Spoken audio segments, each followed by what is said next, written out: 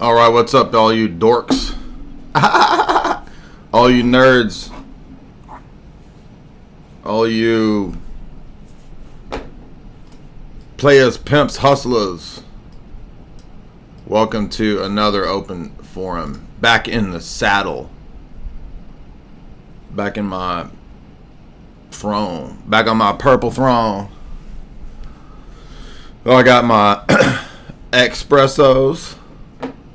I got my sassy attitude. And I got a bunch of goofballs ready to go. Bunch of goobers. We took a 2 week. It took 2 weeks to drive to Vegas and back. That was longer than I thought. It was a little rough, but it was also fun and a lot of adventures, all in one adventure. We had a nice 3 or 4 hour road debate, and for some unexplained reason, just like when Alex was on his spaces, Elon's space, Twitter space thing, caused me to have a bizarre lisp. I just want everybody to rest assured I did not suddenly turn into a Skittles man. I don't have a lisp. So when you heard me debating and I sounded like this, that was because of the cell phone. It was not because I talked like this. No worries. My beautiful golden baritone at all times voice is still here. Ladies, don't worry. It's still there. It's not gone. Before I met Jamie, girls would say, I like your voice. You have a great voice. I guess I'll take it. I thought maybe I had better looking qualities elsewhere, such as my Fabio hair, such as my amazing calf muscles. Who knows? Who knows? But I guess if voice is all I got, that's all I got. So that's why I can't let the voice slide. I can't let people be thinking that I get up here and have a lisp. Hell no. Hell no. All right, before we get into it and open it up, we'll have a little brief analysisization. Welcome, everybody.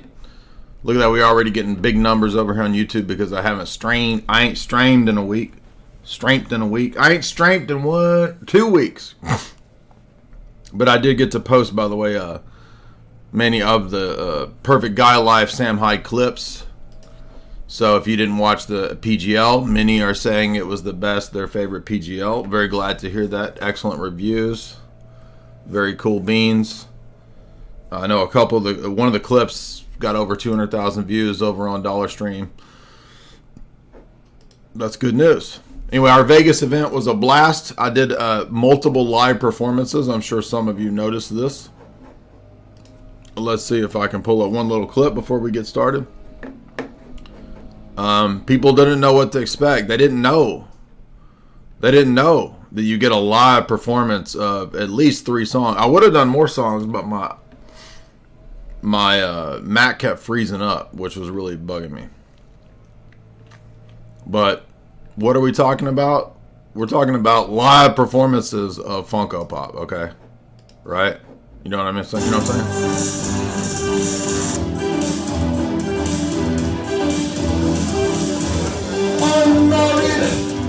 I'm married to a fucking pop. We got wedded. Don't want to see the subway shop away.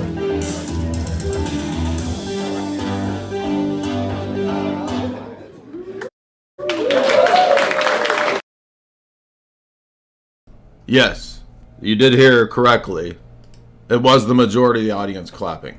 Correct. Yes, correct. Not everyone. There were multiple boomers there who were mystified. What the heck? What's going on? Can y'all see me? This looks like this thing over here froze or something. I think we're good. Are we good? Are we good over here? Can y'all see me? Okay, we're good. Yeah, I just hit. Okay, we're good. Yeah, no cap, best performance all time. Exactly. Thank you. Shout out to the people in the audience who know what's up for real. By the way, there was multiple songs. I did Matthew McConaughey's song live. I did Jordan Peterson rap song live. All of that. Thank you. Someone acknowledges that I am important in the audience. I appreciate that. Now, before we get to the topic, I do have to laugh. I didn't believe this was real. It is real. So, one of the Cardinals responded and roasted Michael Lofton. Yes, you heard me correctly. I must confess, I have often wasted time, follow, program, reason, theology. Michael Lofton. This man, big, little beard. He should hide tattoo. He speak like theologian. However, he's not theologian. This is really, and then the best part is at the end after the roast. I waste time with nonsense of Michael Lofton. No more minutes wasted. Mr. Lofton, waste of time. I invite everyone to stop spending their time and money on him. This is real. Yes, you heard me correctly. One of the Cardinals roasted Michael Lofton. And I was skeptical. I was like, this can't be real. But when you go to his Twitter page, it's linked right here.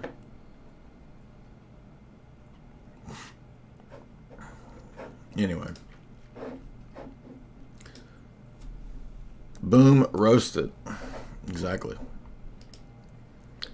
Now, if Eric Ibarra gets wind of this, better watch out, because when he hears roasted, he just thinks of peanuts and or hams and or any other type of food products that might be roasted. So, no, it's not roasted Michael Lofton bringing Ibarra to the trough. It's roasting in the sense of jokes. But nobody in that sphere understands jokes. Anyway, all right, let's get to the first point, which is that a couple of my video, I did a brief video, and it got quite a good amount of views before we open it up here. We got an atheist man, I think, that's going to pop on. Even though it's not Atheist Day, this man debated Pajot, and he said, I want to debate you. And I said, well, I'll tell you what, you can cop on this live stream. Even though it's not Atheist Day, I'll let you hop on here. Or he's a skeptic or something. Anyway, he'll be on here in a little bit, I guess. So today we're going to go through a further clarification of my 1-minute video that refutes Islam. And we're going to do the clarification because this helps us to understand exactly what the Quran says. And no, we've not even had... We had one Muslim correctly state the hypothetical. He was the first one to do it in the road debate that I did the other day where I have a weird lisp. Thank you, Elon.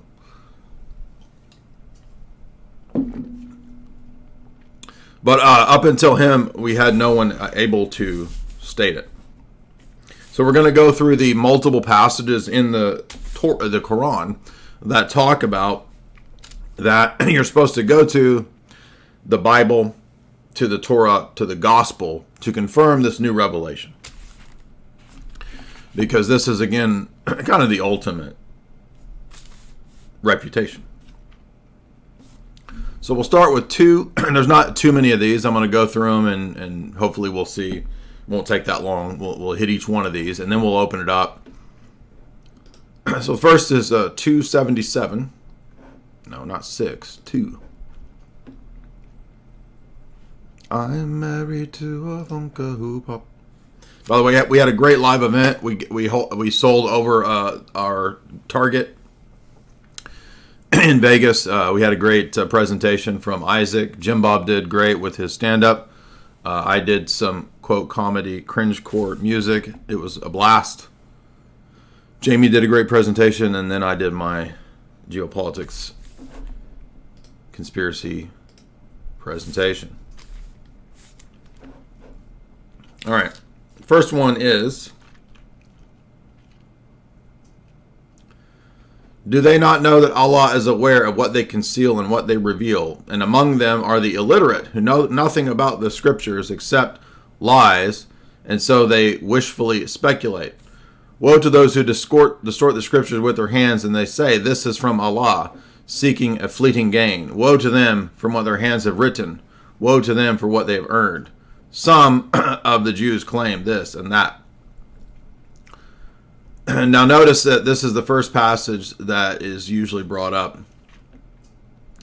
And it does not say that the Bible itself is corrupted. It says that illiterate people, okay, now if they're illiterate, as Sam Shamoon often points out, how are they going to rewrite the Bible and corrupt it? This is talking about illiterate people who don't know about the scripture, and so they speculate on it. And it says, woe to those who distort the scriptures and say, this is from Allah. It does not say, when we compare this to other verses, that the scriptures themselves actually were twisted and tainted in terms of the written text. It says that illiterate people are distorting it and rewording it for their own gain. Furthermore, the other passages state that the texts are not corrupted. So if you wanted to read this passage as if it was saying that the Torah and the Gospel are corrupted, then it would contradict the other passages, as we will see. So notice it's illiterate people, not literate people, writing up new verses and making up new texts. So the next one is 3.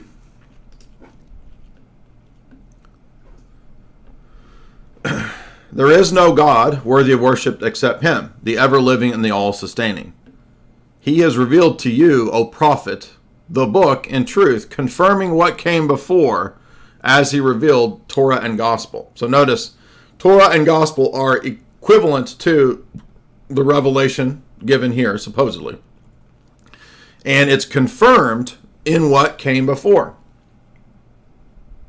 So the proposition here in 1-3 of the Quran is that the new revelation is going to be consistent with what came before, and that will be one of the ways that we recognize confirming it, you see.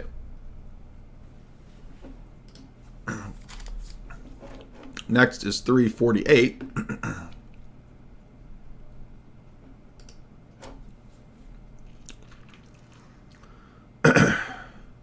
Mary wondered, how can I have a child when no man has touched me? An angel said, it will be so. Allah creates whatever he wills.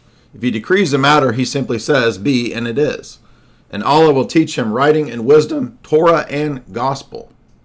So notice, the assumption here in the Quran is that Jesus, the virgin-born son of Mary, has the understanding and wisdom of the Torah and the Gospel. Does it say that Jesus' message or presentation or understanding was corrupted? Now remember, Muslims will often say, we accept Jesus, we accept him as, quote, Messiah, even though Messiah is a Hebrew term from the Hebrew Bible. It makes no sense. In Islam, there's no notion of what Messiah actually means in Islamic theology. It's just said to be something that they accept. And remember that Jesus says, of course, in many places throughout the Gospels, that God is his Father. Many places in the Old Testament, Israel calls God Father. God calls himself the Father of Israel, etc. So God is seen as Father. Jesus refers to God as his Father. This shows us that Jesus is not in continuity with Islam, contrary to what the Quran says right here, because Allah has no sons. Islam is very clear that there are no sons of God. Allah does not have any sons in any sense, and therefore Jesus cannot be preaching the same deity as Muhammad views Allah. The next one, and then we'll open it up. I see Jake is here, so we'll go to him if he wants to hop on here. in a little bit. There's not a whole lot of these passages that I'm going to work through. I'm doing this because when I made the 1-minute video, a lot of Muslims kind of popped on, and they always have the same 2 or 3 responses to this, where they say, but you see, the Bible is corrupted and the Quran says it's corrupted. Now, notice that the Quran actually said earlier, right, in the previous example, no, you have to confirm the new revelation with what was prior. Okay, Torah and Gospel will confirm Quran. We all saw that, right? The next one is 44.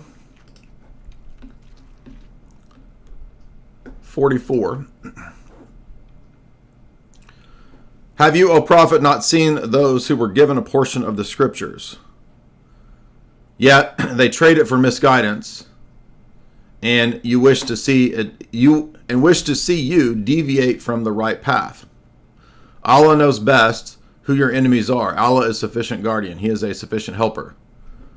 Some of the Jews take the words out of context and say, we listen and we obey.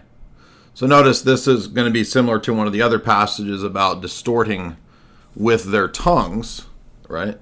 It doesn't say that the text itself is distorted. It says that some of the Jews, not all of them, some of them, took some of the words out of context and said, we listen and we obey. And then it goes on to say, Allah condemns them for their disbelief. O you who were given the book. This is Allah speaking to Jews, right? Believe in what we have revealed, confirming your own scriptures before. You see that there, 447? Believe in what we revealed, confirming your own scriptures. You see that? So the very challenge that we keep saying is the challenge in the Quran itself. You can confirm what's in this supposed new revelation with what came before. The next one is 5.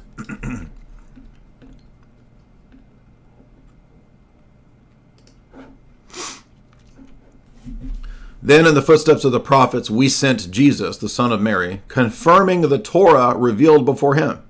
You see, this one is a kill shot because we have many existing Torahs and Gospels prior to the 7th century. What other Torah or Gospel would there be other than the ones that the Christians and the Jews possessed? Okay.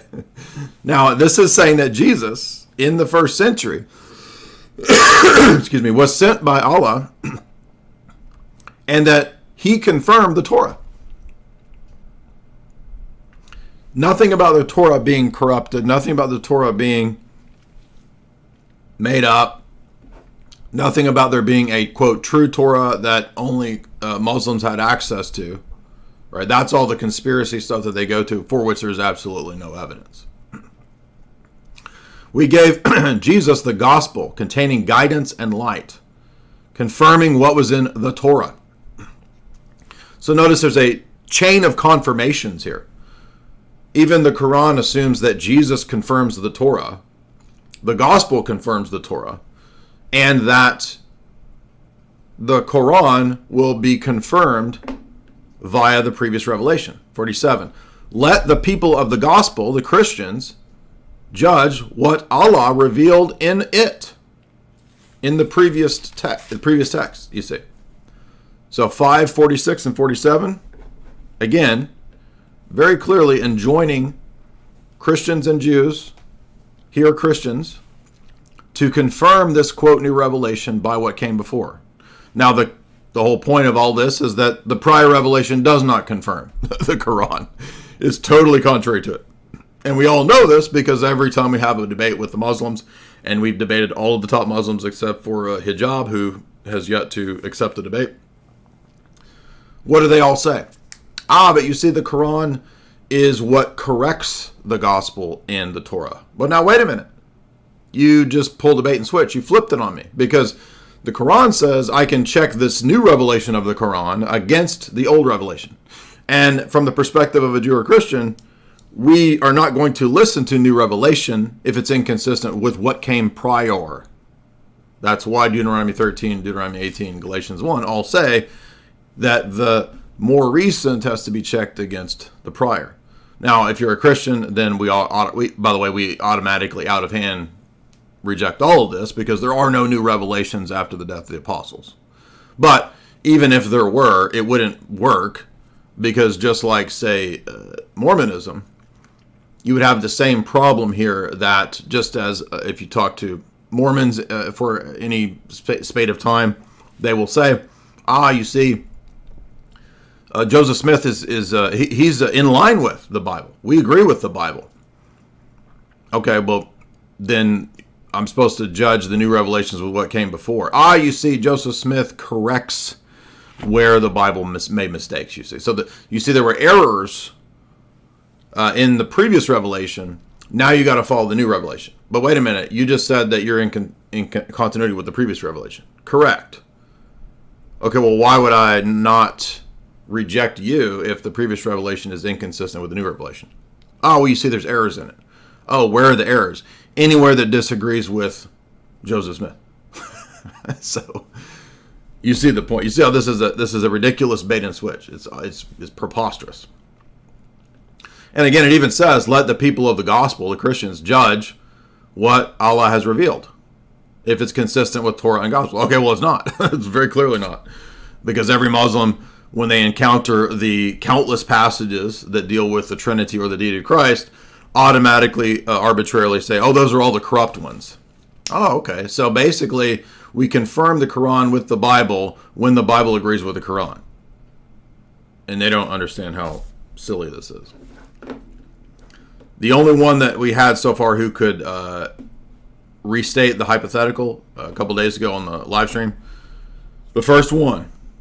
One out of, 8 hours of Muslim debates, consistent Muslim callers, and only one of them could restate the hypothetical.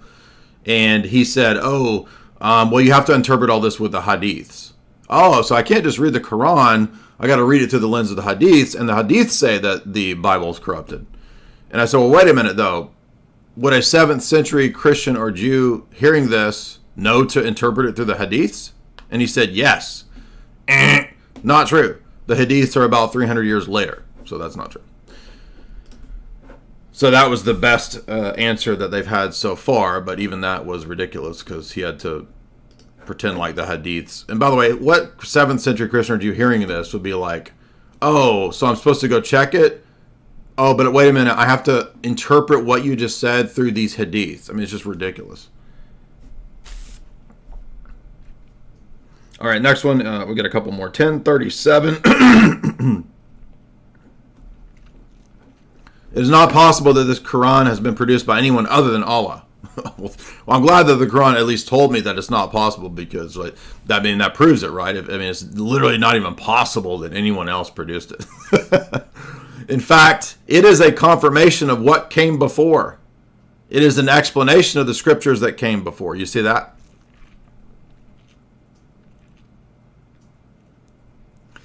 And then the next verse is kind of funny because it says, if you think we made it up, then produce one surah even like this. That's a kind of funny challenge, right? So the proof of it is to say, well, just try to make one even like this. Just try to produce one surah even close to this. You can't even do it. So that's an odd flex, but it's there in the Quran. Let's see. I forgot 1 and 6. This one's pretty good too. 6, 1, 14. O Prophet, should I seek a judge other than Allah while He is the one who has revealed for you the book, the truth that is perfectly explained? Those who were given the scriptures, Jews and Christians, know it has been revealed to you. So do not be one of those in doubt. The word of our Lord has been perfect in truth and justice, and no one can change His words. Now, wait a minute. If Allah revealed the Torah and the gospel, then how do all these goobers then turn around and say that Allah's words have been perverted and the Torah and the gospel are not really the words of Allah anymore? No one can change His words, though. But remember, there is a revelation in the Torah and the gospel that's Allah's word. But it's been perverted and corrupted. But wait a minute, no one can pervert and corrupt Allah's words. You see how silly these people are. This religion is ridiculous. It's literally not even... What happened was a bunch of Arabs, who many of whom were illiterate, heard a bunch of stories that were partly things like the Proto-Evangelium of James, the Testament of Abraham, apocryphal texts, Talmudic texts, as is now well known, legends from the Talmud, some elements of the New Testament, some elements of the Bible in the Old Testament, and elements of Nestorian Christianity, as the Oxford Companion to Islam admits in the Origins of Islam. So if you understand that that's what it is, it then makes perfect sense why, for example, the Quran mixes up a bunch of details in multiple Bible stories. It gets it all convoluted. You can tell it's people that were hearing stories and were writing it down. They got it confused. For example, thinking that Mary is part of the Trinity, or that Christians worship monks. Very bizarre stuff.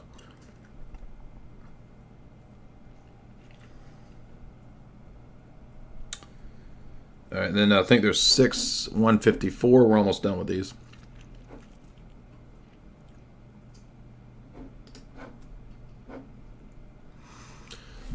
Additionally, we gave Moses scripture, completing the favor upon those who do good and detailing everything as a guide and a mercy. So perhaps they would be certain of the meaning of their Lord. This is a blessed book that we revealed. Follow it and be mindful. So again, affirming that the Torah given to Moses was given supposedly from the same Allah revealing the Quran. And you'll notice that there's no mentions here of the texts that were given to Moses or the original text being corrupted.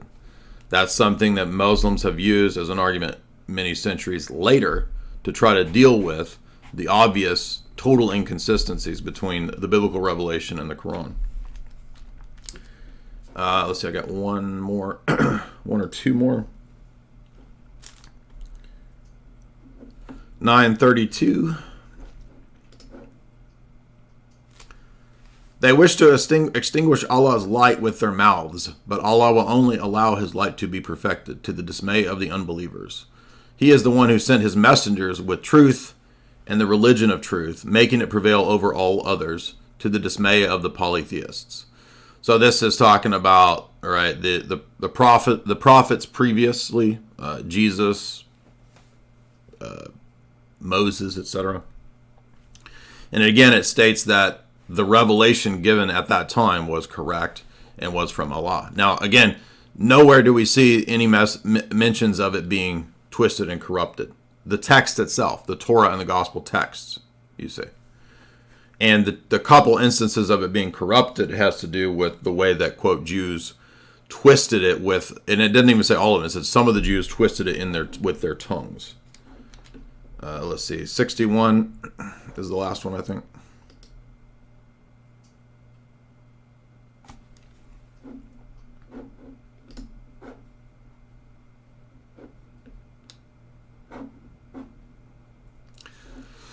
Yeah. They wish to extinguish Allah's light with their mouths, but Allah will certainly perfect his light even to the dismay of the unbelievers. No, wait a minute. Did I do that one? Yeah, I did that one. Okay. Did we do 377 and 78? I can't remember if I did that one either. But this is the one that they often reply with as proof that the scriptures are corrupted. But when we read the passage, you'll notice that it doesn't say that at all. If you read the context, indeed, those who trade Allah's covenant and oaths for a fleeting gain will have no share in the hereafter. Allah will neither speak to them nor look at them nor purify them on the day of judgment. They will suffer a painful punishment. There are some among them, it doesn't say all the Jews or all the Christians, some among them who distort the book with rewriting it? No. With their tongues. So their explanations and interpretations of the text are distortions, to make you think that the distortion is from the book, but it is not what the book says. I kid you not. This is the passage that they all go to try to say that the Bible and the Torah are corrupted. What does it say right there? It says the book is not corrupted. It says that their explanations of it from their tongues are a distortion.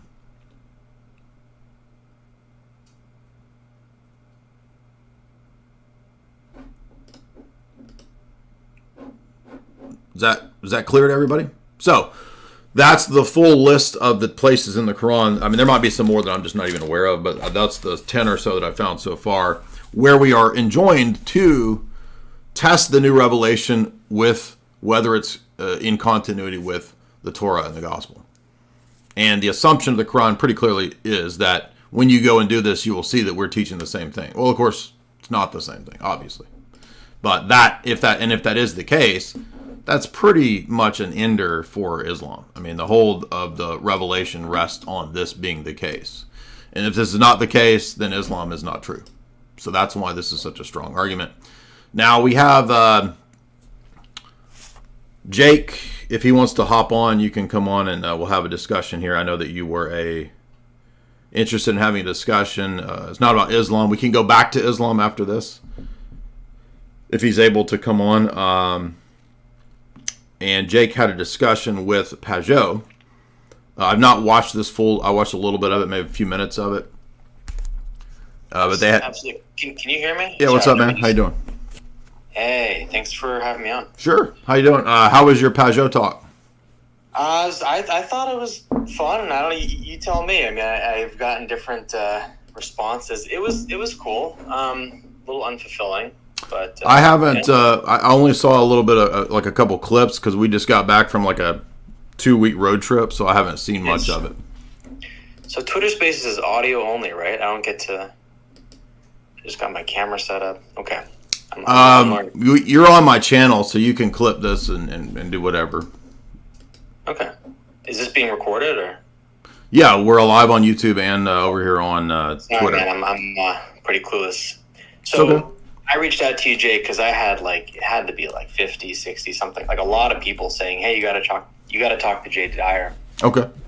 And so, because my conversation with Jonathan Pajot, the purpose of that conversation, the reason I set up the call, the reason he spoke to me, is because I wanted to ask him questions about the work he does with symbolism. That's his thing. Uh-huh.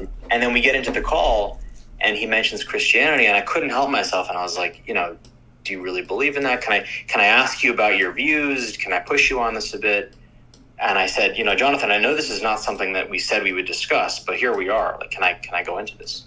And he said, yeah, go for it, for sure. And so that's how we got into that conversation. And what? I haven't had a chance to look at your channel. What do you focus on mainly? What's your topics? Yeah, so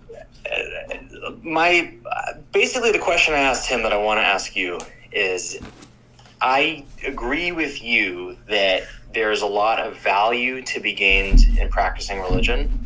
I think we live in a world where it's difficult to create a system of morality and ethics outside of religion, and there's a lot of value to religion, okay?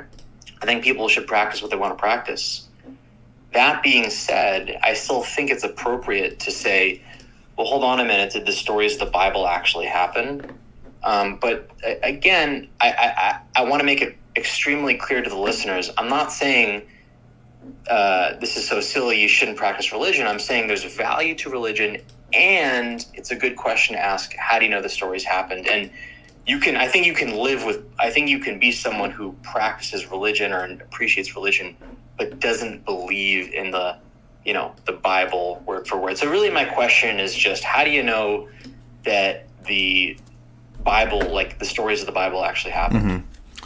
That's my question. Yeah, it's a fair question. I tend to argue the transcendental argument for God's existence. And so it's kind of like, it's a logical argument that's prior to logic at all, or the doing of logic, or any knowledge claims at all, because it deals with the preconditions of knowledge. So it's kind of like, I would agree with you that we're not going to settle the issue of like what things are possible or not possible apart from what types of things we think are possible within our worldviews or our paradigms. So ultimately for me, it's kind of a worldview question where we end up saying, well, the only way that I know what's possible is based on some kind of metaphysical assumption from the outset.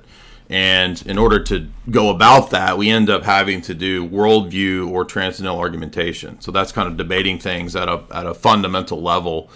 And the challenge is this, that if the Christian God does not exist, then knowledge, metaphysics, and ethics becomes impossible to justify or make sense of. So I usually flip this argument and say that the way that I know is that without that God existing, knowledge in terms of justified true belief wouldn't really even be possible. And so God becomes, for me, in my argument, the necessary grounding for the possibility of knowledge, logic, ethics at all.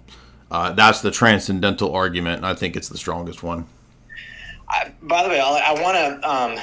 The other thing, like I feel like I could have done better in my conversation with Jonathan Peugeot is like I want to concede to as many points as I possibly can, because that way I don't detract. I really have one singular point, and I don't want it to get lost. And I feel like with religious debate and conversation, the arguments often get tangled up because there's so many layers of understanding that we can get to with these conversations. So let me concede as much as I can. You're making, so God exists, right? I have no problem with that. Why not? So God is, let's say God is real. And, and that explains, I think, whatever you were saying about like the ethics or something. So again, let me ask the question: how do you know that the stories of the Bible actually happened? Because of the transcendental argument. That's where I start from. So I don't know if I followed the argument, but I think what your argument is saying is like because of some things that we see in the world, like I don't know, like patterns or something, that therefore the Bible. I'm not following. Like, what's the argument? So the form of the argument is X is a necessary condition of Y therefore X. The argument in terms of how I explicate it is that if God didn't exist, then there would be no way to have justified true belief. That is, a way to ground our knowledge in terms of epistemology. And so because we do have knowledge, or we appear to, exchange information and have conversations, and we use language and meaning and numbers and math and all that, then knowledge appears to exist, and so therefore, in order for knowledge to even be possible, requires some kind of ultimate absolute, some kind of ultimate principle, and namely that is the Christian God. So the Christian God does the work of grounding as a kind of, in theology is called divine conceptualism. So meaning, language, all these things are only possible in the sense of justifying their existence and their Jay, maybe I'm fucking stupid. I'm not understanding this at all, man. Let me try to read it back to you, and then you. So the essence of what you're saying is like, look, you're not trying to prove the Bible stories being true from first principles, saying, hey, Jake, look, here's the evidence. Here's how I know it's true. What you're doing is the reverse, which I think is a reasonable approach to take, right? To say, like, I want to think of an analogy. Like, if I can't prove something, like if I find a dead person with a bullet hole in their head and I can't find the gun, I could infer like, hey, this person probably got shot in the head because now there's a bullet hole in their head, right? So it's possible for us to infer causal relationships. No, in the reverse. Sorry.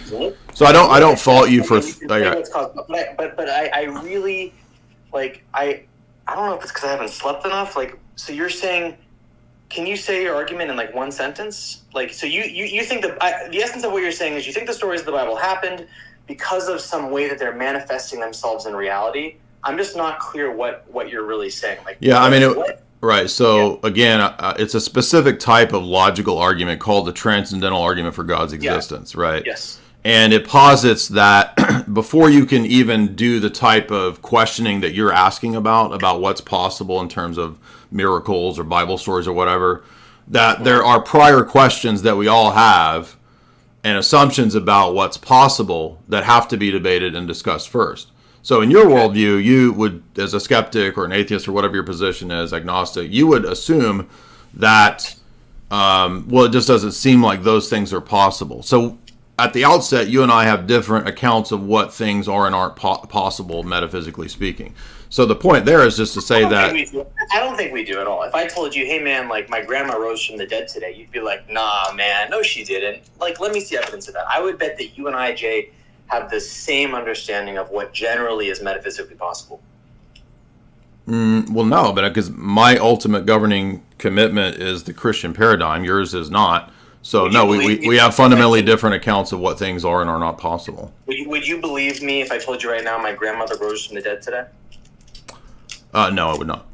Why not? Because it's very unlikely. Right, because why? Because it violates what you know about physics, right? No, it's just it wouldn't be likely just given a common sense account of what things typically occur. But Exactly. So you but take your words.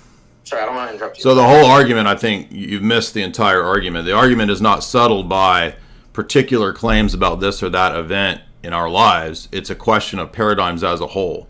And you're reading everything, all of the evidence that comes into your brain or whatever is read through your worldview, through your paradigm. And so you say your assumption is that certain things are not possible or very, very unlikely. But that has nothing to do with whether or not you can give an account for these things as a whole. So do you believe that there's objective truth or that knowledge is possible? I don't. You'd have to define those terms. And by the way, I don't want to. I'm not trying to.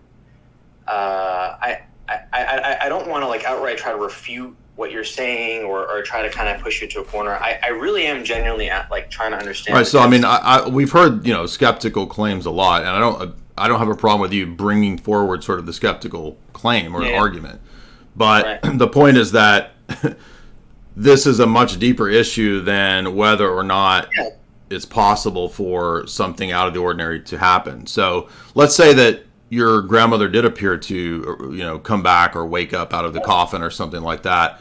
I mean, you would probably assume that even if that occurred, it wasn't a miracle. It was some sort of weird phenomenon that we haven't studied or understood yet, or science hasn't given us an answer yet, right? So even if someone rose from the dead, it wouldn't necessarily mean that the supernatural is true, even in your worldview, right? No, I mean, if someone rose from the dead, I would be a believer, man. I would say, wow, that's pretty good evidence that something's going on here. I would, in that instant, I would try to find a religious. Well, don't you think that? So there's a lot of claims of this in the world, right? And most skeptics. Is my mic okay? Can you hear me okay? Yeah, I can hear. It's good because I got this Shure microphone. I don't know if it's coming. The audio on Twitter Spaces doesn't really give me an option to. You sound great to me. So. Do I? You sound great, yeah. Oh, thanks, man. You should see. Okay. So anyway, so you were saying. No, I mean, there are miracle claims all the time in the world, and most people do not accept them. They most of the time they will say, well, there's probably another explanation for that. And you don't think in the case of your grandmother you would look for another explanation? Yeah, so if I saw it, then I would say, wow, that's pretty remarkable. If I told you my grandmother rose from the dead, hopefully you would not believe me. You would say, dude, I don't believe you. That sounds pretty unlikely. Well, that's precisely why this issue can't be solved on what people's claims are, and it's a exactly. Yeah. Exactly. So that's why it goes to the paradigm level. That's the whole point of the transcendental argument. So let's then. I was saying I don't understand the transcendental argument. Let's drill into the transcendental argument. So I'm going to say what I understand about it, and then maybe you can elaborate a bit, and we can have a substantive conversation about this argument itself. So the transcendental argument, as I understand from you, is that we understand the divinity of the Bible or of Christianity based on the causes of that source. So based on what we're seeing. It's not the causal argument. We're seeing in reality. So let's just dig into that. So what is it about the world? Right. So the transcendental argument is prior to the teleological argument. It's prior to the causal argument. It's before all of those because it's an argument about the possibility of arguing at all. So it's a meta level argument. Are you familiar with meta level argumentation? I just think it's. I guess. Well, maybe you need to understand it first, because I'm not trying to be rude, but let's understand it first. So, what is your worldview first, by the way? Agnostic? What is my worldview? I don't know. You know what? I actually, on principle, I'm going to stay away from any of those terms because I don't think they're helpful in this context. In fact, I think they detract from the point. I think a big problem with these religious arguments is you have people like Sam Harris and Jordan Peterson who, because of their own ego primarily, are kind of rambling and trying to intertwine these complex terms. I'm going to use as simple terms as possible and as few words as possible to make my points, because I think that is at the crux of a powerful argument. And I can very concisely describe how I understand reality without the use of any of these more complex theories, right? So what do I believe? I believe we live on planet Earth, and it's round, and it orbits the sun. I believe that we have an intact system for discerning truth about history. And what would that be? Yeah, so hold on. So I believe we have an intact system for discerning truth about, generally speaking, about science and history. And we sometimes get it wrong. Sometimes we fuck it up, and sometimes the details are wrong.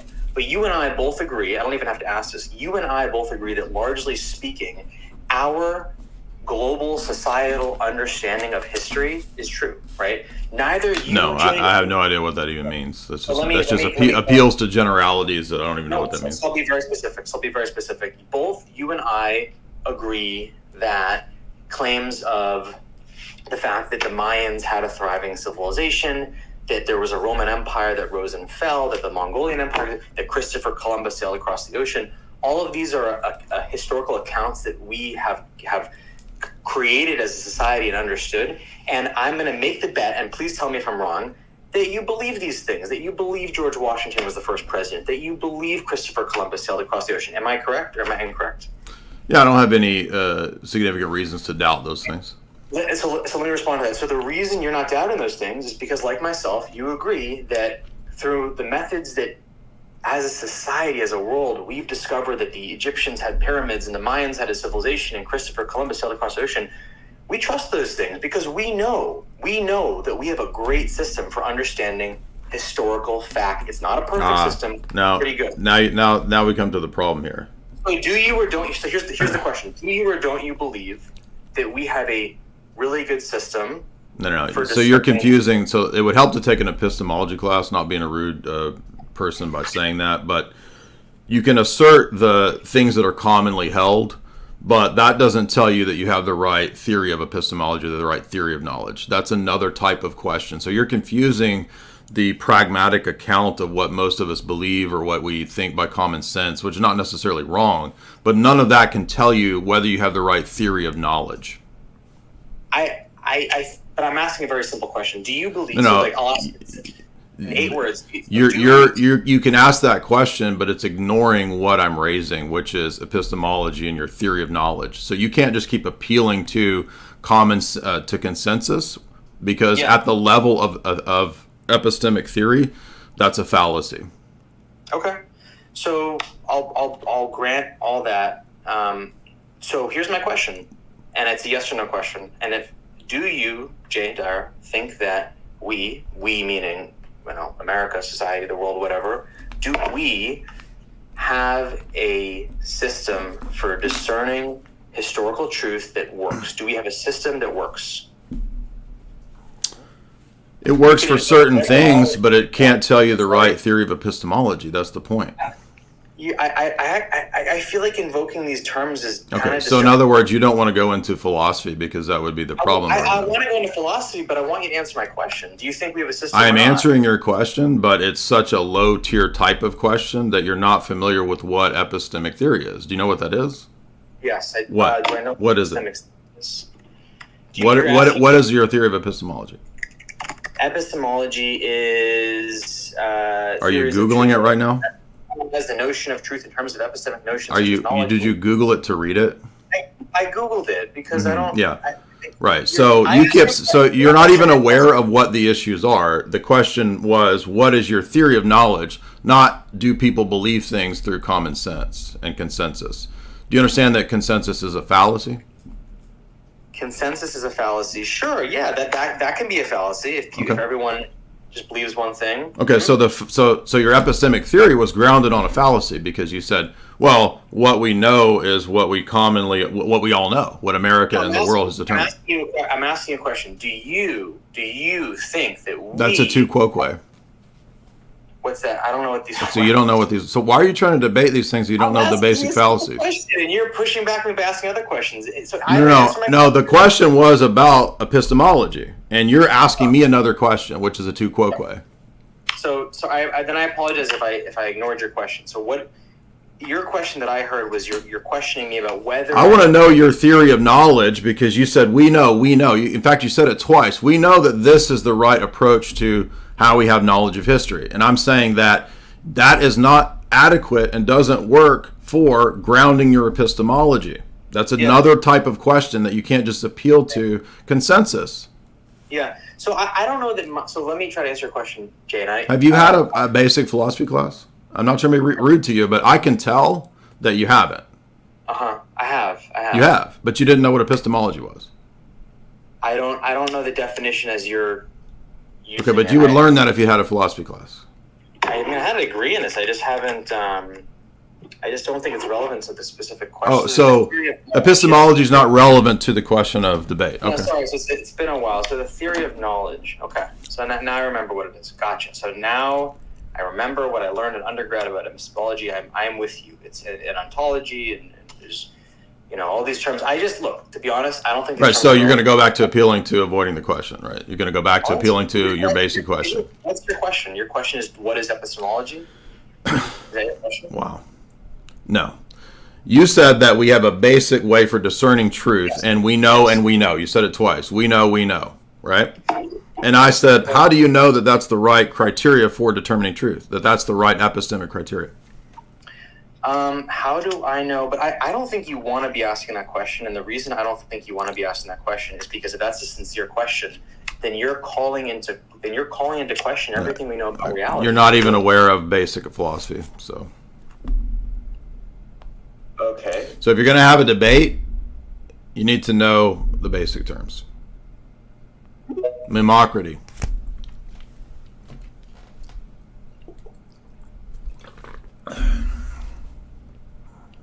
Epistemology, the study of epistles, like that girl said. Unmute, dude.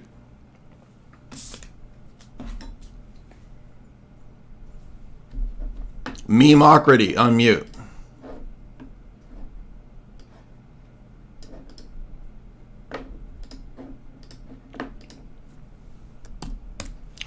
If you want to support the stream, you can do so via the Super Chat function. Just hit Super Chat link that takes you over to Streamlabs. Mimocrity, do you not want to talk? From a point of view, what's up? Topics today are Islam, Judaism, and I guess atheism if atheists and agnostics want to come on. If you're not familiar with basics, please don't waste my time.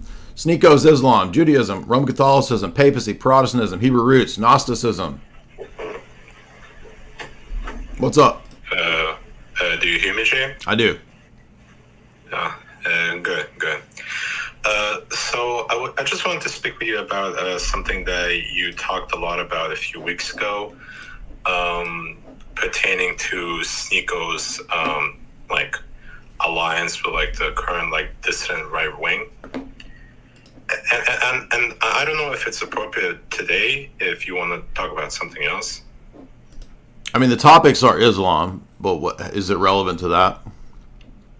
Well, I just want to know your opinion about this. I just think that this whole alliance that the right wing, specifically the dissident right wing, is trying to have with the Islamic community in the West, I just feel like it's kind of self-jeopardizing because, I mean, let's just be honest. What Islam promotes, even if you talk to the less radical people in Islam, a lot of the things that they promote and believe in is just completely incompatible with Western thinking and just Christianity in general.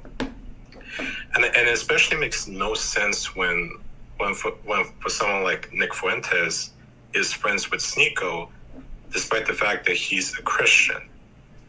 Yeah, I mean, we talked about all that in the last stream. So what's the point? What do you want to get to? Yeah, I just want to know if in your mind, would it be in the right's best interest to try and not form this kind of alliance and instead try I think it's a waste of time. I don't understand what they think people think they're going to get out of that. But I appreciate your comment there. Rowena, what's up?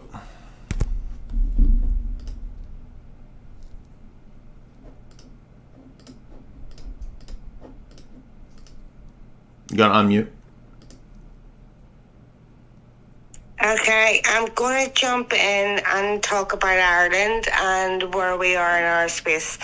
because they played us first. They really played us first, and now they're flooding our country with people. I want to put it that way. But religion is the game that's being played. That's the game of chess here. Okay. Right.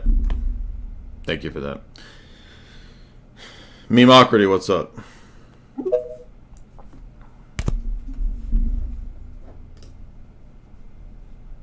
Hey, Jamie. I need my coffee. Memocrity, you want to talk or not? I'm mute.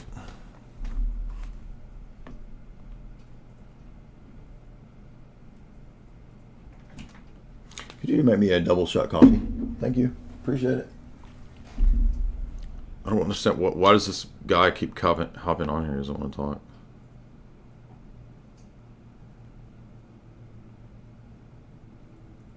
Putting a bunch of Biden crap up here. Mario.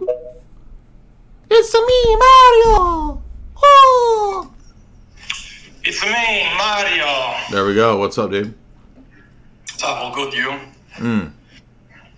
What's on your mind? About Islam, I just want to know your view in terms of what do you think it's closer to the Christian view in terms of view of the world. Do you think secularism or Islam is closer? Because I have the impression that although Islam is quite bad, I'm not quite sure anymore if, given the current situation of our society, we wouldn't actually be better under some sort of Islamic views of, like, it seems absurd to me that I have today right-wing young girls in France, like 18, 19 girls, posting pictures half naked, telling, oh, this is our Christian society against completely covered Islamic women. And I have a lot of people in the Christian world that say, yeah, they're right. I'm like... yeah, but, I mean, you're not going to get this righteous society with Islam, so I don't know why people think they're going to get that. I mean...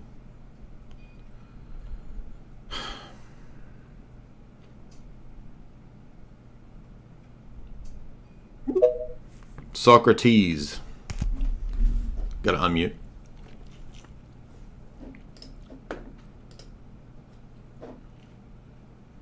Unmute, Socrates. Hey, there we go. This is my first time on Twitter Spaces, so thanks for bringing me on. I'm actually Jake's friend. I was hoping to hop on to try to help bridge that. But yeah. Okay. So what's the epistemic answer? Yeah. So you were talking about the transcendental argument, which is that God is necessary to even have a foundation, to have some kind of truth or understanding. I've heard of that. I've never gone into that argument in detail. I understand. Okay, and so what's the answer on epistemology? So I'm not clear why you would need to have some kind of other entity. So no. Forget all of that. He said that he wanted to go with like a common sense approach to epistemology, and I said, how do we know that that's the right criteria of truth? Mm-hmm. Yeah, I wouldn't rest on like a common. Okay, what would you rest approach. On? I would rest on. I mean, I guess it depends on how far you're trying to prove. If you're saying something like history, what happened in history, you could go with what's at the level that's verifiable. So right, and so that's why ultimately, I was saying ultimately, it's not a question of historical claims; it's a question of worldviews. Yeah. Yeah, for me, so for me, it's conceivable. Like, I can imagine a world in which there is no God, but also I can have knowledge. Well, it doesn't really matter whether you can imagine that or not. What we need is an argument. Well, if it's possible for that world to exist, then it's not necessary for God to exist. No, I'm not sure that it is. I'm not sure that it is possible. So, what is your account of knowledge if God doesn't exist? Give me an account of knowledge. Like a formal account. I mean, I have like a. I believe that I have memories. I believe that I have things that I believe to be true. I believe that I exist. There are things like, statements I can make. Okay. Like Are there moral absolutes at all? Can we know them? I wouldn't say that I hold moral absolutes. I guess. So are there any absolutes at all? Are there any absolutes? I mean, I think there's things that are defined. So things like logic or arithmetic or parts of math that are defined that I think are simply true. Okay, and on what basis should we? On what basis do we believe that those things are simply true? Given that they're defined. So if you have a so definition, anything I define is true. Anything Sorry, say that again. So just defining it makes it true. I'm asking what makes it true. Well, it's something isn't X isn't true because X is defined. Right. So you said it's defined. That's what my question was. So, why does that make it true? No. So within a system that's defined, you can have things that are true. Okay, and is that the criteria of knowledge? Why would we accept that as our epistemic criteria? As our epistemic criteria, I feel like there's some particular meaning that you have. Yeah, like the criteria problem. Are you familiar with the criteria problem? No, I'm not familiar with the criteria problem. No, you're a philosophy man. You've got a philosopher as your profile picture here, and you're not familiar with David Chisholm or with Roderick Chisholm? No, I've never heard that name. Okay, well, it's called the criteria problem. So the question is, how do we have knowledge without presupposing a criteria of knowledge? And if we say that we have a criteria of knowledge, then we already assume that we have knowledge. So it's a classic problem in epistemology. Okay. Can you give like a little bit of just a sense of what you mean by a criteria of knowledge? What would be a criteria of knowledge? Yeah, what gives us the grounding for true versus false beliefs or propositions?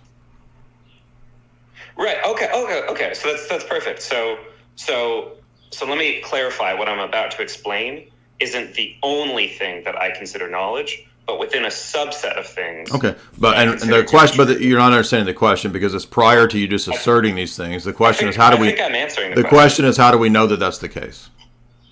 Well, you haven't heard what my answer was. It's not going to matter what the answers are because you're not answering the criteria question. You're just stating a position. Well, I'm giving a preamble to my answer to the criteria question. Do you know what the preamble or? Is it going to tell us why we ought to believe it, or is it just more assertions? It's the opposite of an assertion. It's giving you more of an explanation of my worldview, the degree to which what I'm about. Okay, but is that telling us why we ought to believe it, or is that just an assertion? It's not an assertion. No. Okay, so why ought we believe it? Why ought you believe something that isn't an assertion? Your position. Why ought we believe your position? Stop playing games. Well, would you like to know my position? Yes. Okay. So my position is that within a system that has definitions, there are things that can be true based on those definitions. Okay. Assertion. So if I have axiom 1 and axiom 2. Okay. Assertions. Yeah. Where's the ought? Why ought we believe this is the case? You said you weren't going to just give me assertions. You said you were going to tell me why we ought to believe it. Why ought you believe? Okay, so take an epistemology course and stop trying to be a dork and sound like you know it all. Go, Lord. What's up?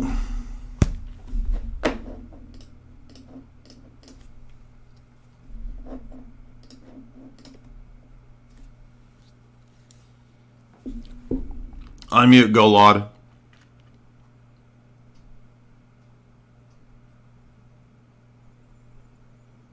Golo, do you want to talk or not? I don't understand. Like, what? Why do you wait here if you don't want to come on?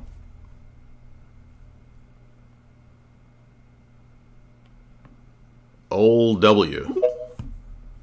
Old time religion.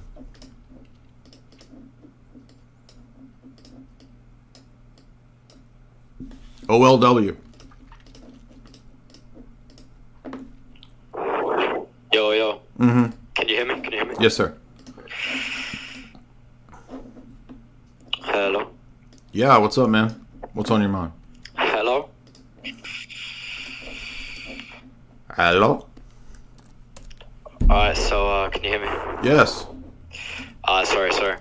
Alright, so I've heard you talk a lot about the transcendental. I hear you breathing a lot. Okay. Awesome. Come on, breathe at me, pervert. You sound like a pervert calling a woman. I'm joking, man. You don't have to run away. Golod, what's up? Hello, can you hear me? Yes, sir. Very sorry about that. Technical issues. No problem. So I understand this is a little bit outside of the topic today, but it's come up. The epistemic criteria problem has been talked about a lot. I was just curious, what like, I understand that I have a BA in philosophy. I did not study epistemology. I understand there's like rationalism and skepticism and just broadly those kind of schools, but I was wondering, like, what's the Orthodox answer to that? Because obviously I went to a state university. So I have a whole lot of, if you want to go watch the fuller podcasts that we've done probably 10 podcasts on the Orthodox view of epistemology. We believe in a holistic view, right? So the whole point of all this is that philosophy, secular philosophy, atheist philosophy, materialist philosophy is a dead end. It doesn't get anywhere, and it can't even answer the possibility of knowledge at all. So the solution, we argue, is a revelational epistemology of the entire Christian worldview and paradigm, which gives an account for how knowledge is even possible. So it's not an argument about this or that specific claim, because it's about ultimate commitments, ultimate authority, ultimate principles. It's our whole paradigm that's at issue between an atheist and a Christian. So you use So you use tag to establish God's existence, and then from there we have revelation to carry forward. Right, because it can't just be any God. There has to be some kind of specific content. And I think that the Christian deity, and not just the Christian deity, but the entire Christian paradigm, actually answers many of these insoluble classic philosophical dilemmas and problems, whether it's the criterion problem, whether it's the problem of the one and the many, whether it's the question of universals, the debates with the nominalists, whether it's objective ethics, all of these kinds of issues, the problem of identity over time, whether it's the question of the existence of the self, whether it's induction, all of those classic philosophical problems aren't problems if the Christian worldview is the case, because we have a basis to believe in the regularity of nature. We have a basis to believe that man has dignity and ethical norms because he's made in the image of God. There's duties, man has free will, etc. And when we begin to remove those principles, when we throw out things like telos or causation, etc., we have worldviews that begin to break down and destroy the possibility of knowledge. And a lot of low-tier people don't understand the difference between you can have knowledge and know things. That's different than giving an account for and giving a justification for that knowledge. Okay, so people think that, I know things, and you're saying that if I'm atheist, I can't know anything. No, that's not the argument. The argument is that you can't give a justification for the knowledge. Cipher. Mr. Anderson. Can you hear me? Yes, sir. Yeah, I think you're kind of answering my question I was going to ask, but I'll just ask it again anyways. So you seem to believe that the Christian worldview is the correct worldview, and then there is some sort of relativization that can happen through the study of Christian doctrine. Some sort of what? I'm sorry. Let me just restate. Revelation? No. Revelation. Sorry. Yeah, sorry. Go ahead. I got tongue-tied there for a second. So revelation. By studying Christian doctrine. What makes you so sure that studying Christian doctrine is the only way to get that, rather than, a chic doctrine or whatever? And I'll take my question off. Yeah, no, it's a fair question. We have critiques that are pretty consistent for any kind of Unitarian or dyadic position or dualistic Zoroastrian type of position. Platonism is a type of a dualistic position. You could even argue Aristotelianism ends up in a kind of dyad dualist position. Those positions are so metaphysically deficient that they break down at a very basic level and also make knowledge impossible. So the rest of the argument, if you watch the talk that I did, for example, critiquing Dr. Ed Fazer, I just posted a video, I think, on my timeline here on Twitter about why the Trinity is necessary. That's a specific, unique type of Christian metaphysic when we get to the Trinity. The doctrine of creation ex nihilo, etc. All of those things are also part of solving or answering this dilemma or the dilemmas in the history of philosophy. So yes, Platonism, Unitarianism also failed to achieve that. OLW. Trevor, do you want to hop on? If I'm a nitwit, you should be able to call in. There's the link right there. Jethro put the link for you, so feel free to call in. OLW, you want to try again? Sorry, is my technical issue fixed? I can hear you. Can you hear me?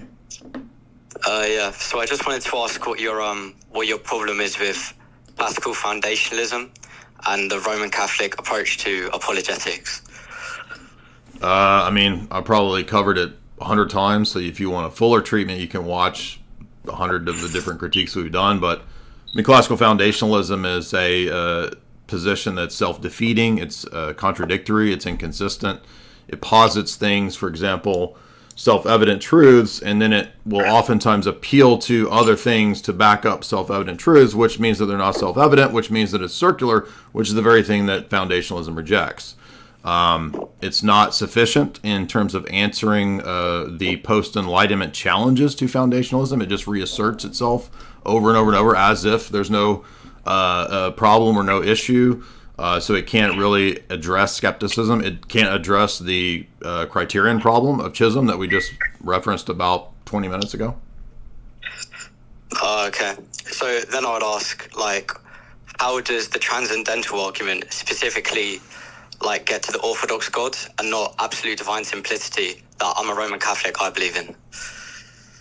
Well, the absolute divine simplicity is anti-Trinitarian, first of all. So, it's not consistent with the Trinity. So why would you believe in absolute divine simplicity if you want to be a Trinitarian? No, because you can't make distinctions within God. You can't make the essence energy distinction. Well, that's cool assertion, but if you can't make distinctions in God, then there's not three persons. No, I read recently. Oh, you read the it. essence energy distinction was made in the 14th century. Photius didn't believe it. Yeah, that's a really good argument. Have you read Basil? Is he in the 14th century? No, I've not read St. Basil. Sorry. Right. So letter 234 is that the 14th century? So I don't know the texture references. Yeah, right. So why are you trying to argue stuff you have no idea about? Hi, Nebo.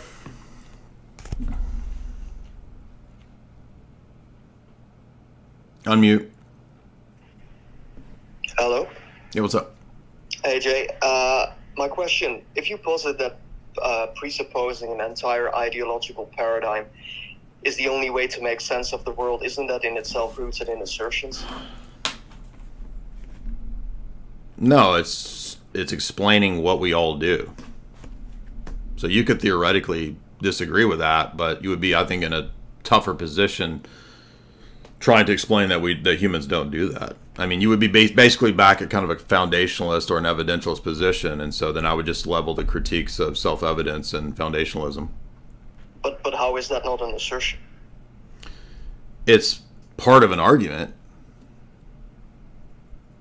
But that's assertive as well, right? Yeah, I'm not saying that the previous guy can't assert, but he never told us why we ought to believe that, rather than just asserting it. I don't just make assertions. I also tell you why you ought to believe it.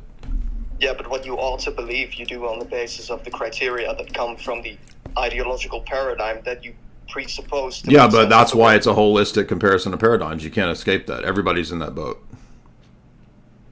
Well, I don't know. Sounds like assertions to me, but thanks. So, again, you didn't understand anything I said. Why did you leave? Are you there? Yeah, but I mean... You don't understand the difference between an assertion and why you ought to believe it?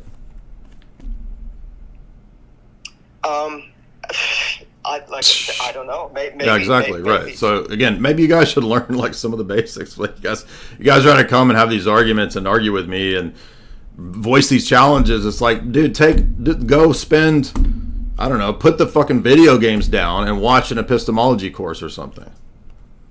Rolex.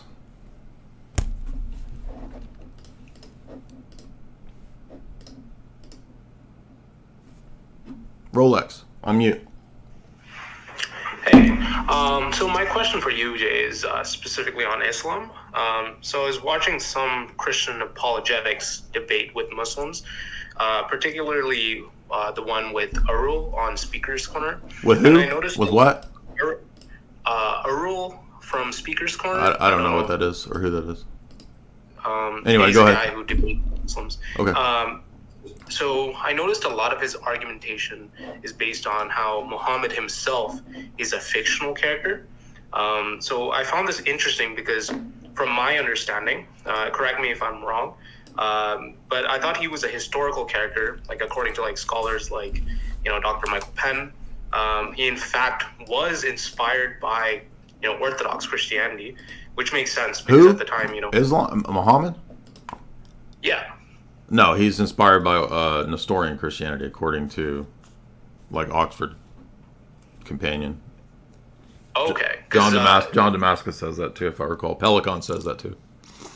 I see. Because I thought the way that they, prostrate and like the praying 7 times or 5 times a day was taken from early Christianity at the time, right? Yeah, Nestorian Christianity influenced Muhammad pretty clearly, and I'm sure that they were doing a lot of those practices in the Church of the East in the 4th and 5th, or excuse me, in the 7th century. I see.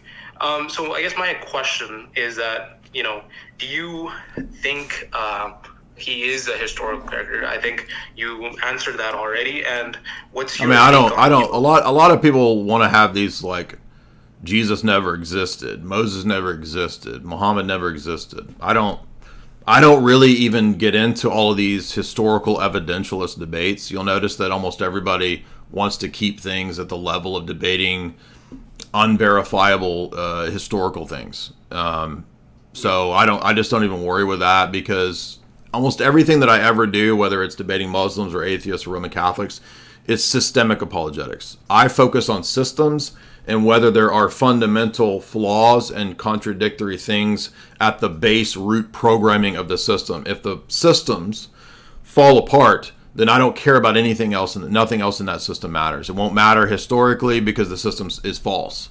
And that's why system-level apologetics, system-level argumentation is so much stronger and so much more forceful than getting into all of these disputes where people say, well, this group claims this miracle, and this group claims this in history, and what about this claim and that claim? And just it's a never-ending spiral and cycle of claims. And I'm not saying that evidences don't matter, it's just that they have a place.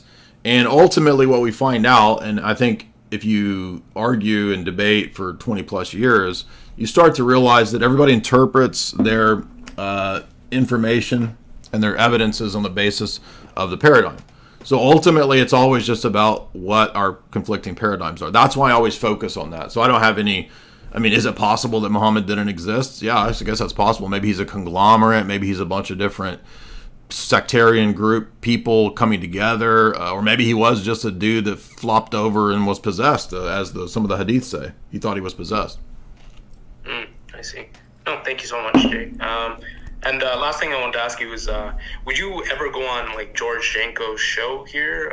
He's been doing a lot of Christian content, and I think. I don't know who that is. Who is he? He's one of those guys that was with Logan Paul for a long time, but he has that platform for like Christian speakers. I think Cliff was on his podcast recently, and I thought, I'm pretty open to. I don't usually turn down podcasts unless they're just really weird, bizarre, or creepy, or whatever. So I'm usually pretty open to that. So I'll have to look into who he is. Dat Boy, what's up, dude? There's a zillion podcasts. I can't keep up with everybody. I don't know who all the people are. Dat Boy, you gotta unmute, man. What's up? Thank you guys for the super chats. We got a nice 1,000 here. Almost. What's up, man? Hey, what's up, Jay? I'm sorry, Pastor Randy Balls. How are you doing? Hey! What's on your mind? All those videos to my buddies, man. Thank you. They're great. Yeah. Hey. Well, my wife and I have been attending Divine Liturgy at an Orthodox church near us for a few months now. And cool. It's been great. At first, I was the one that was kind of like going headstrong in it, and now my wife has kind of gotten on board. And I guess as time has gone on, I've started wrestling with, and I grew up nominal, became more reformed as I got older. but now I find myself wrestling with the soteriology. Because sola fide was one of those things that, as a Protestant, as a Reformed guy, that was something that was like a great comfort. And I feel like to a lot of Protestants that look at Orthodoxy, that's something that they wrestle with because there's comfort in sola fide. And so I'm just curious, like, how do Orthodox Christians have any sort of comfort in when they consider the end of their life? What does that look like? Because it doesn't seem like there's something tangible to do that with.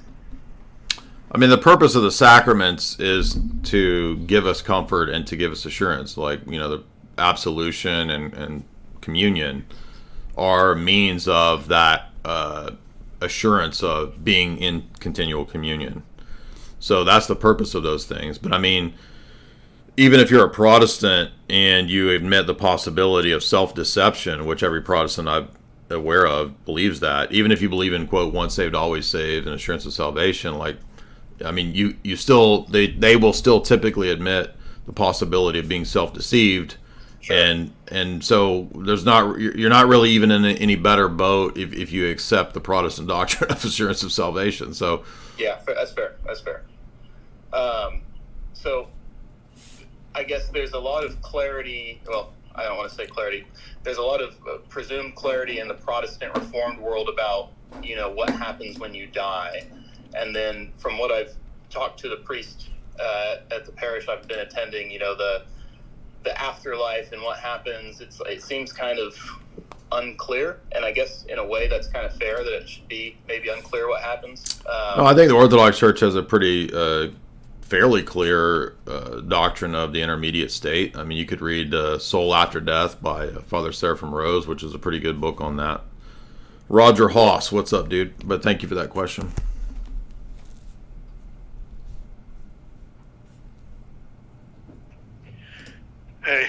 Hey. So one question is, when you talk about what was it, the transcendental argument, would that fall under presuppositional apologetics? Correct. Okay. So that was just one question, just trying to get some categories worked out. And then being a Protestant, when it comes to soteriology, specifically Calvinism, when you look at there's one thing we could do is look at the biblical texts that speak to it, and there will be verses that Protestants will interpret or understand in this way, and that Orthodox will interpret or understand it another way. But just from a more of a practical standpoint of how it works out in the life of a believer, what are the things that jump out to you? Just like there's kind of like Orthodoxy has like a soteriological architecture, and the Calvinism has this architecture, and you kind of interact with it in a certain way as you go throughout your life. What are the things from a practical standpoint that jump out at you as the biggest differences? Or and there may be so many of them, but even just as a way to interact around that subject, like even just one or two of the things that you look at as an Orthodox person and say, well, this wouldn't work because, or this, I struggle with even understanding Calvinism because of this, or how they would work this out. Or do you know what I'm asking? I'm a little lost. Are you just saying, like, can you summarize what's the question? Okay, so like I could say, what do you disagree with about Calvinism? And you could answer it, well, the church fathers just disagree with it, and that's it. Or I don't. That's not how I don't usually say, oh, the church fathers disagree. I mean, I give. I don't. I've not listened to. I appreciate you, and I've been tuning in more and more, but I don't have a a deep bank of episodes that I've listened to Okay. that I can that I can go back to about how you would respond to. Right. Well, let me So just I'm say. Let me just say. those differences. I got you. Yeah. So right now I got pulled up 2 really good talks that we did. One is a little briefer. It's an hour talk that we did called "The Errors of Calvinism and Protestantism." That's a 1-hour podcast where I laid out those issues. Then there, above that, is a part 1 of a 2-part, 3-hour, 4-hour talk on the fuller critique of Calvinism. So check out these podcasts if you're watching on YouTube. They're right here. Calvinism Refuted, and then the Transfigured Life podcast where we got into critiquing it there. So there's 2 parts of that first one, hence the number 1, and then there's a 1-hour one here. So those are good places to start. I also did another critique with Kotel right here. Calvinism Refuted, J. Dyer Kotel. This is another 2.5-hour talk. This one goes beyond just soteriology and Christology, but ultimately the big issue I think that seals the deal against Calvinism is Christology. Because if Calvinism fails in terms of Christology, it's over, right? So I'm always searching for like the most systemic level destructive argument. And I think for Calvinism, it's Christology. Because if we're basically saying that the Son is damned, and we're having to posit what would amount to anti-Trinitarian stuff, I mean, this is ridiculous. By the way, so we got people over here in the YouTube chat. I don't know where that guy was. That guy whining the whole time for like an hour. Dude, come and debate. Like, why are you sitting here whining in the chat? Informed consent. Come debate. Roman Catholics, where you guys at? Come debate. The link is in the show description. It's a Twitter X space. You call in. Every time we do this, people are mystified. Like, they have no idea. Like, how do you call in? What is the Twitter? What? Like, nobody. We've been doing this for like 8 years. What do you guys do? Like, where you guys been? It's like the boomers that would be like, what's a live stream? Why you got 5 minutes of music at the beginning? I'm a little sassy today. Dimitri, let's make it quick. I gotta go TT to the little girl's room here in a second. Unmute.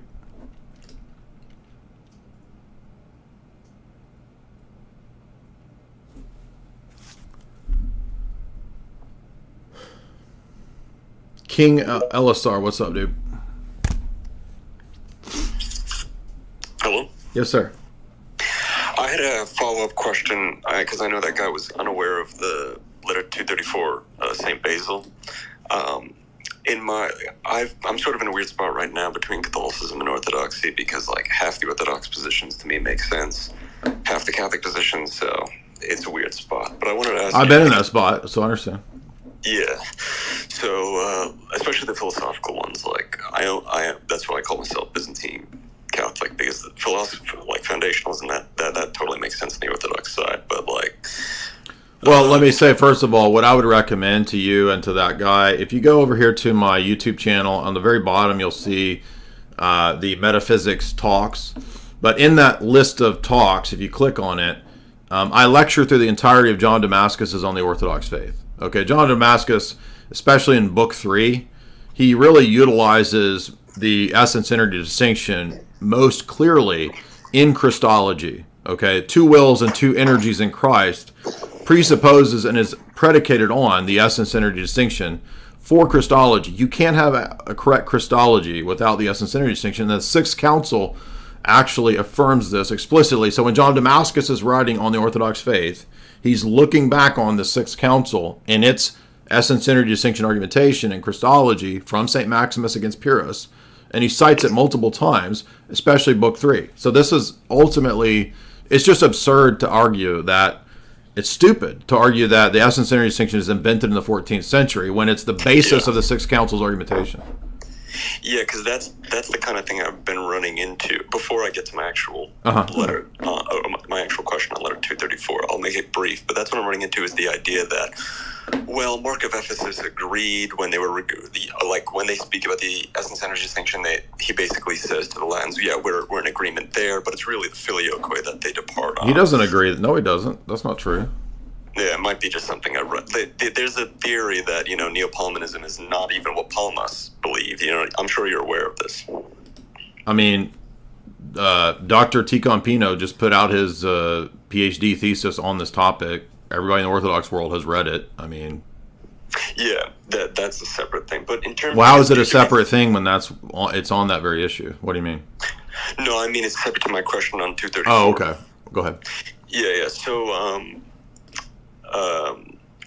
234 seems like strong evidence because not only does St. Basil say, in the first paragraph speak about the actual essence energy distinction, he goes on to say that if one considers this actually I can find the quote. It's not even just letter 234. That's just a very clear statement of it. Okay, that's so what I mean. It's if you read on the Holy Spirit, the argument that he makes is that the Holy Spirit has the same energy as the Father and the Son, and energy signifies nature, therefore he has the same nature. It's like literally the whole argument of On the Holy Spirit by Basil. If you read Against Eunomius by Basil, he makes arguments on the basis of the energies of the Spirit. If you read Against Eunomius by St. Gregory of Nyssa, he also argues many, many times in the book, it's like 800 pages, on the essence energy distinction basis. So anybody familiar with the Cappadocians and who has reading comprehension, has read the context, I'm not talking about you, I'm talking about the Roman Catholics, they would know that the whole locus of the argumentation is literally premised on the essence energy distinction. It's stupid. In fact, St. Cyril says in the 2 letters to Sixtensis, he argues the essence energy distinction there to explain the Eucharist. Like, what are you eating in the Eucharist if it's not the body, blood, soul, and uncreated energy that's present there? Okay, so Roman Catholics believe in the real presence. They don't believe it's the essence of God.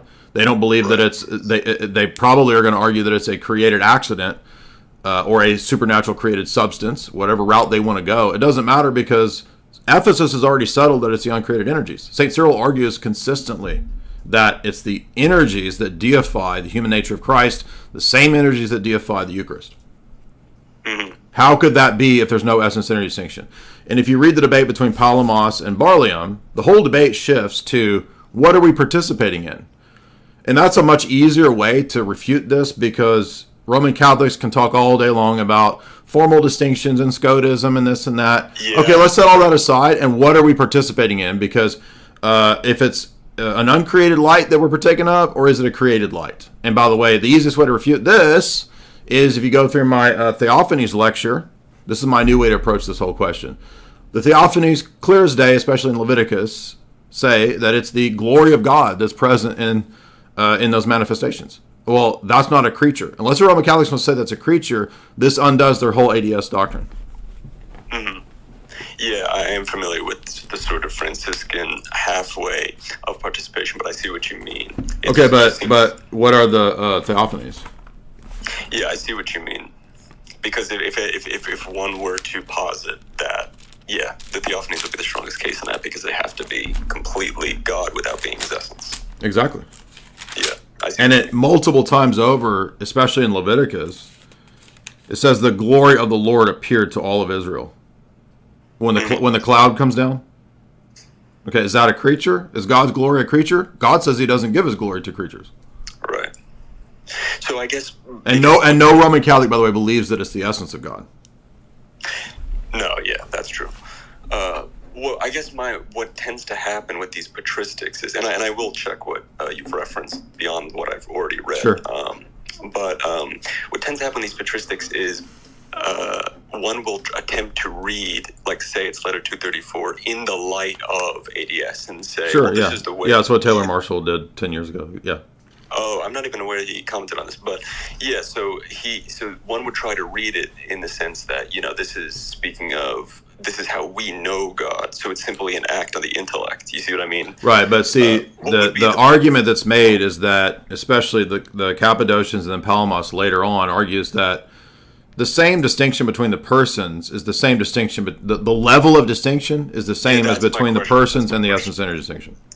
Yeah, that's because usually the retort that I see made is that, well, we can make real distinctions between the persons because we affirm that each of the persons are identical to the essence. Whereas with the essence-energy distinction, we're saying that it is really distinct, so how is there not a higher divinity that both are identical to? You see what I mean? It's literally no different than the doctrine of in hypostasis, which is that the divine essence indwells each of the persons fully. So if you say that perichoresis and that the divine nature exists in the mode of the persons that have it in the Trinity, it's identical to the same position of saying that God is fully present in every one of his operations, and his operations are really distinct. So there's literally no difference in the metaphysical toolkit and explanation that's used. And by the way, that terminology, again, is not even the terminology of the Fifth and Sixth Council.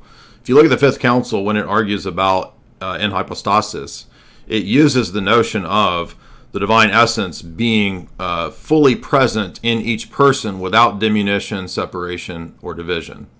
And so the same argument and principle is applied in the medieval disputes, in the Byzantine disputes, with the energies. So just as the divine essence can be fully present in each of the persons without diminution, division, or separation, or hierarchy, as you said, so likewise, God can be fully present in every one of his energies without separation, diminution, or division. That's why even Maximus makes this argument about the energies, where he says God is indivisibly divided amongst his infinite energies. Indivisibly divided. This is a famous Maximus quote on the internet. Yeah. So I wasn't even speaking in the case of hierarchy in the sense that the essence is a higher divinity. What I meant is that I see the argument brought up, which I can't really answer, and that's why I'm in a weird spot, is that if the essence is God and the energy is God, do they necessarily posit a divinity that they both possess that are not identical to either? In the same way that, Father is the essence, the Spirit is the essence, the Son is the essence, but they're not each other. State it again. What's the question? Sorry. So what I mean is that the essence, we would agree that the essence is God, and so are his energies, correct? Mm-hmm. Yeah. So, but they're distinct from each other. So in the ADS system, mm-hmm. how the oneness of God is maintained with the persons is that they're each identical to his essence, yet not identical to each other. Mm-hmm. So if the issue with the essence energy distinction that I'm troubling to go through is the fact that if God's energy is not his essence, there's a real distinction, as you put it, as mm-hmm. real as the persons. Mm-hmm. What is the divinity that both the energy and the essence share? You know what I mean? Or not even share, but both can be identified with. Well, the energy is manifest and proceed from the essence. So, as Basil says, for example, again going back to his proof for the full deity of the person of spirit, he argues that energy signifies essence. So it proceeds from that essence. But that doesn't mean essence act. It's persons that act. Persons with natures act to do this or that thing. So maybe the confusion is coming with the Roman Catholic idea that person is identical to nature. We don't believe that. Exactly. Yeah, John of Damascus says that the root of all heresies is to confuse nature and person. So the distinction here is, again, we would actually argue another type of distinction and say, yeah, actually nature and person are really distinct, as are the persons amongst themselves, as are the energies from the essence. All of those are, quote, real distinctions for us. They're all the same. You wouldn't say that the Son is the same thing as the divine essence. That's again, there's an is of predication and an is of identity. So the Son has the divine essence because he receives it from the Father.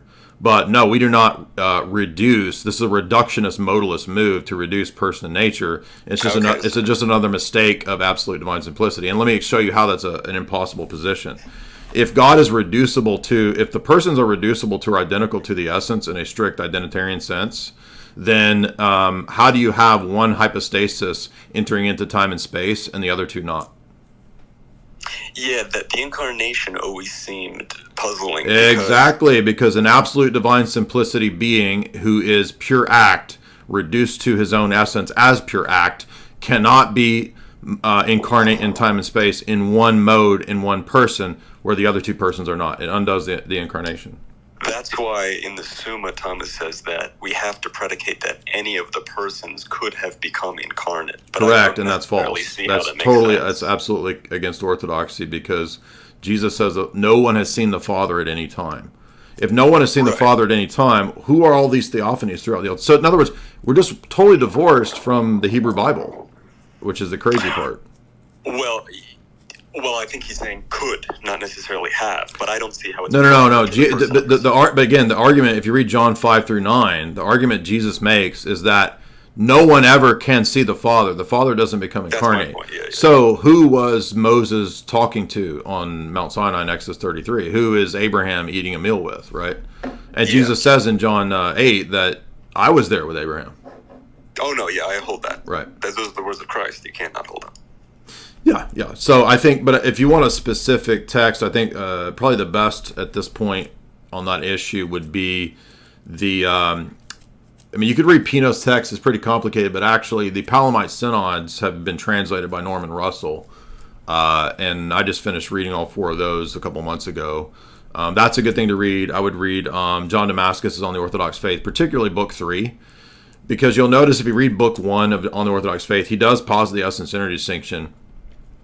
But he actually, in Book 3, when he gets to Christology, he lets the rubber hit the road by applying the energies in a very precise, much clearer way in Christology than what we see just in talking about the Trinity in chapter 1. So Book 3 is really key, particularly chapter 15, because if you read Book 3:15, that's literally where he starts talking about the energies in Christ. He talks about even the deification of the flesh of Christ via his uncreated immortal life. Well, now what is that? That's not the divine essence. What is it? Now, I've also in many times on Twitter put up the quotes from Aquinas. Where have you seen? I think it's De Veritate is the work, but it's in the Ralph McHenry collection of Thomistic stuff. Have you seen where Aquinas deals with John Damascus's essence-energy distinction and rejects it? I think I'm familiar when he says we have to take. He posits right afterwards into the objection. He posits some that we have to. I think Augustine was clearer on this, something along those lines. Do you know who he cites? No, it'll probably. He cites Maimonides. Oh, my Maimonides. Yeah, he says as Rabbi Moses says, God can't have real distinctions because that would mean that God has accidents. Okay, but you see, energies are not accidents. But that's relevant because he's explicitly arguing and rejecting John Damascus's essence-energy distinction. That lets us know that Aquinas understands John Damascus to be teaching the essence-energy distinction and that he rejects it. So every time a Roman Catholic goes and tries to reword John Damascus as if he's teaching some sort of only conceptual distinction for the energies, it's preposterous. By the way, how do you participate in a conception to be deified? Do conceptions deify us, or is it the uncreated glory of John 17 that Jesus came to bring?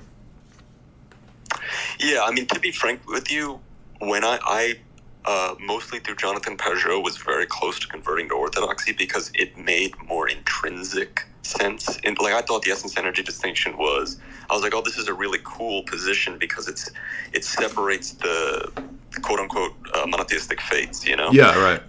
But then what I ran into is I just couldn't respond to the polytheism, those kinds of objections, and I'm like, well, maybe this couldn't have been the faith of the apostles because it was polytheistic, yada yada yada. So well, if you read Bradshaw's book Aristotle East and West, the first 3 chapters deals with this notion of what the Cappadocians considered divine simplicity to be, and they don't first and foremost start with the Plotinian, Augustinian, Origenist definition of simplicity. So if you read Plotinus, Origen and First Principles, Book 1, and Augustine, they all have a very Platonic, Neoplatonic definition of what simplicity is and must be. And for them, it's pretty much cashed out as no distinctions. So it's an absolute unity with no distinctions. That's not the move that the Cappadocians make when they argue the triad and why it's not 3 gods. For them, the first principle is that God is not acted upon. God acts, but is not acted upon. And then they move to things like that he's not composed, he's not in time and space in his essence, He's not changeable or passable, right? And they do that because they argue that, no, triad is how we begin with God. We don't begin with the order of theology from the divine essence. We begin with the person of the Father and the three that come, the two that come from the Father, and that it's revealed that he is one, right? So we don't begin with essence, we begin with the Father. The Father is the source of unity, not the divine essence itself. We don't know the divine essence, right? So that God is one. Both would have to hold to that. Well, that God is one is revealed to us through there being one Father. That's why the creed actually starts with unity in the person of the Father, not the divine essence. We believe in one God, the divine essence? Father No, Almighty. exactly. So it's monarchical Trinitarianism. And if you follow through consistently, if you watch Dr. Bo Branson's lectures on monarchical Trinitarianism from the Cappadocians, it will lead you to the essence-centered distinction, because it's not premised on assuming a metaphysical simplicity that we then have to figure out how there's distinctions in. It starts with the person of the Father as the principle of unity, as the Cappadocians say, and then it moves to the triad revealed via the energies. So it's a totally different order of theology. Yeah, I see what you mean. It's almost like you're speaking of Plato's divine architect and then seeing how there can be the Trinity within. No, that's literally where. So when Plotinus defines simplicity, and it's the same, literally the same definition used by Origen in First Principles and by Augustine in On the Trinity, and also in Confessions.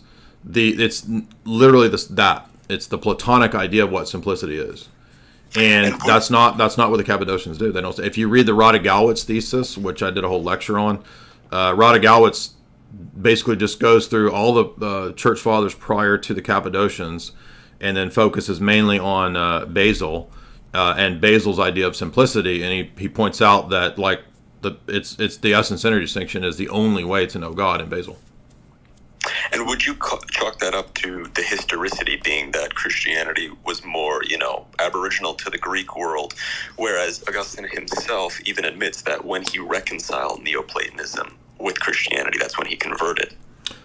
I think that's part of the picture, but I actually think that, as Dr. Bradshaw argues in his article and essays, no, it's actually Hebrew. The Orthodox position is faithful to the Hebrew revelation. Yeah. Because the essence-centered distinction, a la Dr. Bradshaw, is what's in Exodus.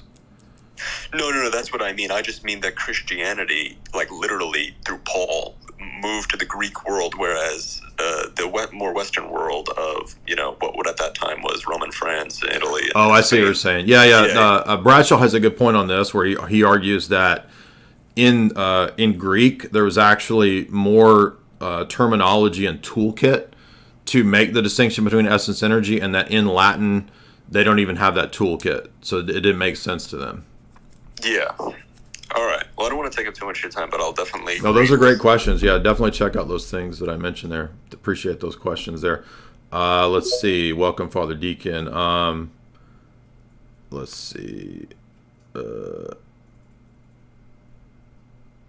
So it's open discussion. We got an atheist coming on. Father Deacon, are you there? Unmute. FDA, are you there? Can you unmute? Hello?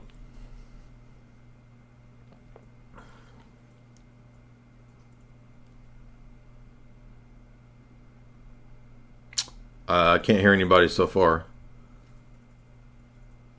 I'm gonna have to go to the little girls' room. So if you would just everybody hold on a second, I'll be right back. Do watch this wonderful, beautiful ad that I have for you guys, and that is our show sponsor. That is the Based Awesome Company that you see me wearing here across my chest. I'm gonna put you on something crazy real quick. Most of these Zoomer gym bros are consuming macro-guzzling synthetic dyes and synthetic sweeteners on the daily. They don't even know it. Goofy AF. There's nothing great about that. Do not listen any further unless you are an alpha or sigma male. This is important and there could be consequences. There's a new certified sigma male pre-workout powder for sigmas only. It is guaranteed to empower you to dominate your co-workers, fire your boss, aggressively gamble, or invade a small village. Chad Mode stands out from the crowd by excluding artificial flavors, preservatives, sweeteners, and dyes. We've even avoided so-called natural flavors, which are actually not natural at all, ensuring a clean and effective formula. Experience the pure goodness of Chad Mode, colored with organic blue spirulina extract, organic lemon, cherry, and organic maple crystals. Forget synthetic caffeine made in a sketchy Chinese lab. Embrace the natural power of organic green coffee bean extract, which will get your mind going and pump you up to the max. Chad Mode is made in America with all clean ingredients, the first clean pre-workout of its kind. Why are these people adding synthetic sweeteners to every single pre-workout when there are many studied downsides to consuming nasty fake sucralose? Each dose of Chad Mode contains the kick of a cup and a half of coffee, delivering a surge of energy alongside essential vitamins, minerals, amino acids, and herbal extracts. Chad Mode will allow you to fire your boss and dominate anyone who opposes you. Chad Mode will make you more dominant in your daily life, so proceed with caution. It's as simple as mixing 1 or 2 scoops of our fine powder into water or juice, providing you with a delicious, energizing beverage featuring a burst of sweet organic fruit flavor. Chad Mode will give you the extra edge you desperately crave. Don't miss out. Secure your supply of Chad Mode on TikTok Shop with a limited time massive discount. Elevate your workouts and supercharge.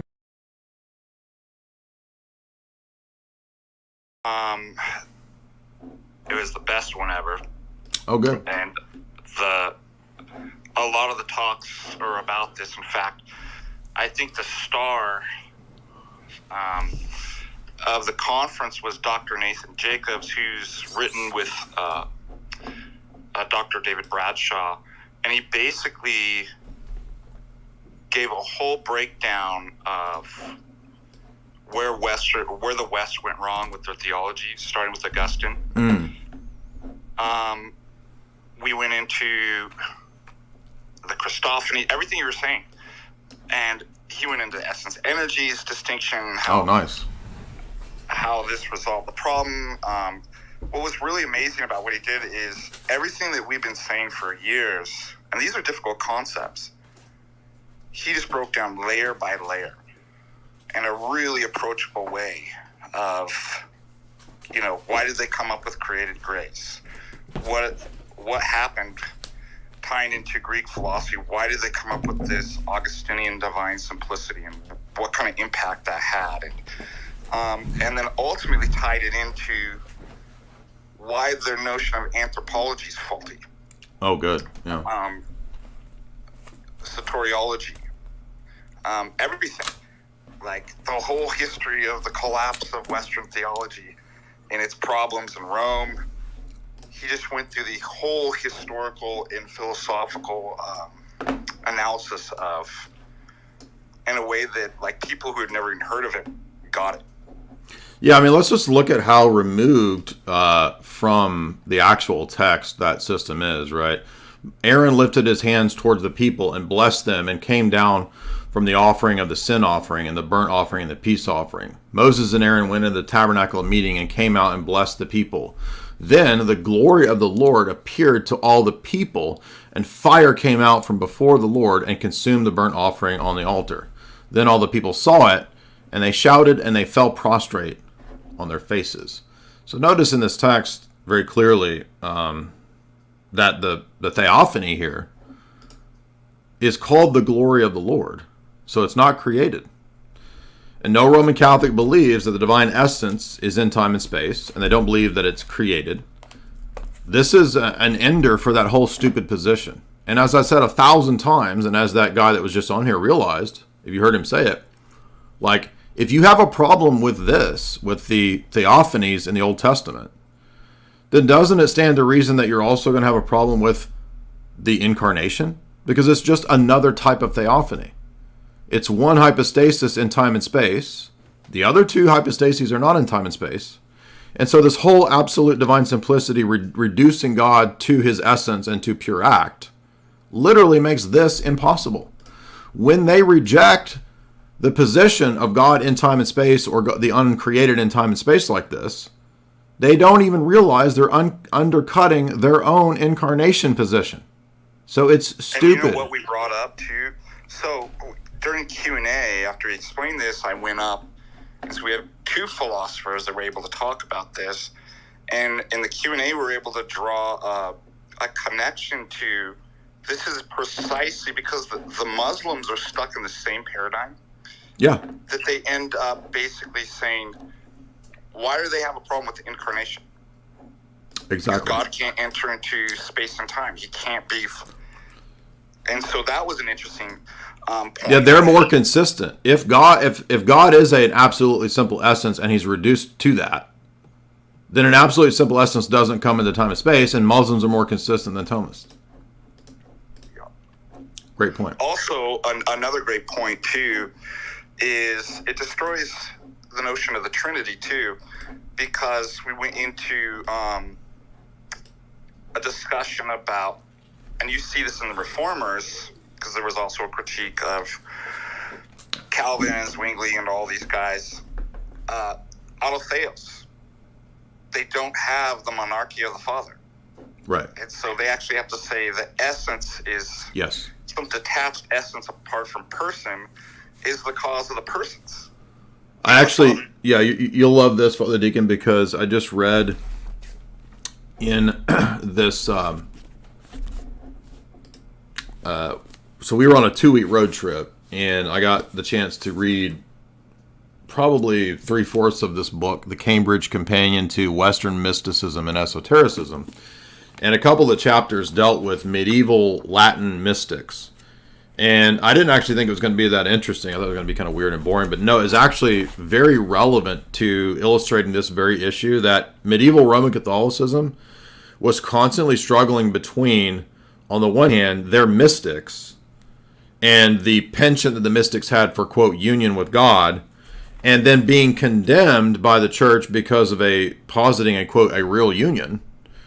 And I'm not saying those mystics were Orthodox, but they were actually hitting at one of the points that an absolutely simple essence can't give, which is real participation. So the mystics were critiquing the scholastics and reacting against it. But that what they were searching for is what Orthodoxy had. I'm not saying they actually had it, but they were looking for something that was a problem, because it's like, well, wait a minute, if God's this absolutely simple essence, I can't be united to him. I can only be united to him by analogy or by a participation in some creature that's analogous to him, created grace or whatever. And so what happened is the medieval mystics in the Latin Church tended towards pantheism, ecstasy, henosis, and the notion of a flight of the soul away from the body towards Neoplatonian union, right? So they had to constantly, they were going back, it's dialectics is what I'm saying. You either get this pantheistic emerging into God with Meister Eckhart, who are the medieval mystics here that talk about this? Erigena, Meister Eckhart, Jean Gerson, Nicholas of Cusa. These are all mystics who are unsatisfied with scholasticism.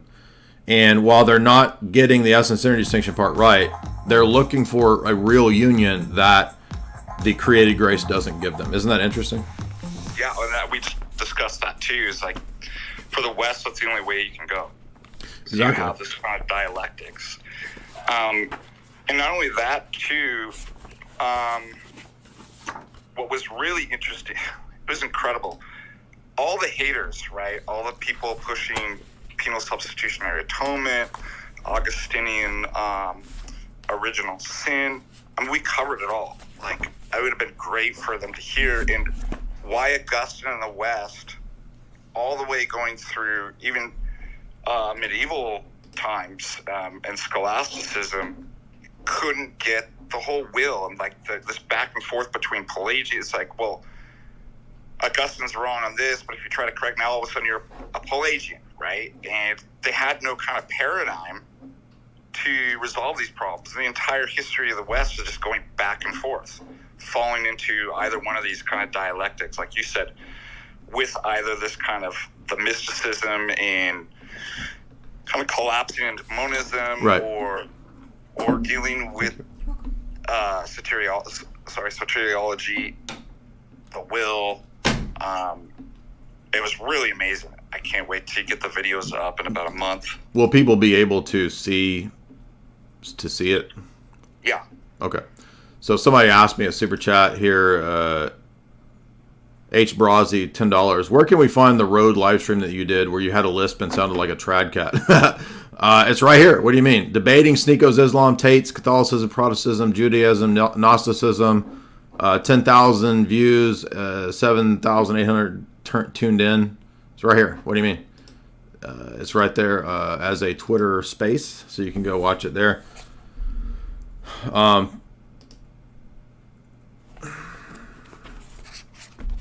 Oh, this is the quote I was looking for you, Father Deacon.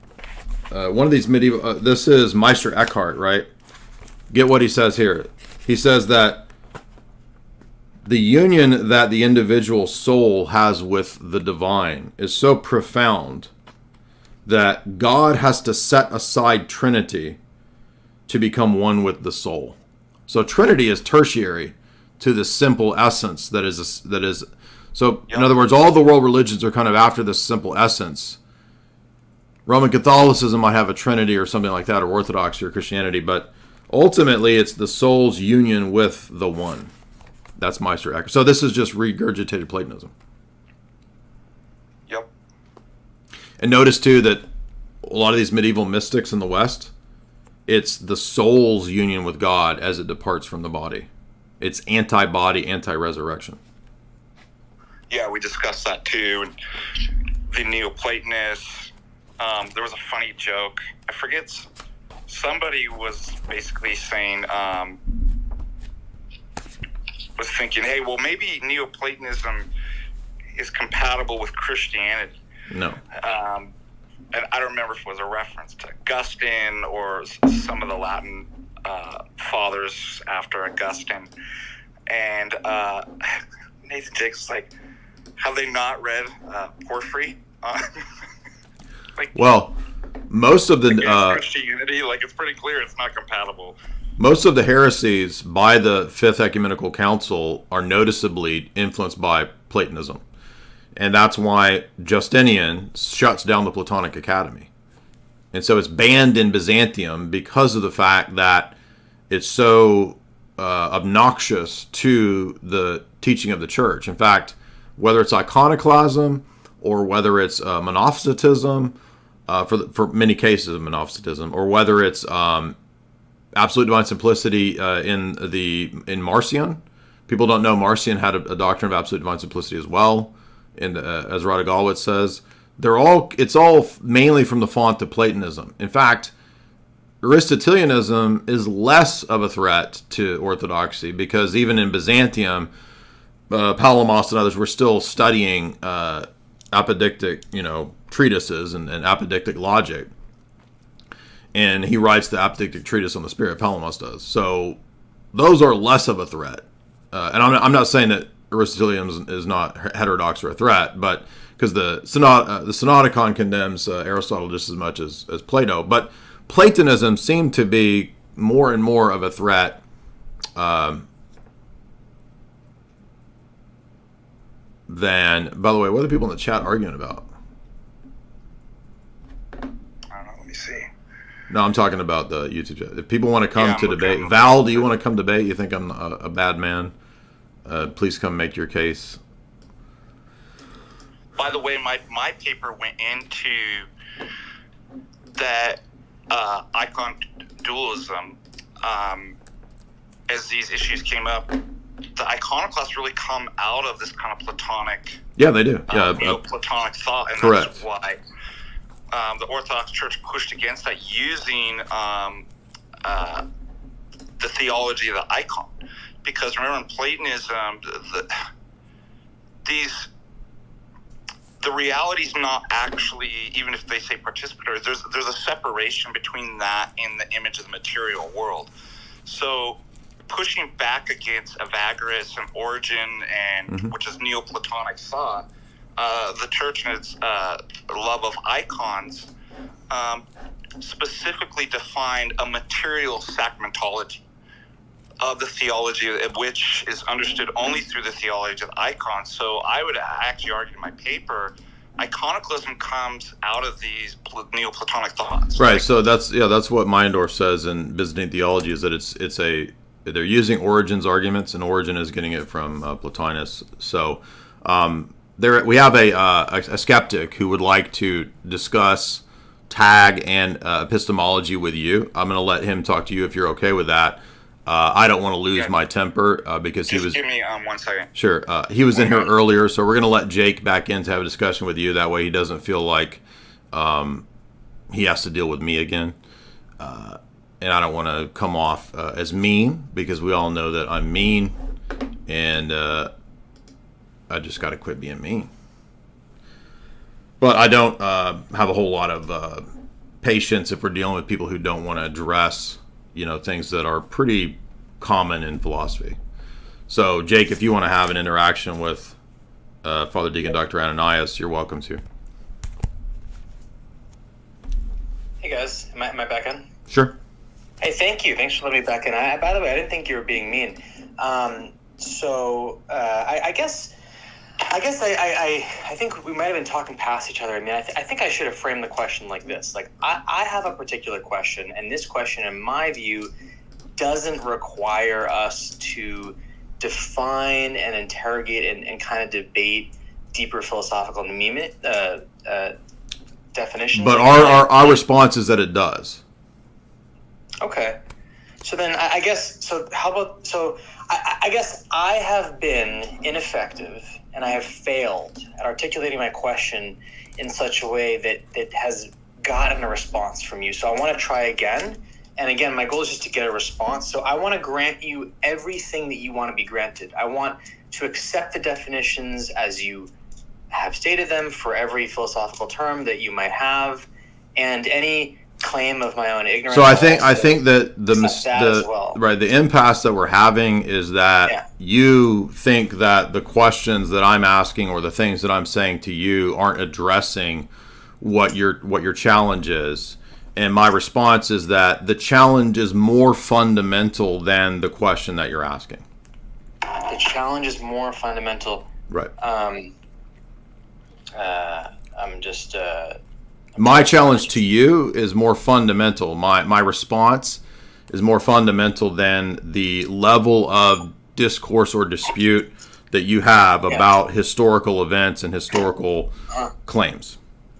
Right, and so then if I'm, and by the way, it's possible that the way I'm framing this question is just not acceptable. In which case, I tried and I can chalk up my losses. But I guess here's another question. Let's say you're going for a walk one day, and a 5-year-old walks up to you and he says, "Hey, you're Jay Dyer," and you're like, "Yeah." And the 5-year-old boy is like, "Hey, Jay Dyer, I have a question for you.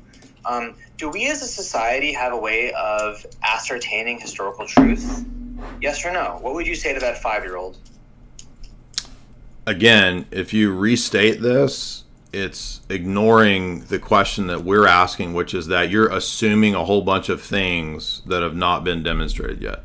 Because the way that the question... I'm a 5-year-old, I'm asking a question. No, this doesn't work. Again, you don't understand why this doesn't work. But I mean, I'm not trying to be rude to you, but there's a reason why philosophy progresses in the direction that it does, and certain things happen the way that they do. It's not something that's divorced from life and reality. Yeah. And so I'll do whatever it takes, man. I will do whatever it takes to get you to answer my question. Like, what do I have to do? What do I have to answer? I'm not really even understanding. How do I get you to answer his question is, let me see if I restate it. The question is that if we have a reliable way to go about... Do we have a reliable way? That's my question. Again, you don't understand the question, the response. Because it's a paradigm level question, you can't just respond with the way that many people operate as if that addresses the paradigm level question. Does that make sense or no? I'll answer really easy. Be mean to me. Tell me what I need to do. I will do anything, man. Well, I'll tell whatever you. I need to do. Just answer my question. How do I get you? What can I say to get you to answer my question? I'll answer you more definitions. Like, what do I do? I'll answer it. Yeah. People do have a reliable way. I argue this in my paper. At a first order, people can know things, and there's methodologies, there's normative principles. The difference is that person at the first order in an autonomous way doesn't know that. They don't know if that's reliable. Okay. So that's why it pushes up to a second order question is, only Orthodox paradigm can actually, from a privileged epistemic point of view, say, yeah, that's a reliable historical mode. That child can know that. That's correct. That person knows. So apart from the Orthodox paradigm, people don't know that they have a reliable method. Does that make sense? So Father Ananias, and by the way, I'd love to speak with you sometime. A lot of my viewers so I did this, what became a debate. It was an accidental impromptu debate with Jonathan Peugeot, during which I was very apologetic. I really didn't want to progress it, but we did, and I thought it was interesting. So a lot of my guests, my viewers of that debate wanted me to talk to both you, Jay Dyer, and you, Father Ananias. So if we can, I'm going to reach out to you. Hope we can connect. So, Father Ananias, my question is, do you, Father Ananias, believe that we as a society have an accurate or effective way for discerning or ascertaining historical truth? Yes, I absolutely do believe. Awesome. Great. Thank you. Okay, my next question is, given that you do believe that we as a society have a way of ascertaining historical truth, and by the way, one of the amazing products of that ability to discern truth is history textbooks, okay? So here's my question to Father Ananias. Because you believe in the system that we have for ascertaining historical truth, which has resulted in products like history textbooks, my question to you is, why are the stories of the Bible not in history textbooks? Why are they not in the history textbooks? Yes, that's my question. When do you think the first textbook was? Do you really want to? So let me ask you. The first textbook was after a lot of history that's recorded in the textbooks, right? We were able. The first textbook is after the history in the textbooks. Oh yeah, big time. Do you think that the Mayan civilization had history textbooks? Dude, come on. I asked you a question. When were the first textbooks? When were the first textbooks? I don't know. I don't know the answer to that question. So wait a minute. Your question is premised on that history textbooks should and ought to have the biblical stories in them if they're going to be reliable. But you don't know when the first textbooks were written. It depends what you mean by textbook. So what do you mean by textbook? This is your argument, dude. You have a really interesting way of Okay, here we go. So so you have a low tier. You have it's like a kindergarten level epistemology, and when we reply with the nuance that's necessary for these questions, you act like we're short. Question. I'm saying I don't know, and you're saying then your argument's bullshit. I'll respond. Well, you ought to know if that's what your argument's based on. By the way, it's not. It's not. It isn't. It's irrelevant when the first history textbook. Okay, so we ought to go by history textbooks. Who cares when they and where they come from? Why don't they have the Bible? The first history textbook was in 1482. There's your Did you just Google that? Like you Googled it earlier? This isn't. So you debate with Google. I don't understand what this has to do with the reliability of the scriptures, which themselves are historical accounts. I could answer and be like, I don't know. I could speculate, and I could give you answers. Why aren't they recorded in history books? But it has nothing. This has nothing to do with whether it's true or false. Exactly. Whether it's true or false or reliable. I'm asking why is it on the history textbook? That's what I'm asking. But that's irrelevant to whether it's true or false. You don't. Actually, I'm not going to answer it. I can't, and I'm not going to, because I think it's going to drive you to a more important point. I'll say I don't know. How about that? I don't know this. I want to get into Father Ananias, and There's lots of things we don't know, but do you see how that then leads to that question? But it's irrelevant whether that's a reliable method. But you already agreed it's a reliable method because I asked you, do you believe we have a method? Yeah, but we want to know. Yeah, because of the historical text. Yeah, right? We want to know though, why you think it's a reliable method, because your argument is assuming that, right? Well, Father Ananias already said it is. So no. I want to know why you think it is. And you do too, by the way. I want to know why you think it is. For the same reasons that you do. That's why I do. No, my reasons are ultimately theistic. I want to know why you think that's a reliable method. What's the criteria that we're supposed to go by here? So the criteria, and this is a longer, more complicated answer, but the bigger point is that we have two options, all of us on this call. We either believe that, the earth is round, that science is real, and that the Roman so Empire appeals to irrelevance. That's had nothing to do with it. I can tell you the system of methods that were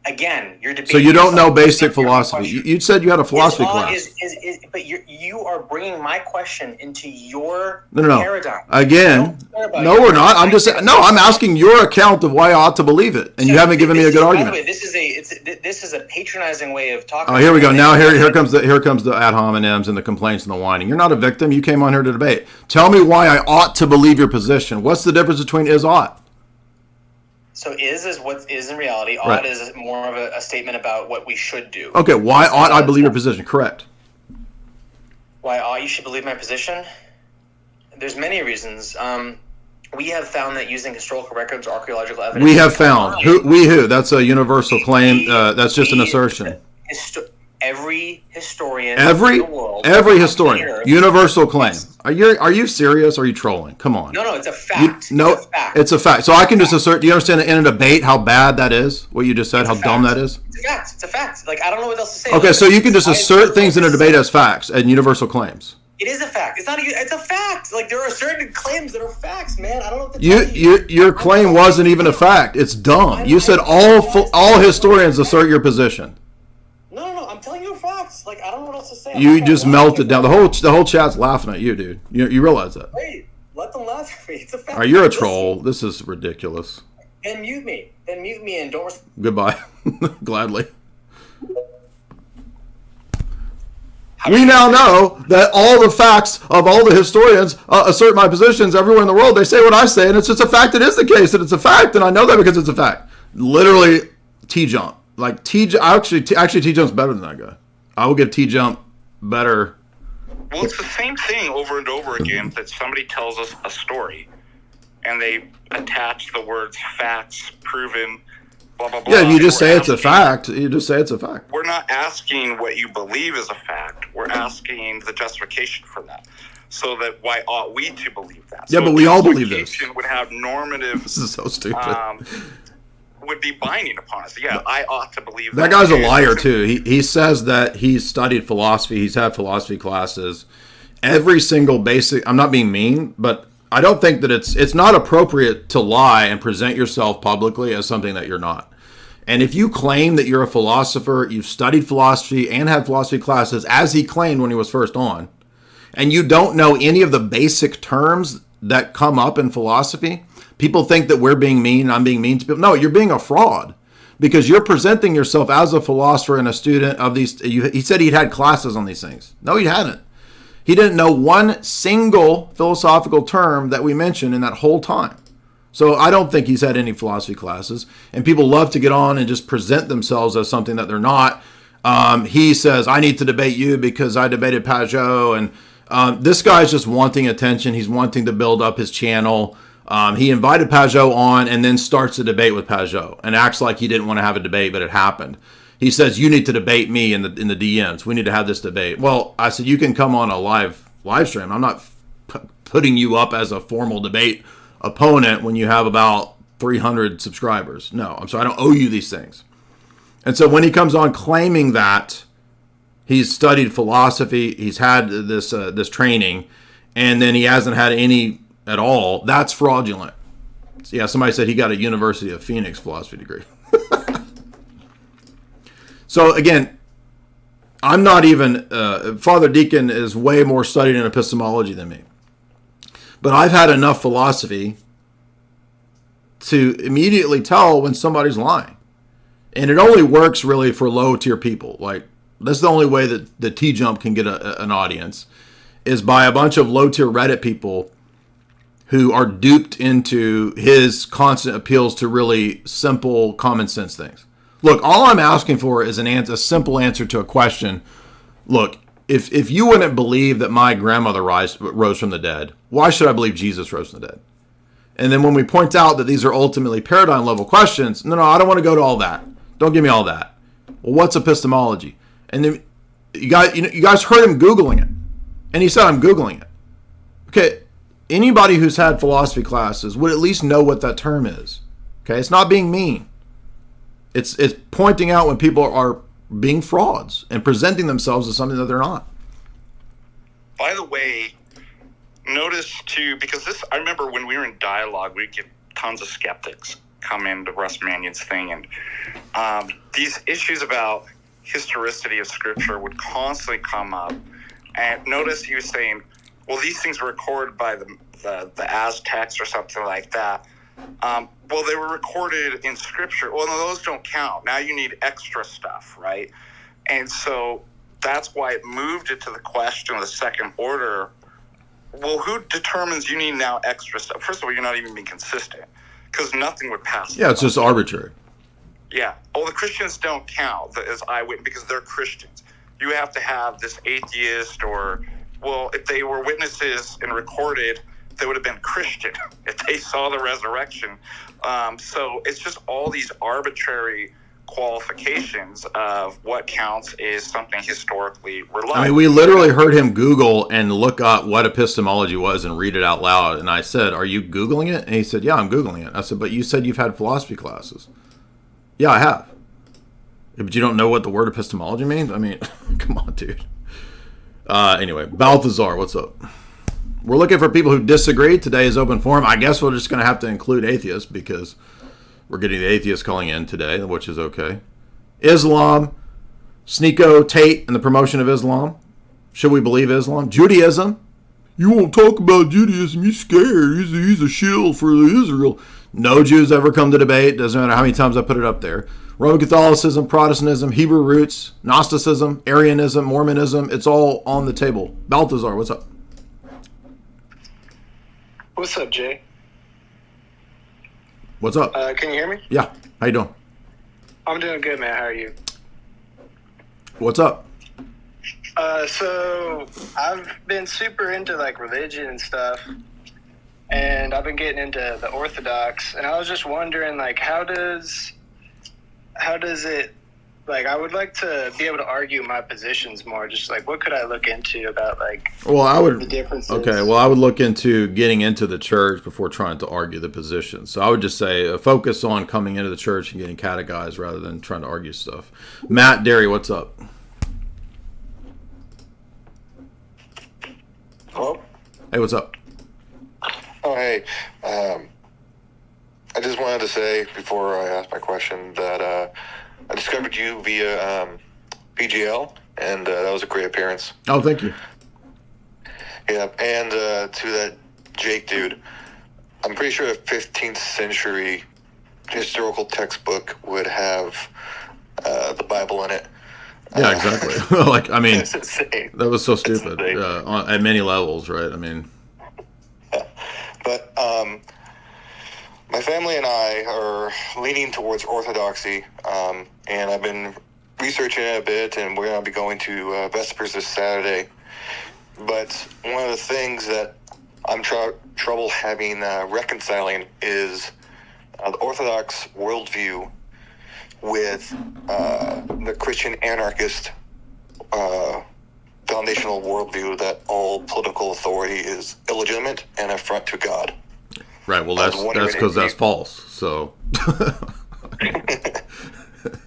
Okay. Yeah, I mean, if if we listen to the debate when the guy called, so we had a debate with a Christian anarchist 2 days ago on the live stream. Huh? What? I said, oh, you did. I mean, Yeah, it was an interesting discussion, and we had about an hour debate with that guy. And, I basically said, look, I mean, Genesis 8, we have the first institution of what you could call a kind of state where God gives Noah the authority to execute the death penalty. That's the first time in scriptures that we have the mentioning of a person invested with the authority to exercise the death penalty. If we fast forward all the way up to Romans 13, Paul basically considers even pagan Rome as still possessing that authority. If you look at the book of Daniel, God providentially even put Nebuchadnezzar in charge, even though he was wicked and was pagan. So there can still providentially be an authority that the state has that the church recognizes without us committing to, quote, statism, because we still recognize limitations on the authority of the state. So, for example, in the first 3 centuries of Christianity, the state, kills many, many Christians because it says you have to worship Caesar. The church says, okay, that's going too far. We can't. That's beyond the sphere of the limits of what Caesar can do.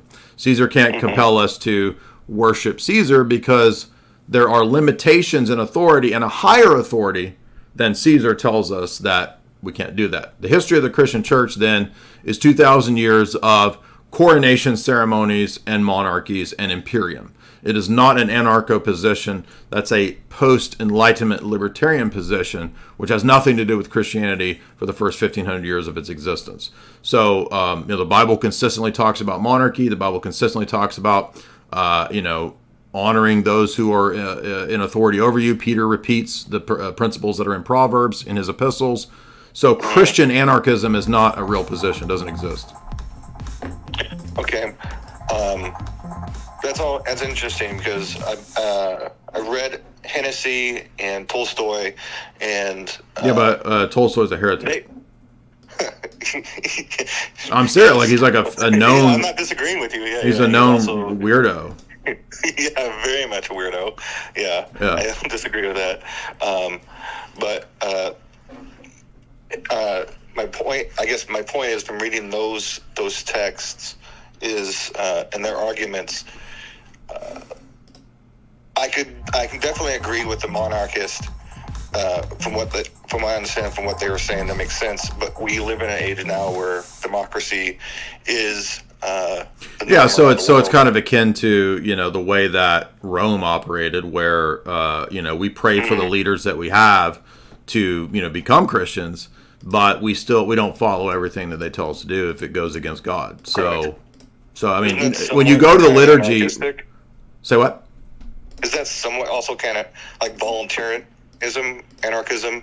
Like we don't, like even in Romans, you follow what the state says as long as it doesn't contradict God's law, correct?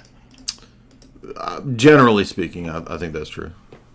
So isn't somewhat of a voluntaristic or anarchistic like acceptance here and there the only thing that really matters is your, I guess if you have a citizenship is that in heaven, so following Christ and following God, not necessarily whatever the state says. Again, it's a question of like levels of authority. So like, sure, yeah, ultimately the state's not the final authority, but yes, I wouldn't equate that to total voluntarism because again, that's a position that kind of arises out of the Enlightenment. Where the first and foremost principle for all decisions is the individual will. And I would say that's not an Orthodox position. Okay. But that's a good question. If you look back, we did a couple talks on church and state a couple years ago on my channel, so you could look up those where we went into much greater detail on those. But good questions. Alexander, what's up, man? Jay, can you hear me? Uh-huh. I just had one quick question. Yep. Do you believe that Judeo-Christian systematic morality is superior to Islamic morality? I don't know what Judeo-Christian even means, so I believe in Christian ethics and morality. Yeah, let's just say Christian ethics and morality. Yes. Okay. Yes, it's superior to Islamic, for sure. Is that it? Yeah, that's it.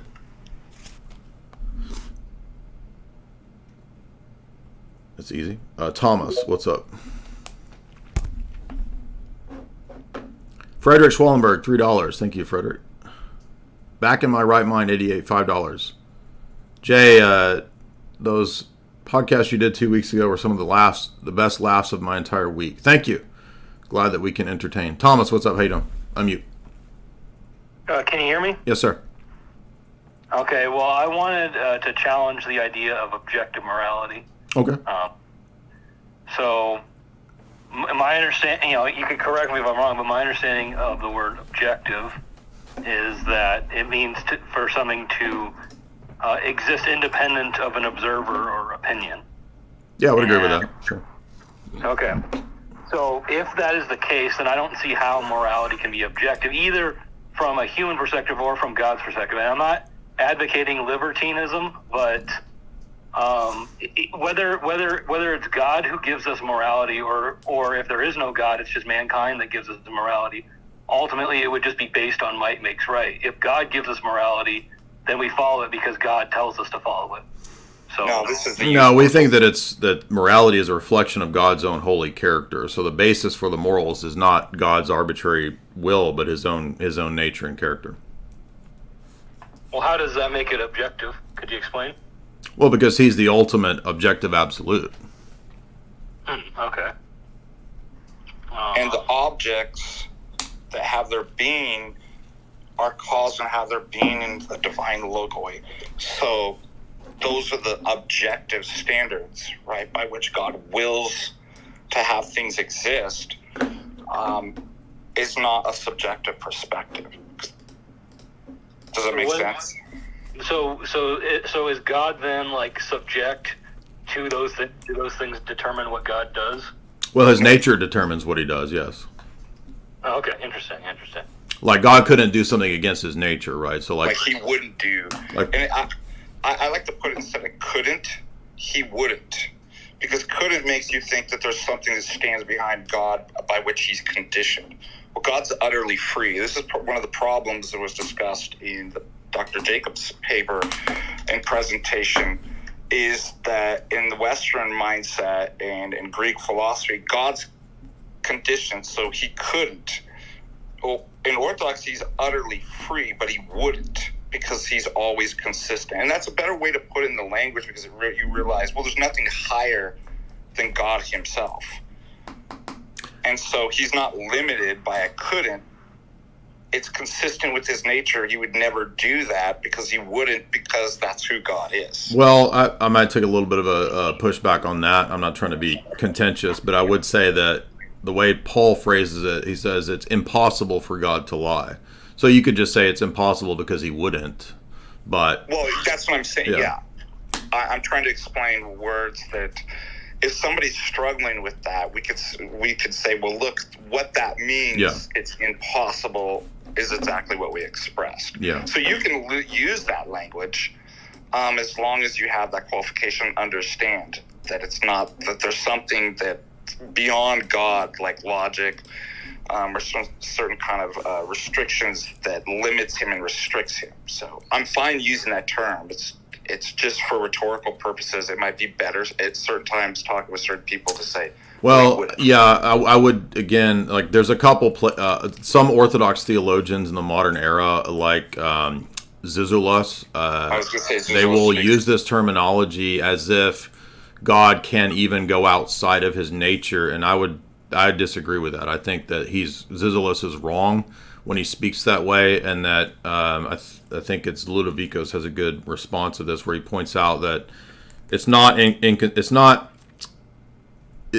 wrong to say that God is bound by his nature, and I think that there is patristic basis to say that. Okay, well that's all I wanted to say. You can move on to the next guy. So. Anyway, but I'm not trying to be contentious with you, Father Deacon. I appreciate. No, I get. I'm familiar with the debates too. Puck, what's up, Puck? How you doing? We got Shakespearean characters appearing live. What's up, Puck? Oh, not too much, Jay. I'll preface my question by saying this comes from a completely lay position. I don't have any education in this. This is purely conspiratorial on my end.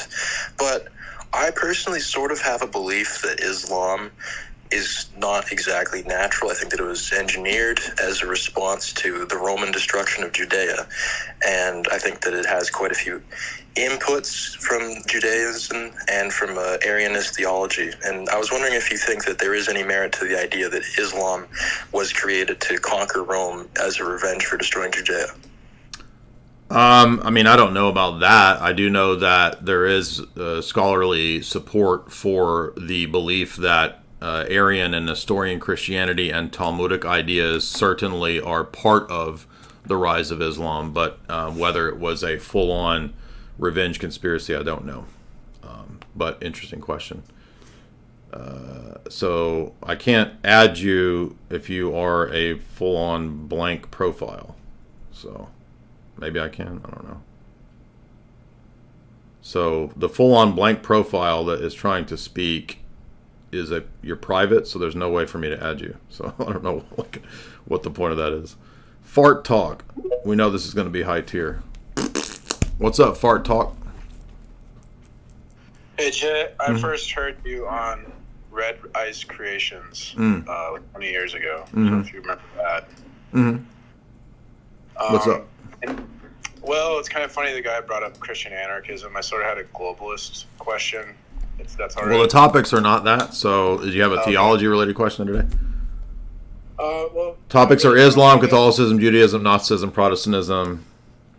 Right. Yeah, I didn't really have a theology That's okay. question. But I'll hit you next time. We'll fart talk next time. Again, so let's not get the same old Orthodox guys that always call in with the same Orthodox questions. I'm not talking about that guy, but Mendoza, what's up? Today is a preferential for people who disagree. We got over 1,000 people on YouTube. Shout out to everybody over here. If you would hit like and share if you're enjoying this. You can call in through Twitter. What's up? Hey, Jay, can you hear me? Uh-huh. I was wondering if you accepted evil as free will as a valid, theodicy. Yes, every Orthodox person believes in free will. No, but as a response to why there's evil in the world. Yeah, it's part of the answer for theodicy. It's not an explanation. It's one of the components of why we have an explanation for evil. Okay. It's possible that we can choose between multiple goods, though, right? It doesn't. Correct. We don't have to, because part of the justification is that without the ability to choose or will against God, or move a will away against God, that we wouldn't have choice at all. But I also understand that there, in the eschaton, for example, there will be we will have free will, but right. So there's no more evil, but there's still free will because of multiple goods. Correct. Right, multiple goods. So what would be another component of the theodicy from the Orthodox perspective, if not just? I mean, so again, I'm not trying to be rude, but today's topics are Islam, Roman Catholicism, Judaism, Gnosticism, Protestantism. We're not really dealing with philosophy questions of predestination, free will. You could read John Damascus's book 1 of On the Orthodox Faith, where he talks about the God creating a world where there's secondary causes. So, for example, against Islam or against strict Calvinism, they typically have an issue with believing that God creates a world where there's creaturely causation or secondary causes. John Damascus argues in On the Orthodox Faith that, no, God actually did create a world with secondary causes, and that's part of the reason why we have responsibility for our choices and our actions. So whoever this black profile is, you're a private profile, so I literally can't add you. You just pop up, but there's no way to add you for anything. Jeremy, what's up?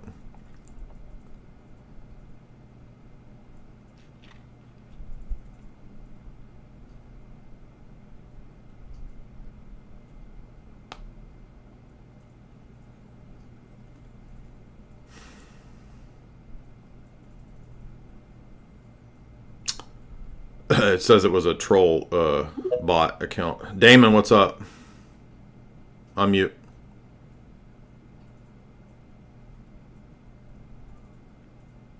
Damon, unmute. Hey Jay, how you doing? Good. What's up, man? Hey, I just had a quick question. Well, I think it's a couple of questions because I really don't know how to make the argument. I'm just curious, what is the best argument for God? And is it a proof or an argument sort of deal?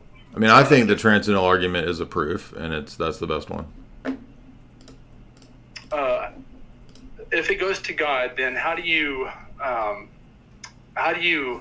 align that to the God of the Bible? So you can go watch the talk that I did about Ed Feser, where I critique Ed Feser, and I just put up the video on my timeline, why the Trinity is necessary, right underneath this. Joe Biggs, what's up?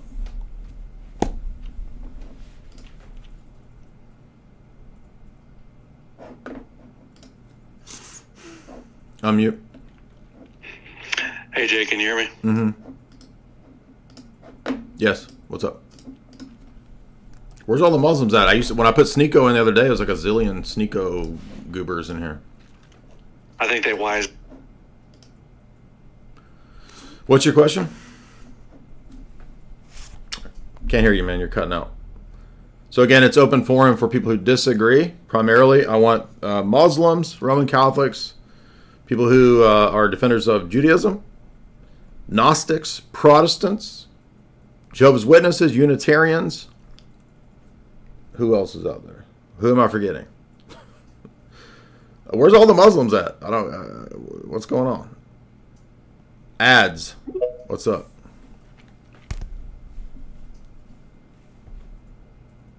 Hello. What's up? I have a question. I've been watching your videos and your live streams for a while. I never see you, like, when you do your open debates, I never see you do anything on Oriental Orthodoxy. Why is that? We've done many of those years ago. So there's like 5 podcasts that I did with David Erhan. You can go watch those. Okay, thank you. Mm-hmm. Juan Calito.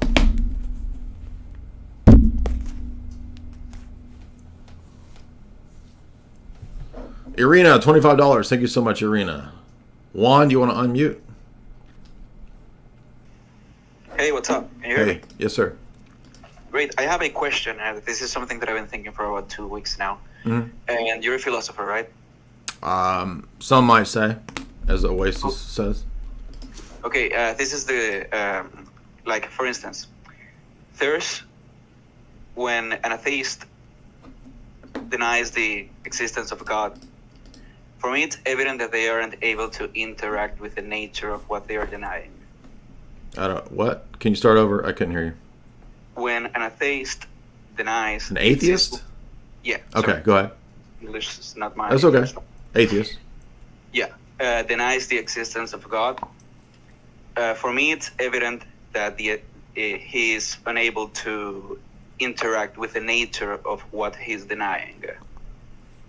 Okay, so an atheist is unable to interact with the nature of the deity he's denying? Exactly. So okay. Whichever argument he presents is because he's unable to interact with what he is denying. So is he able to actually present the argument? For instance, when they want to make the argument for evil and they aren't able to interact with the nature of God, are they actually able to provide that argumentation? For me, it's like cognitive dissonance. I mean, I guess an atheist would just say that we don't need to know natures to deny things. Like, I could deny the existence of a unicorn without knowing the nature of a unicorn. So I don't know if that would be the best route. I'd have to think about that. Biblical facts. What's up?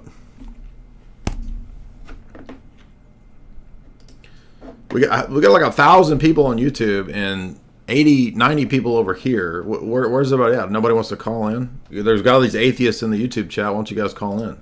Come tell us why we need to be atheists. Why should we believe your worldview? Biblical facts. What's up, dude? Unmute. Hello, G. I'm a Protestant, but I am looking into the ancient churches. So my question is, in the biblical texts, we usually find texts that refer to the Holy Spirit being the Spirit of the Son. Galatians 4:6, for example, Romans 8:9. So my question is... This has nothing to do with filioque, and even Roman Catholics admit it's not about filioque. That's economia. So filioque is not the same thing as economia. Everybody believes that the Holy Spirit is sent by the Son into time and space, but that has nothing to do with whether or not the Son is the source of the existence of the hypostasis of the Spirit. So Jesus himself says that the Holy Spirit proceeds from the Father. That's what the issue is about. Okay. But thank you. We got Lady Diana in the house. What's up? How you been? By the way, I think that you were assassinated. Is that true? Lady Di, unmute from Beyond the Veil. I'm sorry, I didn't hear that question. It's okay. What's up? Hey there. Oh, goodness sakes. I am a Colorado girl raised, in a First Baptist church, not Southern Baptist, making the distinction there. But anyway, and family was Catholic. My mom left the Catholic church, married a cowboy. There was no way he'd go to the Catholic church, so we went to the Baptist church. Southern Colorado, grew up, everything. And then, I did Bible studies and different things, but, I feel like I've learned so much more here on X, and it's because we are doing so many deep dives about the government and who they are and how we got here. And I have lost so much respect. I feel so deceived. By the ones in the first 3 chapters of the Old Testament, you know what I mean? 4 chapters. and all their other books and all that they did and all the reasons, that's why. Okay, so the topics are Islam, Catholicism, Jewish theology. Do you have a theological topic? Yeah, I just feel so deceived by the Jews. And why? Because Christians, we embrace them. You know what we did is the father of our religion, and it's just what I feel for him right now. It just isn't Christian. Well, the topics today, though, are theological, but I appreciate that. Thank you so much. Lady Diana was there for us right there. Let's see. Elliot, what's up?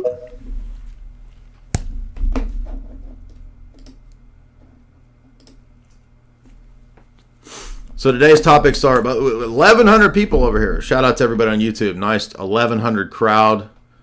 Loving it. The topics are theology of Islam, Judaism, Catholicism, Protestantism, Hebrew roots, Gnosticism, Black Hebrew Israelites. Where my brothers at? Shout out.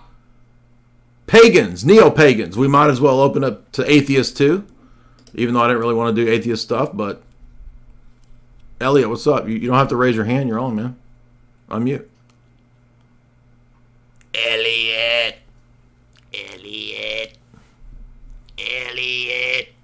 You're up, Elliot. What's up?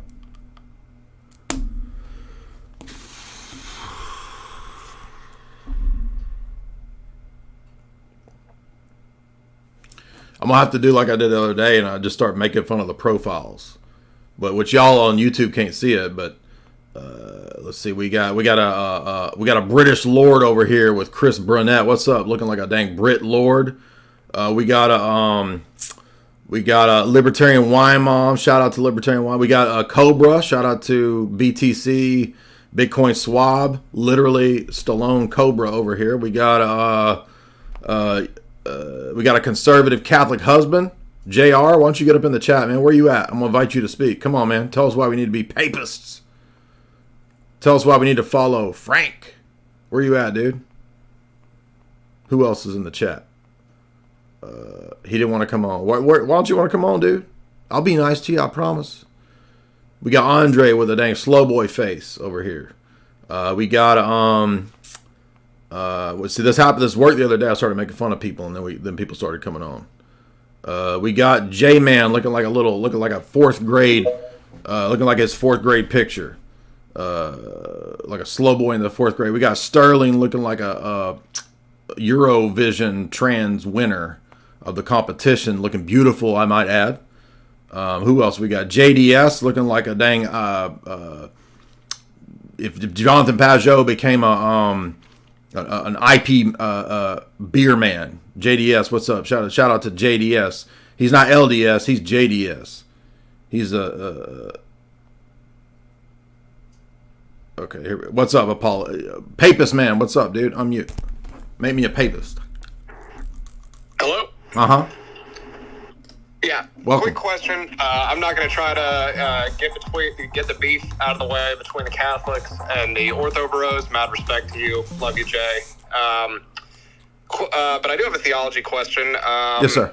How did the Orthodox respond to the claims made by someone like Alistair McIntyre and say like After Virtue and his subsequent books about morality and ethics as they relate to free will, open theism, and God's knowledge of the future?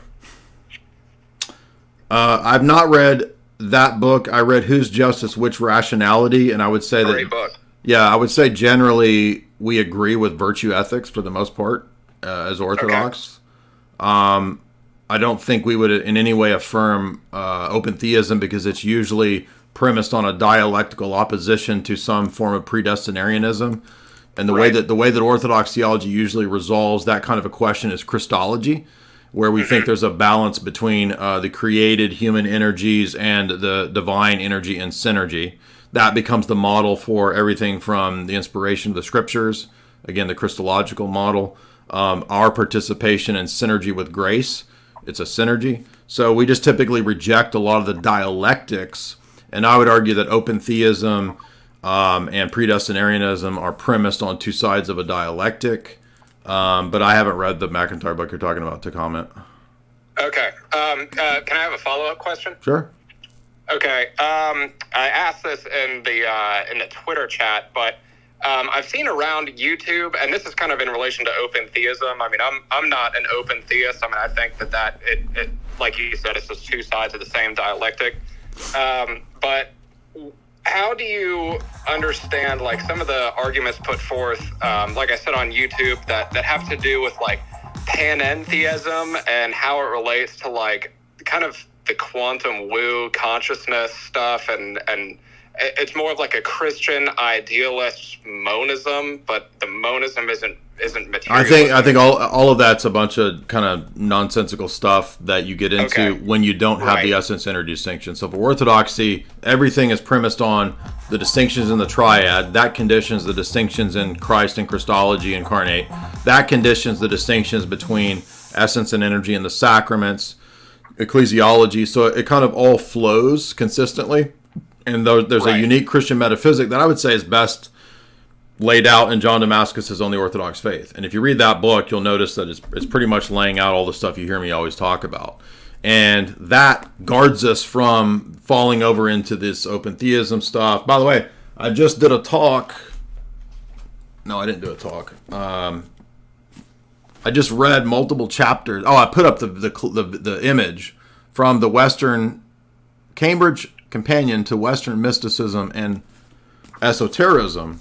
And the excellent chapter in here on Jacob Boehme points out that all the modern process philosophy, which is what undergirds open theism, basically comes from people like Hegel. But Hegel's getting it from Jacob Boehme.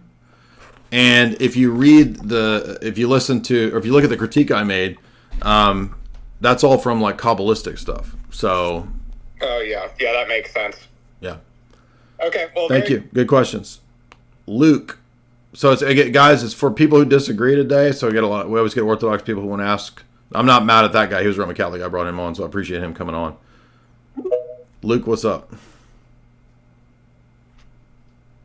It's not conspiracy day, but you can ask a theology question. Also, I didn't hear your leader there because I was still joining up. You know, there's a bit of lag with X in Vietnam.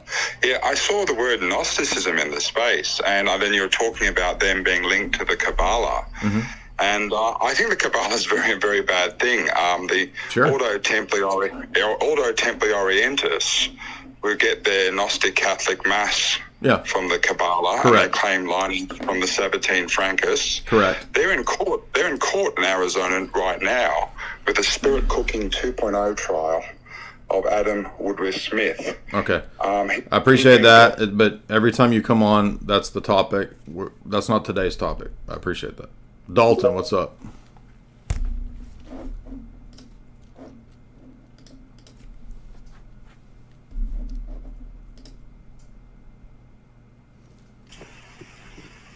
Hey, did you mean to put me as a speaker? What's up, man? Yeah. Oh, yeah. Hey, I just found you out yesterday. Pretty deep stuff. I noticed kind of with all you Orthodox people that you guys are really well educated. I'm a layman, but how would one get started in the Orthodox Church? It's just, I'm over here in Texas. A lot of Protestant religious, non-denominationals everywhere. Well, I think the most important thing is to actually go find an Orthodox church rather than, focusing on internet stuff. So go try to find like a Russian Orthodox church or a Serbian Orthodox church, and then a Romanian Orthodox, and then see what's going on at the local level. That's way more important than a bunch of like internet stuff. But thank you, Dave. What's up?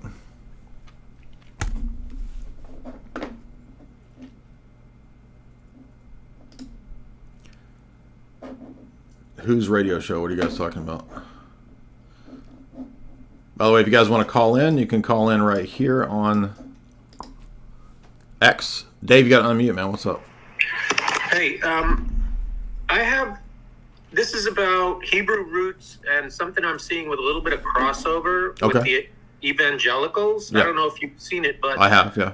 It's happened several times where I have an evangelical friend who sends me all these crazy videos about the rapture and stuff, and they seem to be pushing a Wednesday crucifixion, which I found out from one of your streams is a Hebrew roots thing. So I'm like, whoa, somebody's pushing Hebrew roots ideas into the evangelicals. Have you seen that? Yes, I think that there are very wealthy people. I forget the name, but as I understand it, for example, the Daily Wire is funded by a couple billionaires who are in these weird Hebrew roots movements that are anti-Trinitarian. I don't know, or I'm not necessarily saying they're the only source, but they seem to potentially be a source of the push of a lot of this stuff. Okay, because it seemed way too coincidental. It seems like they're sponsored by someone, and Hebrew roots ideas showing up among these evangelical rapture people. It was just too weird. It's all over the place, yeah. And there is big money, I would suspect, behind it. That's my belief. But yeah, great questions there, Dave. Appreciate that. Mark, what's up, dude? 00 Mark. You got to unmute. I mean, do you want me to get first? This is my first time ever calling or even listening. I can't. It's windy, dude. I can't hear you. What's up? Okay, cool. My name is Mark. I started off as a Christian. That's how I grew up.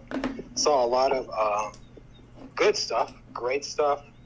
I'd call them miracles personally, but then later became agnostic. And this is my debate question, I guess you could call it, or however you want to approach it. Okay.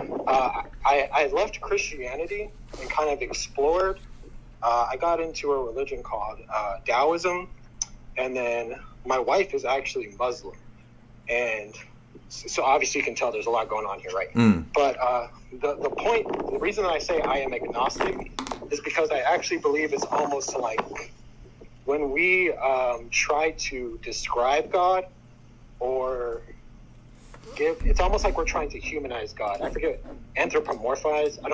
But the human way. I'm hoping that's making sense. No, that's the right term. Yeah, that's the right term. Yeah. So, but when we do this, it's almost like we are degrading God. But it's almost because we are humans. We're trying to understand this thing that we can't understand.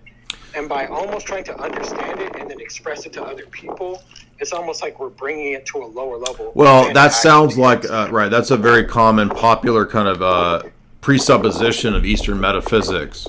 So why would it be degrading to describe God in these human ways? I would say it's because it's almost like... Bro, I can't hear you, man. I'm sorry. Yeah, I apologize. It's okay. I walked out of my work building. It's okay. It's kind of like, maybe degrading isn't the right word, but let's just say, like, me and you were talking to someone, they've never heard of God, they don't even understand the concept. I almost feel like God is like this experience where you can experience God. And like I said, for me personally, I've literally felt these things, and like more than feeling, seeing things, I'm just like, what? I can't really explain that. But it was so personal to me, right? And then I feel like when I try to explain that to someone, it's almost like if you've seen an alien. You saw something that's so out of the ordinary that when you explain it to someone, they can't really comprehend that. It's almost like trying to explain a flavor of food that someone's never tasted. They can... Well, so the question that I understand what you're saying, but that's the whole point kind of the incarnation, is that God chose to incarnate and humanize himself to relate to us and to love us. So what's wrong with the incarnation? No, I wouldn't say there's anything wrong with the incarnation. It's almost like... Well, then you're a Christian. Yeah.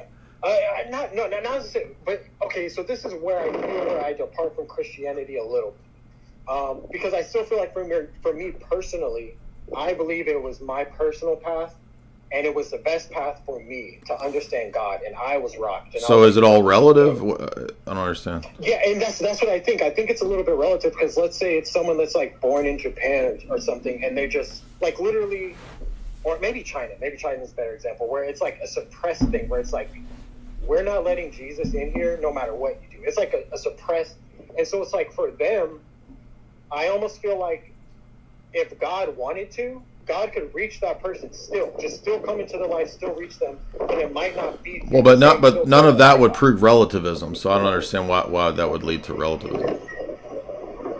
I apologize. That's all right. It's too loud, man. I'm not trying to be rude, but maybe if you can step to where it's not really windy. Balthazar, did you want to try again? Jay, I've heard you refute non-dualist Buddhists before with the essence-energy distinction. I was a little confused and wondering if you could expand on that. I remember one Buddhist ever calling in. Is that what you're talking about? Yeah. I don't remember the locus of the conversation being about the essence-energy distinction. I just remember it being about like basic claims of everything being all one, but I mean, if everything's one, then you couldn't posit that you came to know that everything's one, because that would assume particularity. So it's kind of like just self-refuting at a very basic claim level. Okay, thank you. Yeah. I think it's titled, though, that video is titled something like Open Debate Buddhism, because only one Buddhist dude has ever called in that I can ever remember. But maybe we talked about the energies. It was like 3 years ago. I don't remember. Casey, what's up? I think I could find that.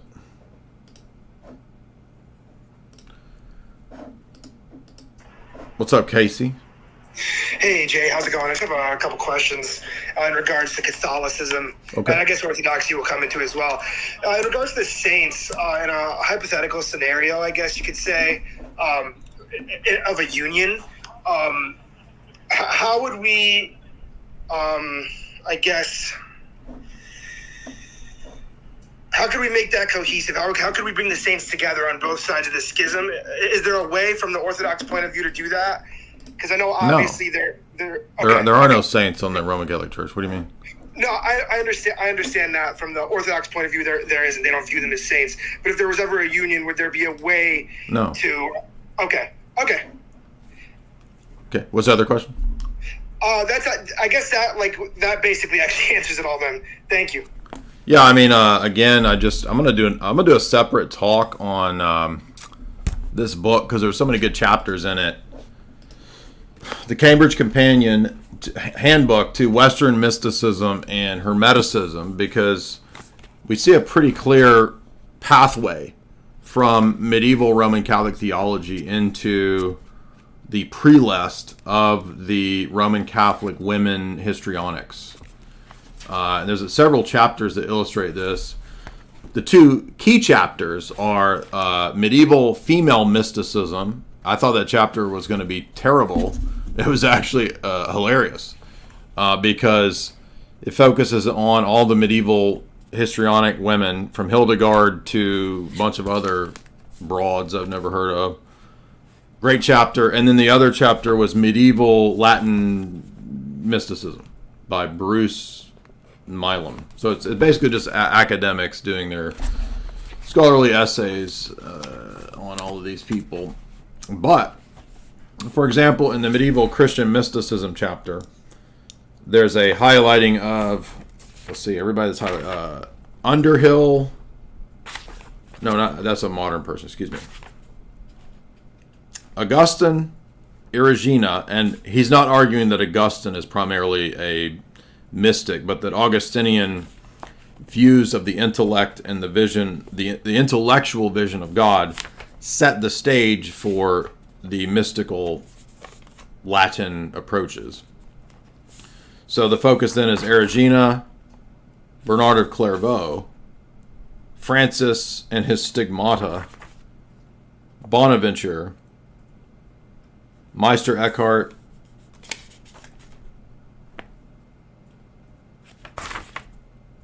Jean Gerson, Nicholas of Cusa, and the commonality in a lot of these people is, as we said,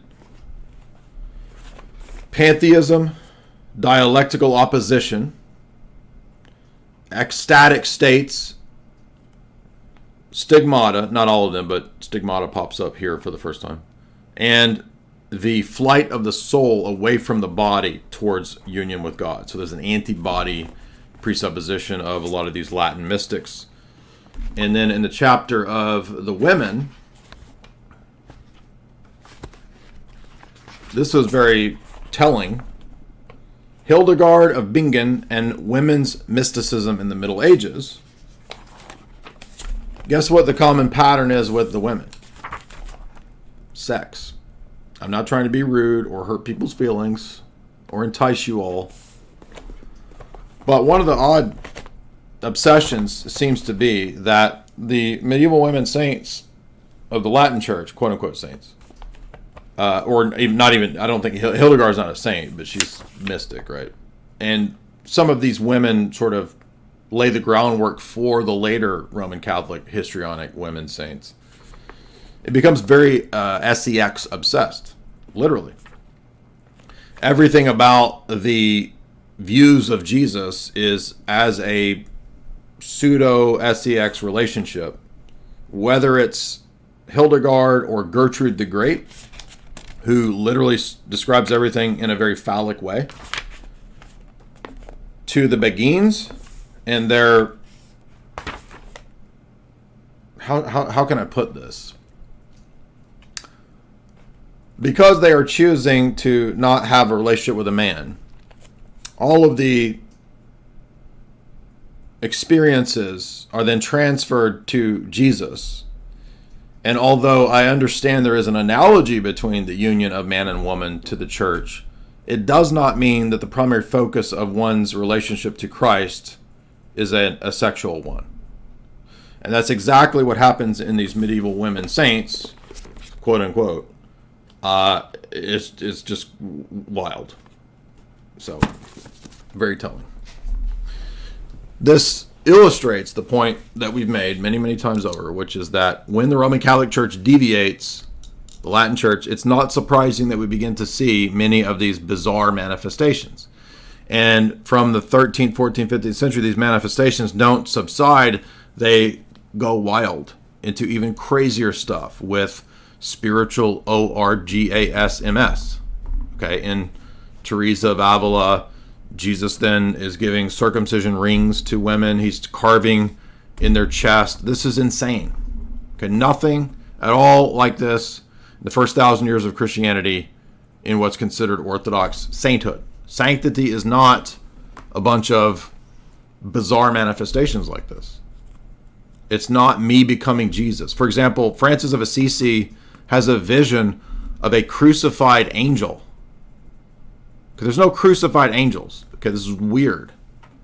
What at all does that have to do with what's in the Orthodox Church, what's in the first 7 centuries?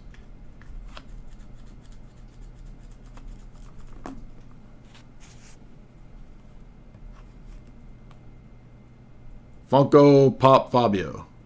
Funko Fabio Pop. Nice name. Big Boss, $15. Jay, keep being mean. I'm requesting it, please. If you...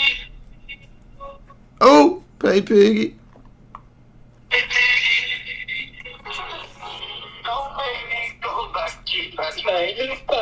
Thank you. Appreciate that. Elliot, no. We already did you, Elliot. What's up? We'll let you talk again. What's going on? Elliot. Hello, can you hear me? Mm-hmm. Yeah. So. Yeep. Yeep. I said yeah. Yee. What's up, man? Right. Go ahead. Yeah. As you stated, there are certain similarities between Islam and Christianity. I think you noted also Nestorian Christianity. Like Protestants. Right. But I would like to expand a little bit on the earlier guy. I think his name was like Doc or something. On the similarities between Islam and Judaism. Specifically, some more sensitive topics like child marriage and stuff like that, you know. So, as you probably are aware, well, maybe first I would explain myself. I am. All right, look, we're not doing the whole sermon. We're doing debate topics. Yes, we know that Islam teaches horrendous moral things. So, but the topics are: do you want to have a discussion, a debate on Islam, Roman Catholicism, Judaism, Gnosticism, Protestantism? Those are the topics. I'm not trying to be mean to you or rude to you. The guy in the so people are saying Francis of Assisi did not have a vision of a crucified seraphim. Yes, he did. He probably had many visions. I don't care really to keep up with all of what Francis of Assisi was up to, but I will show you what the scholarly article that I read says. Since people are saying that that's not what happened, it is what happened. Okay. I mean, do you guys think I just make this stuff up? I'm gonna put you on Or something just crazy say real stuff? quick. Like I just say stuff and I just making it up, just randomly just pulling it out of my butt. The New Mysticism, Francis of Assisi and Bonaventure. Scholar Bernard McGinn has argued that at the 1200-year mark, there's a shift in the mystical thought that he calls a, quote, new mysticism. Monastic life lost its center in Christian spirituality in the West. Europe was urbanizing rapidly and people began working out new forms of spirituality. This included mendicant orders of the Franciscans and Dominicans who chose to work in the world, etc. The character of the new mysticism can be seen in the Franciscan order, Francis of Assisi. Born to a noble family, he chose to live a beggar life, devoted only to preaching the word of God in imitation of Christ. 2 years before his death, he reportedly had a vision of an angel, a six-winged seraph nailed to the cross.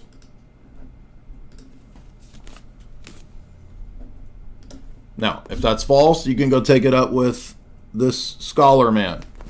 I don't really care, and I don't need to know because I don't accept any of this stuff.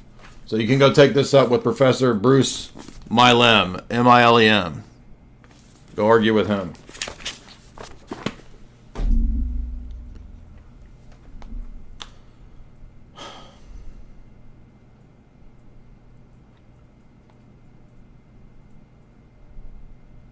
All these quacks.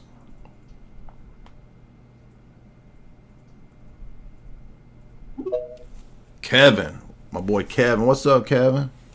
How you doing? How you doing, Cammy? How you doing, Cammy? I'm you, Kevin. Hello? Yes, sir. Oh, hey, Jay. Good to speak to you. So I wanted to ask, I'm a Roman Catholic, and I'd like to know, would you as an Orthodox Christian hold the position that I can't be saved unless I become a part of the Orthodox Church? Yeah, if you obstinately and pertinaciously reject it, yeah. If I reject it, okay, fair enough. So in my present situation as a practicing Catholic, would I be saved? Again, I don't judge individuals' destinies, but what I am told to tell you is that you must become Orthodox. Okay, fair enough, fair enough. And again, correct me if I'm wrong, but would your stance be that there is absolutely no grace in the Roman Catholic Church? So as a Roman Catholic, it would be impossible for me to achieve sanctity? Correct. The sanctity that is only found in the Orthodox Church is only found in the Orthodox Church. Okay, so the position then is that there are absolutely no Roman Catholic saints after the schism of 1054? No, we don't, again, say that there's no people who achieve sanctity because of 1054, because the Roman Catholic Church is not dogmatizing the errors until about 1274 and then at Florence. So, for instance, someone like, I don't know if you know Saint Jean-Marie Vianney, the famous French priest from the 18th century. Yeah, I used to be a Roman Catholic. I was a trad cat for a long time, so I'm familiar with him. Sure. So you would view him as a saint then? Like No. a man who spent 18 hours a day in the confessional, who, performed, well, I wouldn't say performed miracles. Oh, okay. So do you consider a really pious Muslim man to be a saint?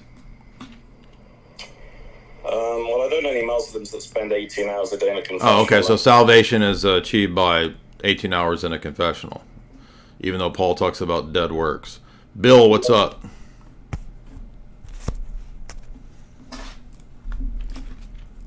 So you notice the Roman Catholic idea is totally divorced from like actual sanctity. What's up? Can you hear me? Yeah. Hey, a couple callers ago, we were talking about God and how he is limited by his morality, by his nature. By his nature, yeah. So is his nature... So did God create his nature, or does that nature pre-exist God? So I guess it's sort of like, is God... No, God doesn't create his nature. Daniel, what's up?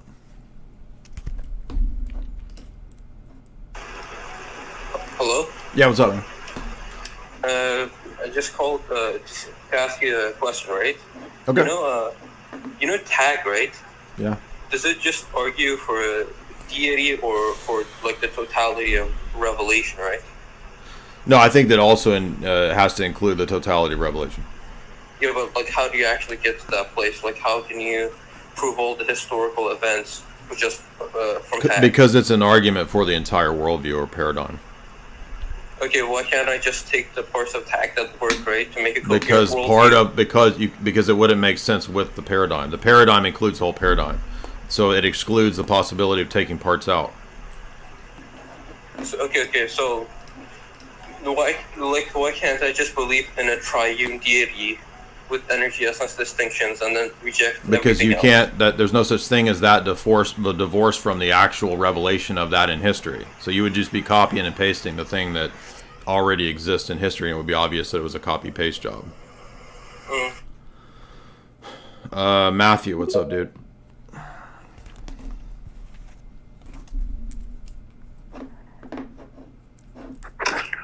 Hello? Yep, what's up, man? Yeah, I just had two questions. Before that, I think you should probably include Andrew Tate or Mohammed Hijab for more Muslims to come in. Okay. But did you see the new article about how Albania is no longer a Muslim country, according to the results of the 2023 census? And in your perspective, what does this mean for Orthodox Christianity? And yeah. No, I don't know anything about Albania or any of that. So, do you have any issues on Islam or Roman Catholicism or topics, theology? Yeah. Go ahead. Yeah. Well, mainly Judaism, because I was listening in to some of the previous commenters. So, how come vast majority of like evangelical and Protestant Christians that support Jews, they don't know that the current Jews aren't the same Jews mentioned in Scripture, right?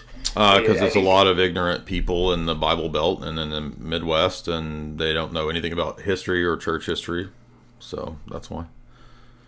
Roscoe. So guys, today it's not typically questions. I want, if you believe in Islam, if you believe in Catholicism, if you're going to defend Judaism, if you want to defend Gnosticism. Go ahead. Hey, can you hear me? Yep. Yeah, so today I was talking to some Muslims at like a Muslim stand. Mm-hmm. I'm Orthodox Christian, by the way, baptized a few months ago. And you really helped me into Orthodoxy, and I read one of your books, the Metaphysics one. Oh, thanks. Many years. Yeah, thank you.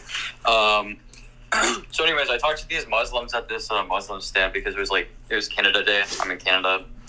And I was talking to these people, and I brought up one of the objections that I hear coming from your guys is at least like the presuppositionalist one, that the Tanzi and Tashbi issue, like on God's immanence and transcendence. Yeah. So I brought up I'm pretty sure it's Surah 52 about there is no partners with Allah, there is nothing like Allah. Yeah. Right. And I asked him, can you bring up one of the attributes of God? Can you describe them? And he brought up his mercifulness, and I said, can people be merciful? And then he said yes.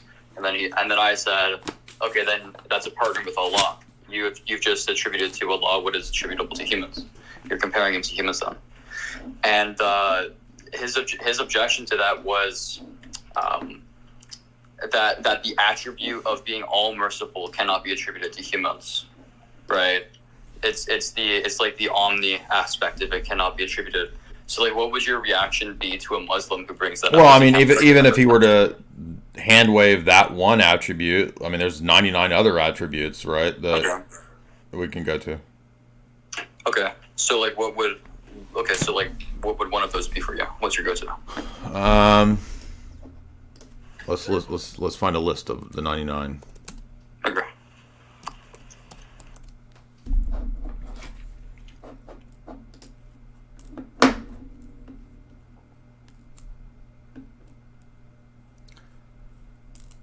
King. So he is a king, and that's Yeah. What? Okay, remember the debate with Jake? Like, Yeah, what's an uncreated foot that's nothing like a human foot? Yeah, well, I guess they would say that his foot is uncreated and ours aren't created. Or, sorry, ours are created and his are uncreated. And that's the difference. And therefore, there's nothing like that. Yeah, but it's not telling us anything to say and describe the difference, because a foot that's nothing like a human foot doesn't tell us anything. It makes no sense. Why couldn't you break down these like universal categories of similitude and accept like a particularist view that all of these things? I can't hear you. You're cutting out.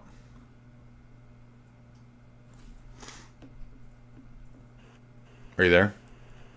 Hello? Try again. So, for example, Allah is the all-hearing. Okay, what does it mean to hear without an ear? What is hearing that's nothing like human hearing? I mean... Yeah, so did you hear the last... No, you cut out. Repeat it.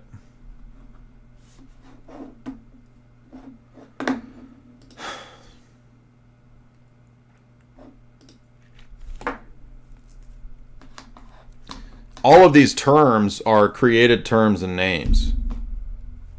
Literally everything here. Allah is the judge. Okay, what is a judge that's nothing like a judge? Particular, and there's no universal category that overrides. I can't hear you, man. You cut out like 20 times.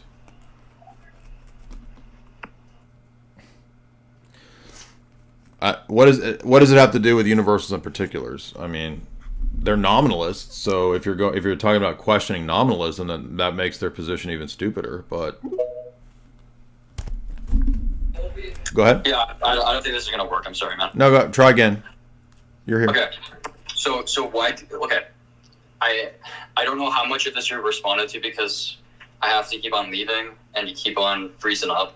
So my question is why does there need to be a universal category for foot as a category? Why can't it just be particularly instantiated? And there's no overriding categories for both of them. That's two different issues. So universals and particulars is a question of their nominalism and the problem that you get into any nominalist position when you deny a category of universals. That's separate from the question of analogies and what it means to make analogical predication if the created thing is nothing like the uncreated thing. The point is that it's not giving us any information that's meaningful.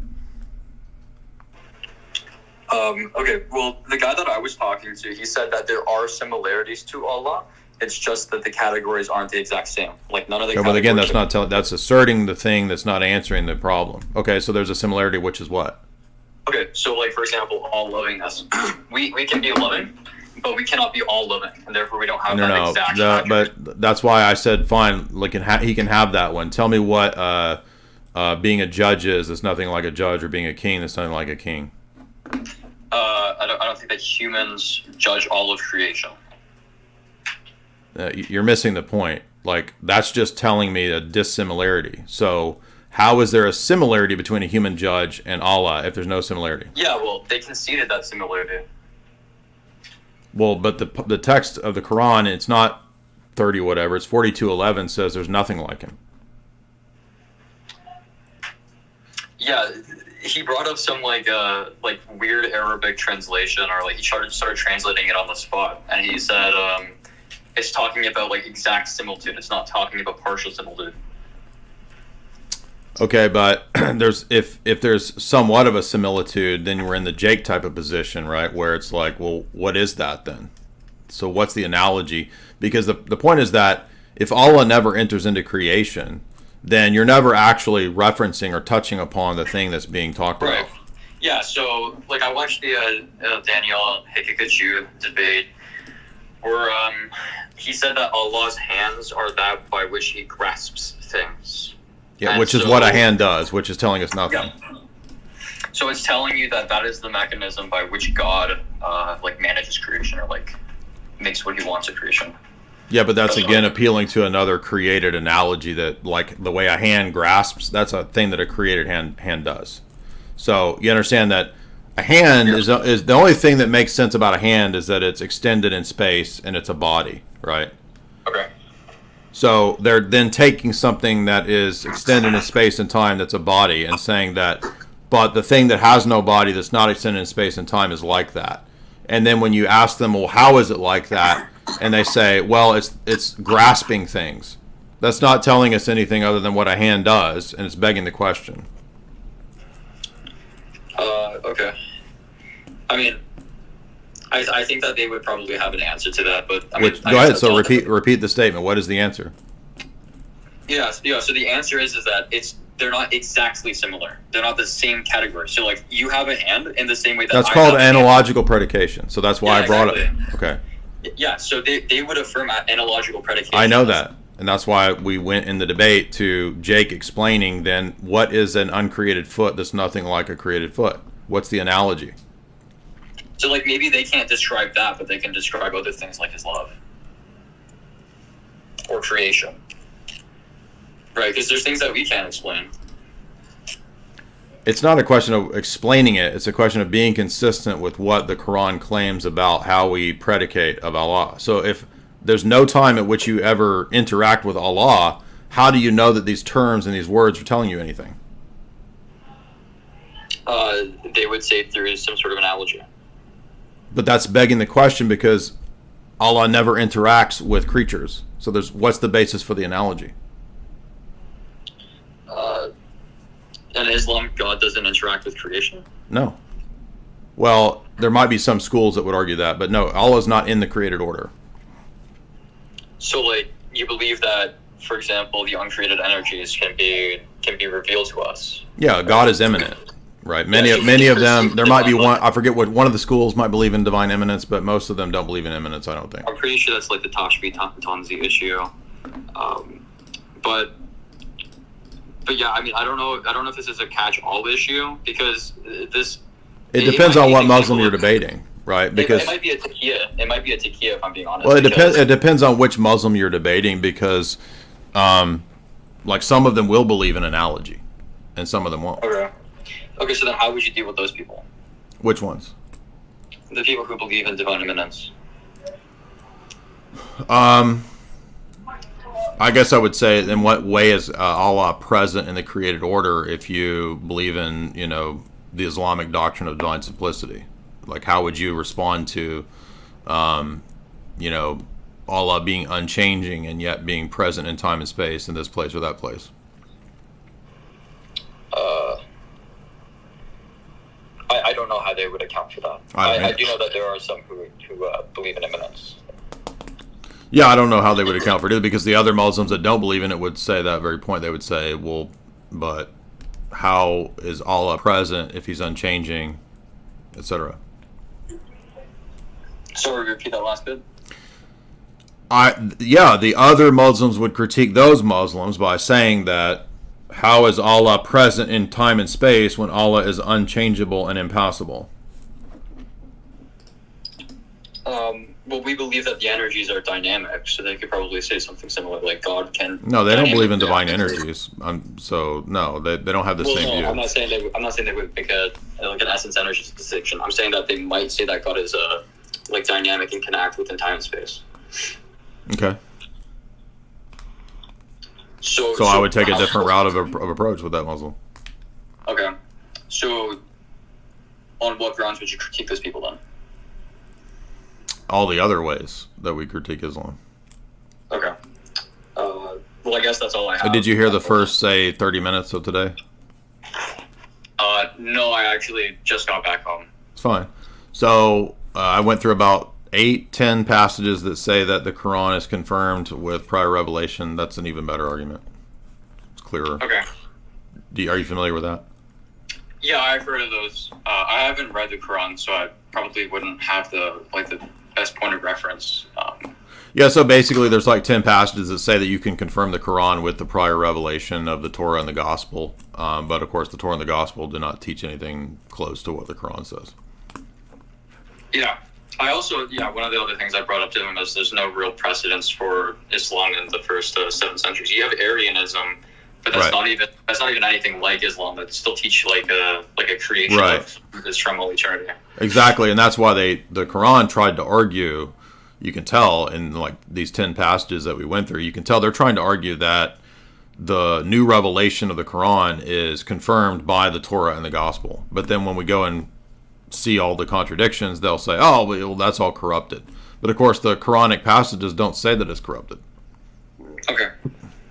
And I think that's really the ultimate argument. Like, it's actually kind of a disservice. It's kind of like going into the nuances with Thomists. Like, it's a disservice to religion to give them the appearance of all of this intellectual sophistication, just like with Muslims and the Allah and his attributes and this 400-page book on Ibn Taymiyyah that I read. I mean, this is really a disservice because the whole thing is preposterous and refuted by even stronger, clearer arguments, like the argument about the prior revelation, the 1-minute video I put up. It's not even worth going into all this nuance, because if you get into all this, the weeds of this stuff, I'm not saying you can't do it, but it's like, it gives the impression that this is some like vast, sophisticated metaphysical position, and in reality, it's dumb. Like, this shit is really stupid. Did you want to say something else? Sorry, was I taken off the platform? No, I thought you were done. Did you want to say something else? Yeah. Do you have any like secondary literature you'd recommend to me on this on the issue of Islam? The only secondary literature I've read is Islamic literature. So I've got a shelf of Islamic stuff. So I would start with the Study Quran. This is a good book to get.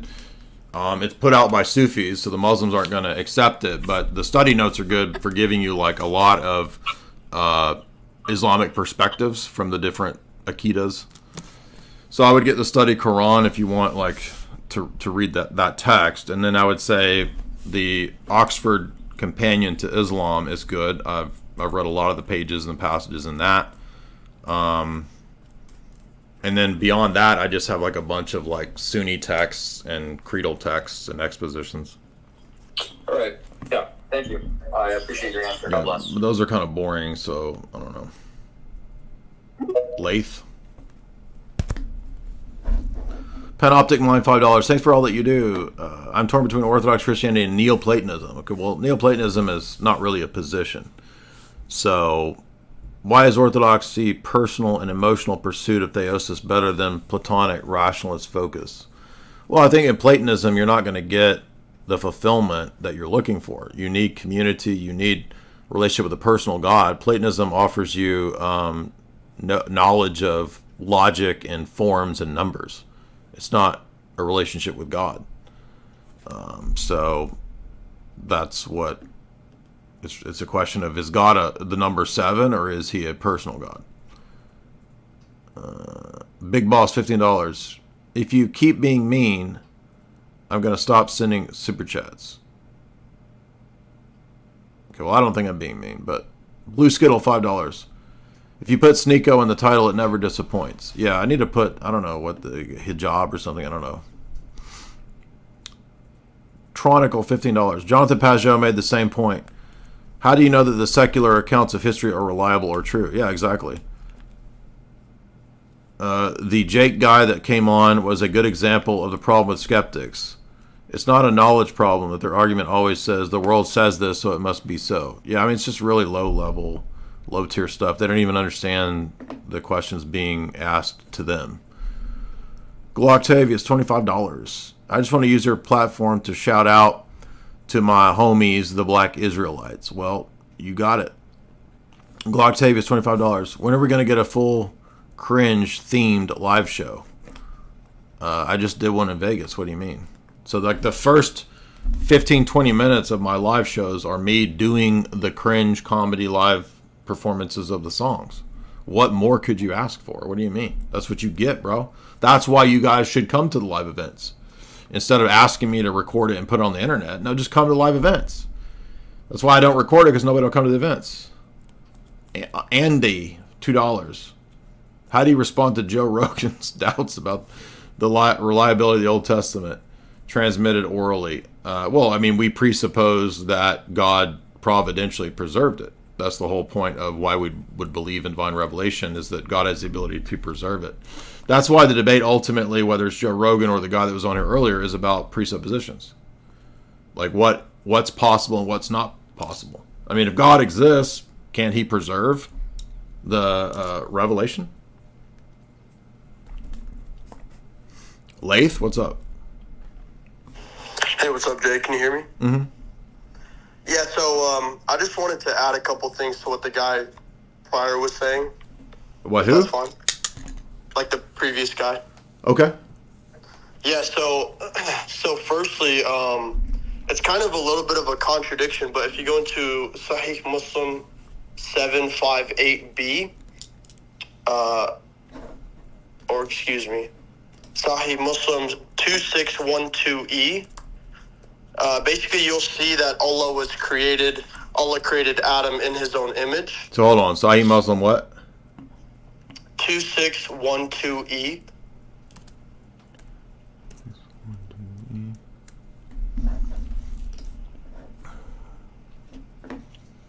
Okay, go ahead. So basically it says that Allah created Adam in his own image. And then there's other authentic hadith that say that it was in his own likeness. Yes, this is I covered this in the Gabriel Said Reynolds book. Go ahead. Yeah, so and then a lot of Muslim scholars will make the argument, well, it's like we can show mercy, God can show mercy, but his mercy is just far more than ours, like little things like that. I just wanted to add that. And then there's another one too, which is that Allah, like the metaphysics of him, is that he's limited in time and space, and you can find that in both the Quran and the authentic hadith. So like Quran chapter 10 verse 3, you'll basically see it says Allah istawa al-arsh, which means that he like ascended to his throne after he made all of the creation. Mm-hmm. And then in Sunan Ibn Majah, Sahih Muslim 758b, Allah descends every night to the lowest heaven. So yes, that came up with the Jake debate, correct? Yeah. So I mean, it's like a phony religion because he is limited by space and time. Yeah, those are all statements of bodily extension and existence in space and time. And then they're saying, oh, but actually Allah is not in time and space. He's eternal and outside of time and space.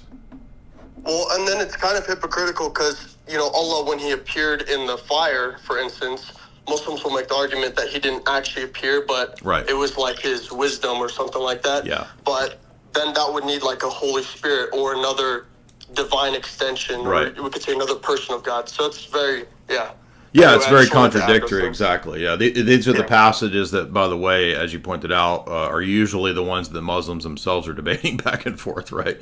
Exactly, yeah. Yeah, good points. Anyway, God bless you, brother. Thank you. Yeah, really good points. Appreciate that.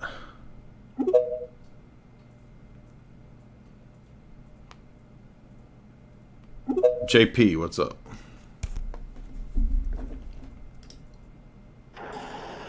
Hey, Jay. Yo. So I have a few questions about Catholicism. I'm not a Catholic, but I've been talking to a bunch of my Catholic friends. Okay. Particularly about absolute divine simplicity, Thomism, Christophanies in the Old Testament. Okay.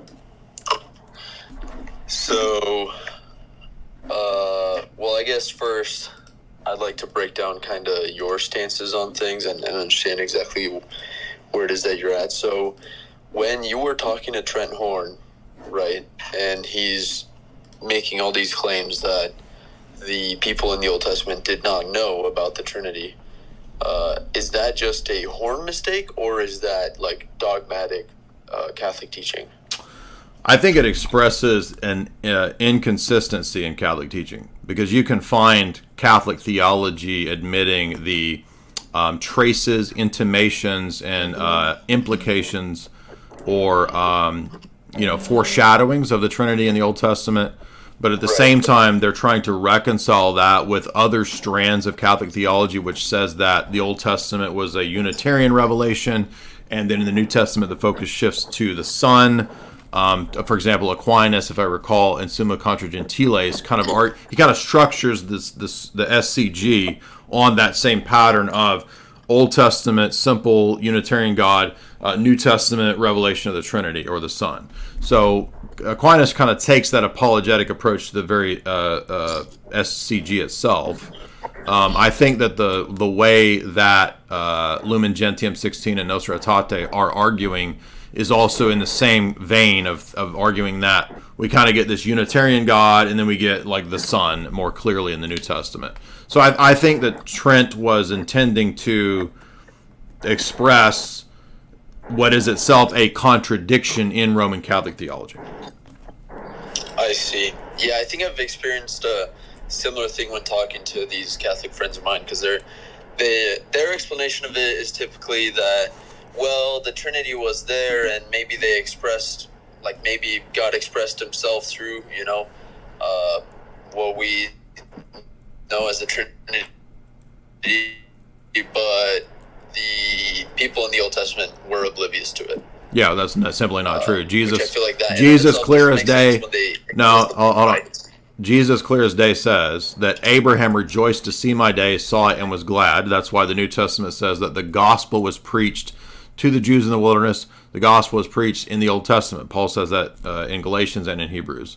So, no, it's a preposterous, ridiculous position, which is the whole basis as to why they would argue that Jews and Muslims and Christians all have the same God. It's just simply not true. Does Jesus, and the easiest way to end this is to just say, does Jesus accept the Unitarianism of the Pharisees in John 5-9? Oh, yeah. Does he? So then the other question I had, and you kind Well, of hold on, touched does he? on this. No, right? Yeah, go ahead.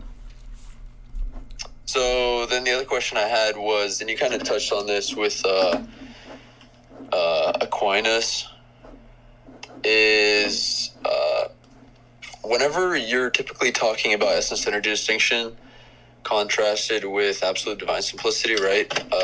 The conversation turns a lot into like what Aquinas has to say about it.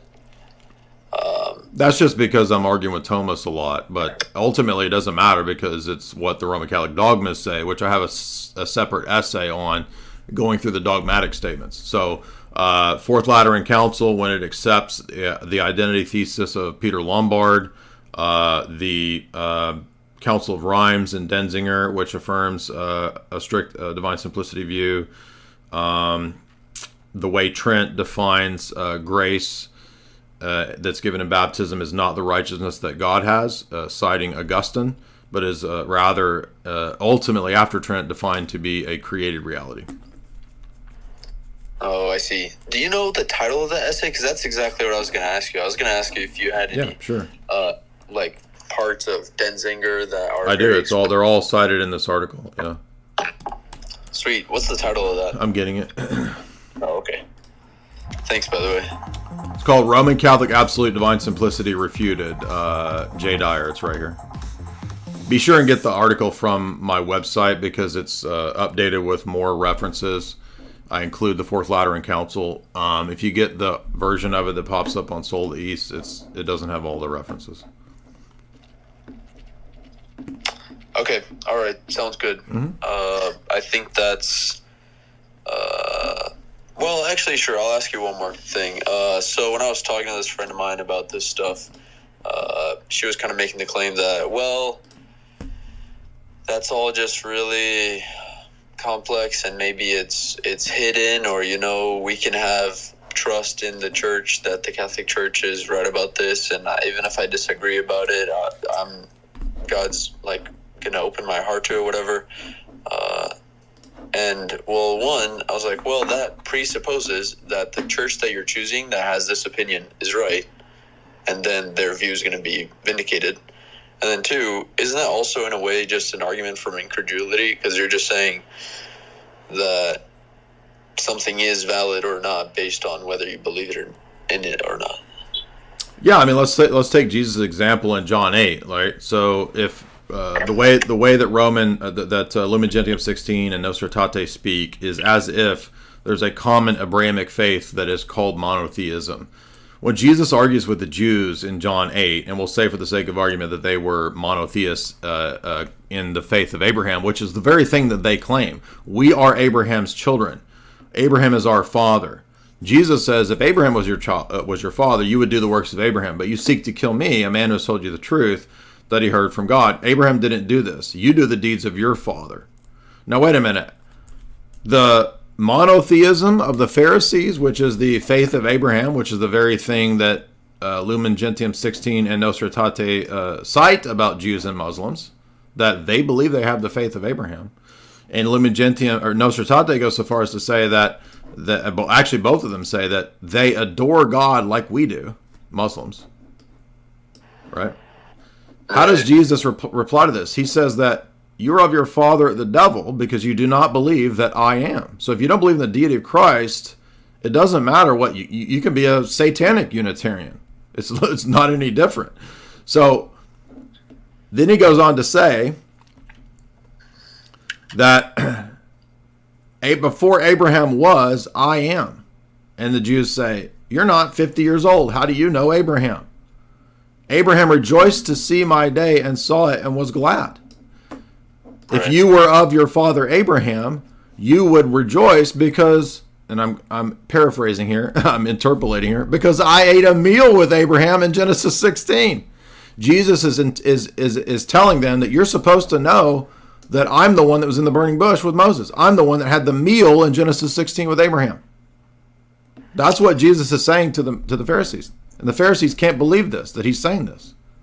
Right. Right? And would you say that it's a fair argument to say that with absolute divine simplicity you can't have these Christophanies, right? Yeah, I think that's a stronger argument. Yeah, exactly. But my point is different about, you asked about the girl saying, well, I just trust the church and it'll be clear. Okay, well, Jesus is arguing with Unitarians who profess to have the faith of Abraham. The very thing that Lumen Gentium 16 and Nostra Aetate argue. And this is the basis for Francis going and praying in mosques and praying towards Mecca and praying in the synagogues. And does this at all line up with what Jesus says in John 8? Right, no, it does not. So, there you go. But yeah, you're absolutely right that, again, to go back to the Theophanies issue,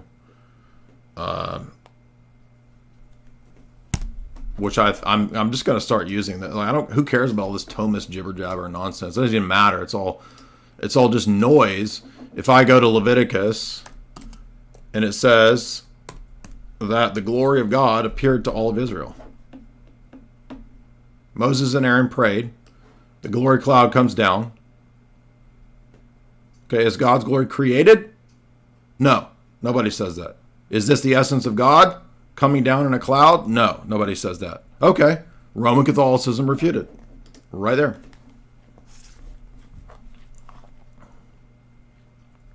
Lewis.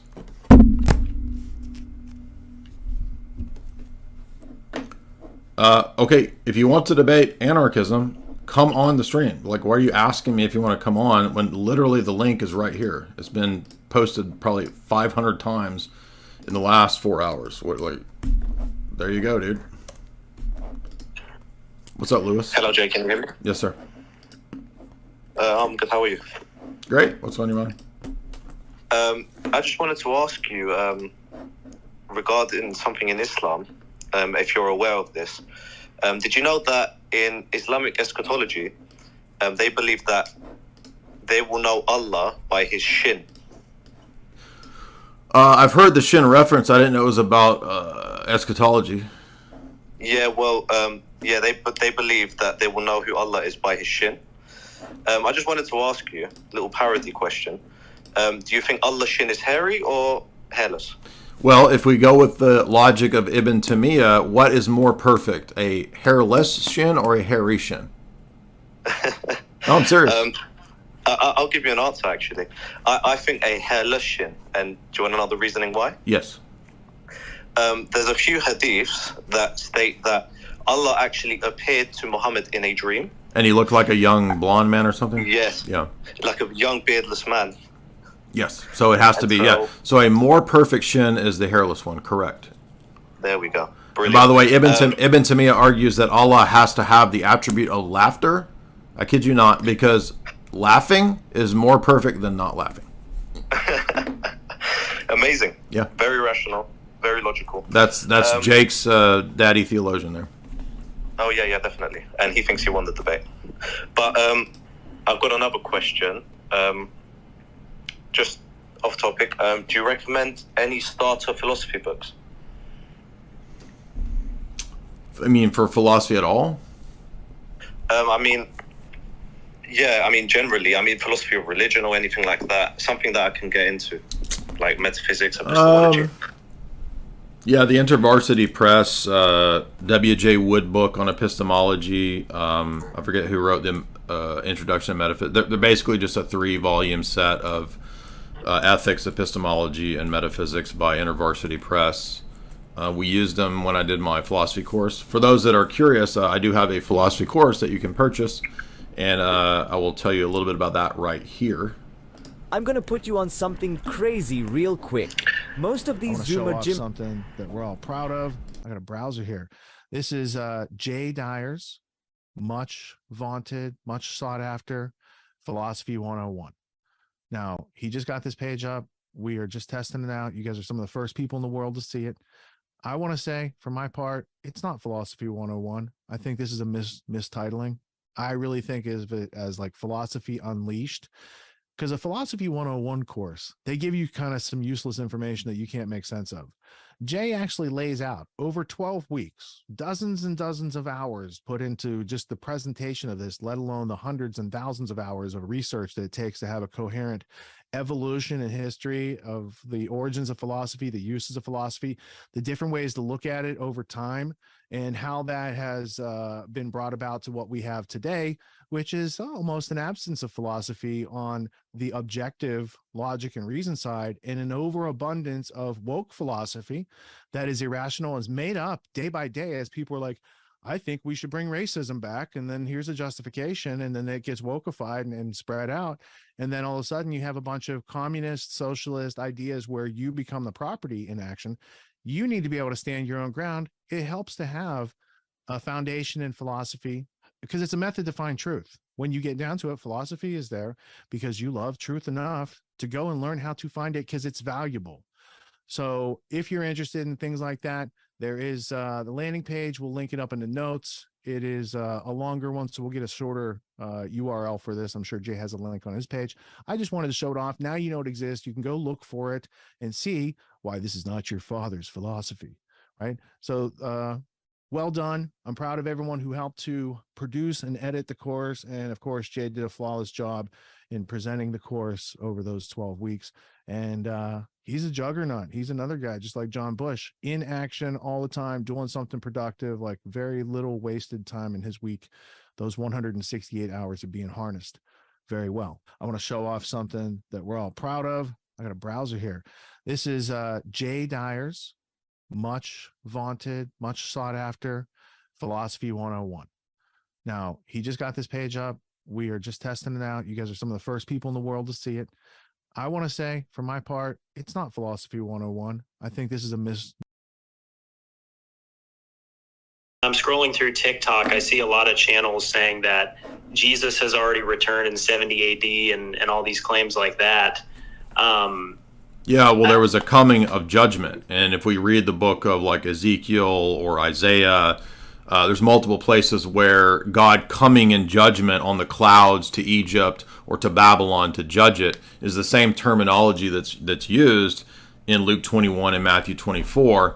But they're missing the point that there's a future fulfillment of all these things because these things get mirrored in history. And one of the things that they don't have that's causing them to fall into that is the Maccabees books.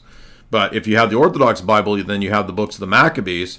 And we know that the abomination that Jesus spoke about is not just one event, because there's an abomination of desolation that Judas Maccabeus dealt with Antiochus Epiphanes in the Maccabean period, where the temple was defiled. There's another defilement that's mentioned in 3rd Maccabees of Ptolemy against the Jews. And then there's a defilement in 70 AD that Jesus mentions. There's also the defilement of 586 BC of the Babylonians in the temple. So that's 4 defilements showing a mirrored pattern of defiling. And so the idea that there's only one fulfillment in 70 AD is just simply false. And it's also a heresy because number one, it's dualistic, because if you're a full preterist, then evil continues for all eternity. It's never ended. And it also denies the bodily resurrection, and it's also a rejection of like 2,000 years of Christian teaching about the second coming and the resurrection. All right, Jay, thank you so much. You have a great rest of your day. Yeah, full preterism is a Gnostic heresy. And it's not, it's just like a few hundred people on the internet. It's not even a real thing. So it's open forum. I've still got some energy if you want to, last call for alcohol, last call for alcohol. And that is an actual old school rap song, by the way. It's kind of hard to find though. So if you want to request to speak, hit the request to speak button and I will bring you up. Topics are Islam, Roman Catholicism, Judaism, Gnosticism, Protestantism, Unitarianism. What else? What else is out there? Mormonism, Jehovah's Witnesses, Black Hebrew Israelites, Hebrew roots. If you would like to prove those positions, you hit the request to speak button and I'll bring you on. Charismatic, $20. How do you respond to charismatics who have wild dancing flag waving ceremonies in their service, and they cite King David dancing before the ark? Well, David's dance before the ark is a specific event in 2 Samuel 6, as you noted, that is not a pattern for the history of the church's worship. Even in the Old Testament, that wasn't the norm for worship. The norm for worship was the tabernacle temple ceremony, which was not David dancing before the ark after a battle. So that was a victorious battle ceremony. It's not the church's worship service. So it's just kind of silly idiocy on the part of evangelicals not to understand that even in the Old Testament there was a normative pattern of liturgical worship established. That's how Jesus himself worshipped. Jesus wasn't flopping around and acting like an idiot at a rock concert. He went to liturgical worship at his synagogue. No, does nobody ever think about, well, how did Jesus worship? What would Jesus do? Maybe we should worship like Jesus then, which was in a liturgical way. Ever think about that, Protestants? And, as I often argue, since the New Testament writers did not give a liturgy, I think that's providentially proof that the apostles gave an oral written tradition to worship liturgically. It could have been explained orally by Paul and then written down. It could have been written by Paul and given to his churches that he established. We don't know. But regardless, we have a liturgical pattern of worship that is the tradition of all the apostolic churches and all the apostolic sees that still exist to this day, even the ones that split from us like Rome or the Monophysites. They still have ancient liturgical worship services that go back to the apostolic era. Well, guess what, Protestants? Maybe that's a clue that the true worship of the church is liturgical worship. Did you ever think about that?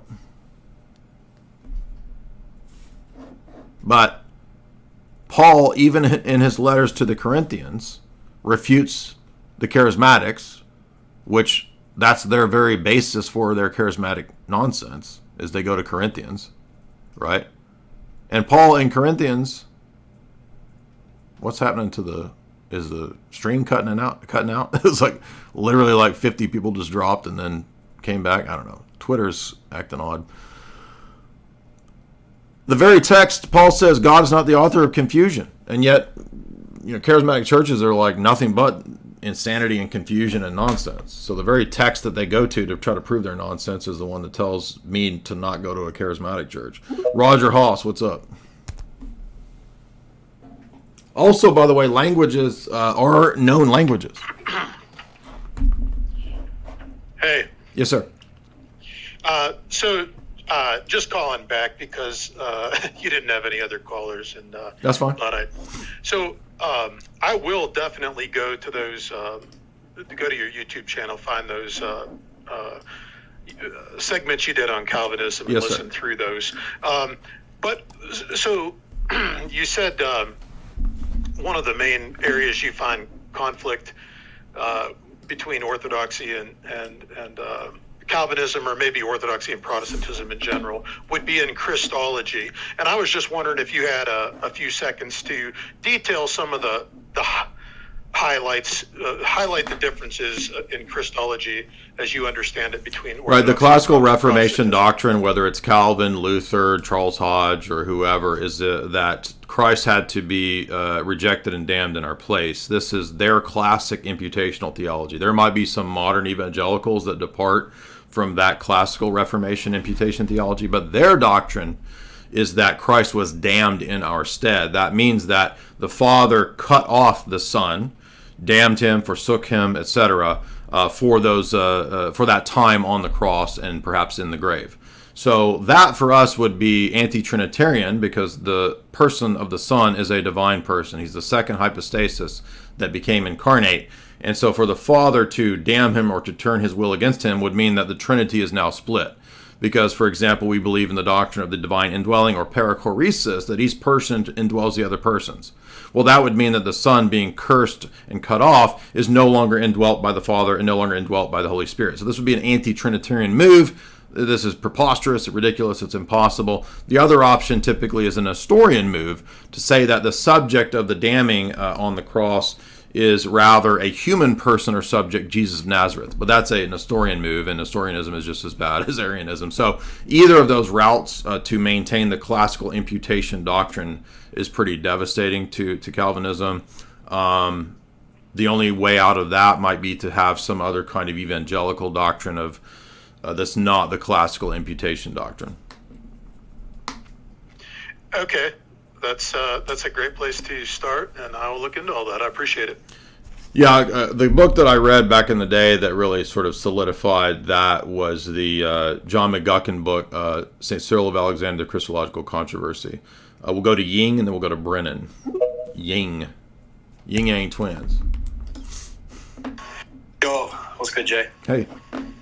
Yeah, I just wanted to add on to that point you made about tongues. You're making some great points. Also, notice, you know how when they go to like the whole angelic languages and stuff, notice how there's not a single example in scripture or the history of the church where an angel speaks a non-human language. So that's just a discounted argument straight away. Correct. You know what I mean? I think Paul's just using like exaggeration and rhetoric there. He's just saying, like, even if you learned a mystical angel language, it would be of no value if the hearers can't understand it. I don't think Paul's literally saying that, there's actually prayer languages of angels that is gibberish. I don't believe that. Yeah, no, definitely. And also, if you look at like the type of people that brought that, these strange practices into American evangelicalism, you should look into people like Kenneth Hagee. You familiar with him? I am, yeah. Yeah, I mean, that guy, man, he literally, it's like a known fact. He went to like Eastern religions and stuff like that, studied it, and brought it over to American evangelicalism. And it just blows my mind, because these Pentecostals, they're like, our religion started in the 1900s. Yeah, well, there's a church that's been here for 1900 years since then. You don't ever think about that, you know what I mean? It's just so silly. But yeah, that's just what I wanted to add, man. Appreciate what you do, Jay. Yeah, thank you. Appreciate that. Those are good comments. Yeah, I mean, Pentecostalism is just ridiculous. And, it gives Christianity a bad name, so it needs to go away as soon as possible. Brennan.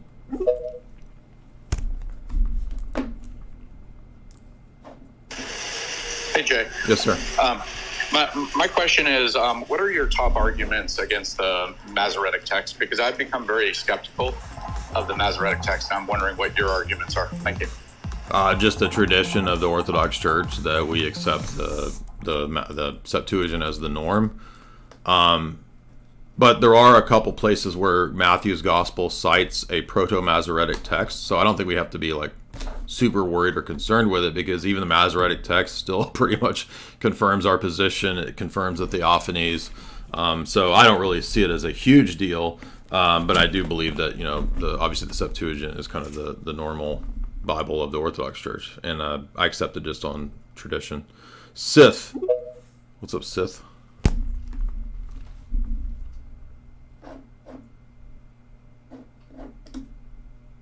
You gotta unmute. So I can hear me? Yeah. Yeah, so I kind of had a question. I've been kind of inquiring into, just religion and Christianity and stuff. Is the book of Revelation, would you consider that a prophecy? Yeah, sure. But doesn't Daniel 9:24 say that vision and prophecy would be sealed when the second temple is destroyed? Yeah, but it's saying that whole time period of the apostles is that period. So it's not, I mean, John is writing before the destruction of the temple, in my view. I believe in the early date. Okay, so you would say, well, would you say, so that's the same John, that's the same apostle, that's the apostle John? Yeah, sure. Okay, interesting. I mean, who says it's not? That's pretty much the universal view. Well, I mean, I didn't know. Sorry. That's okay. That's okay. No, that's fine. I thought you were saying like it's questionable or something, but no, that's pretty universally understood. Yeah. So I mean, I guess if you have that view that it's written before the destruction, I guess it wouldn't contradict the prophecy then, or right. So there's a good book on this called "Before Jerusalem Fell" by Ken Gentry. It's a really good argument for that. Would you say that's like the case for like? Would you believe in early dating for like all the New Testament material, or just specifically Revelation? I don't know the dates of the Gospels or the text. I think a lot of it's speculation. Nobody knows for sure. All right, that's all I had for now. Thank you. Mm-hmm. Yeah, and part of the reason I think that it makes sense is that the pattern of what's happening in Matthew 24 and Luke 21, it mirrors the pattern of what's described in the book of Revelation. So I think they're talking about the same events of 70 AD. And I think a lot of what Hebrews is talking about with the doing away of the old, Hebrews is also talking about the end of the temple administration, which happens in 70 AD. So 70 AD is a sign of the end of that all the old administration. So we oftentimes think of, it's Pentecost, it's the death of Christ, resurrection. No, there's actually several more decades before God manifests that final sign of the destruction of the temple. And that's what Jesus talks about. The account in Luke is so much clearer because it's written for Gentiles. If you just read Luke 21, it's so obvious that it's talking about the destruction of the temple. I mean, he even says, you people standing here who hear my voice, you are the ones hearing this that will see the temple destroyed. It will happen to this generation. And he even says, when you see the temple surrounded by the Gentiles and it's about to be destroyed, he says, you guys flee Jerusalem. Well, that message is not relevant to anybody 2,000 years later. It's relevant to the people that are standing there that are going to experience it. So the immediate context is 70 AD. And that's what makes perfect sense of the whole passage of Luke 21. And that's not the only reason, but part of the reason why the book of Revelation is describing the same events. And it's the same pattern of what Jesus describes in Luke 21 and Matthew 24 that's described in the pattern of Revelation 5, 6, 7, 8, 9, 10, 11, 12. I don't know why you keep requesting to speak. You're not a real profile, so you're like a bot or something, and it even says that you're not a real account. So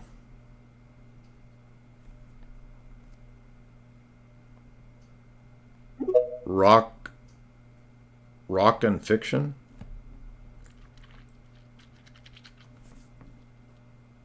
Hi, can you hear me? Uh-huh.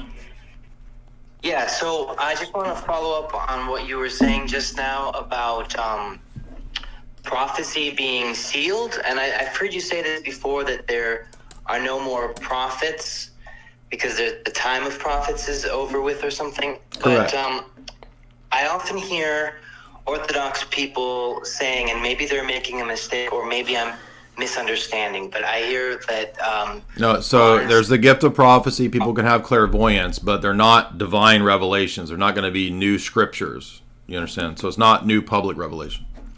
I see. So it's clairvoyance, meaning that they're anticipating things correctly, but it's not prophecy per se because it isn't scripture. Right. There's no new prophecies in the sense of new public divine revelations. There can be people who have the gift of clairvoyance or who have a premonition about something, like elders and saints.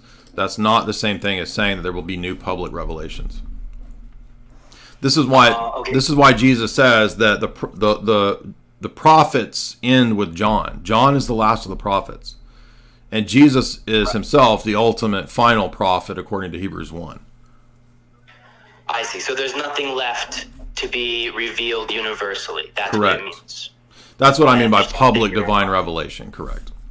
I got it. Thank you. So yeah, so the faith is once for all delivered to the saints, and that's why we could, for example, there's not going to be like, I don't know, Elder so and so on Mount Athos receives a new revelation that we need to have a new letter to Mount Athos written by Elder so and so added to the New Testament. That's not possible.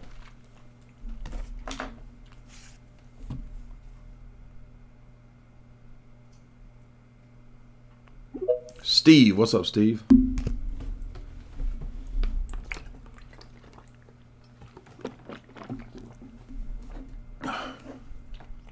Go ahead and unmute. Hello, Mr. Dyer. So I have a quick question on Israel. I came from an Anglican church, and now I'm Orthodox. I've been Orthodox for the past 3 years. Where do a lot of these Protestants get their take on Israel, like being the place rather than the Orthodox being like the church is Israel? It goes back to dispensationalism, John Nelson Darby, the C.I. Scofield and his Scofield Study Bible, promoted by Oxford University, promoted by very wealthy families, promoted by the Rothschilds, promoted by power elite, English seaboard elite, etc. Oh, that's a big take right there. I mean, I've done whole talks on it. So. Oh, okay. I'll just look up your old videos. Thank you. I'm trying to remember what I titled that one. Oh, it's called something like The Great End Times Religious Deception. That's it. If you find that video on YouTube, it covers that topic. But Father John Whiteford also just did a discussion on that too, over here on Buck Johnson's podcast. Let me pull that up. Here it is.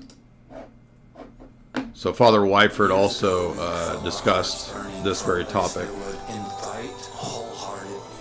Come on. What the heck is this? So they cover it here. Bad theology leads to bad actions with Father John Whiteford. They cover the topic right there as well. So if you want another account of that.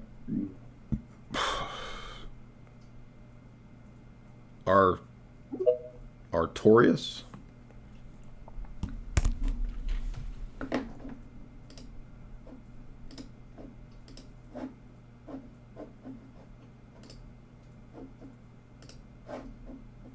You gotta unmute.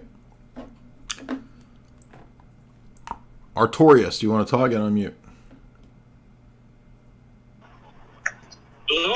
Hey. Hello? Yeah, hey. Yeah. Can you hear me? No, can't hear you. John William.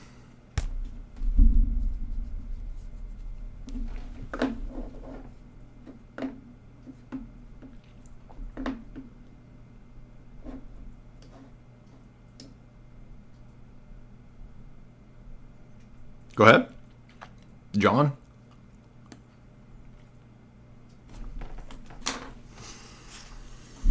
Don't hear anything, bro.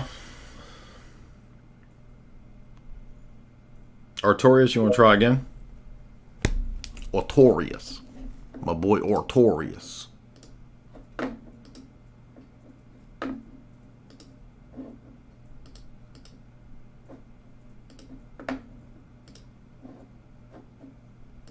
Artorius, you got to unmute, man.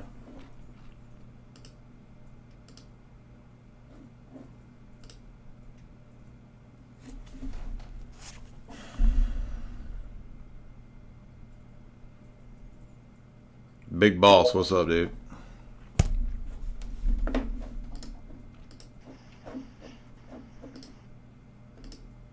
Gotta unmute, man. Guys, unmute. I mean, come on. What's going on, Jay? Hey, what's up? Alright, so this is more or less going to be a shill for your site because I work a wage slave job, and I gotta say, for $4.99, getting an actual decent lesson each day, it's pretty much priceless, especially when you're going over the same topics here for the most part. Thanks, man. So Appreciate that. thank you. Yeah, I want to add to people that are listening, you can subscribe to the website right here in the show description. Here's the link if you want to support the show by becoming a member there. You can also subscribe on Rockfin. And I do plan tonight to finally get to the part 2, which I know everybody's kind of like, where you never did the part 2 to Jacques Attali. No, guess what? I will do it. Here's the book. I finished it on the road. I read a lot. Okay, I had 2 weeks of driving to read. Actually, 1 week of driving total, and 1 week of Vegas and our Vegas event, which was a wild time. We had a lot of fun. But yes, I will be doing the part 2 to Jacques Attali probably tonight. I've got a lot of energy, so I feel like I could do it. What's up, big boss? Oh, we lost you. You dropped off.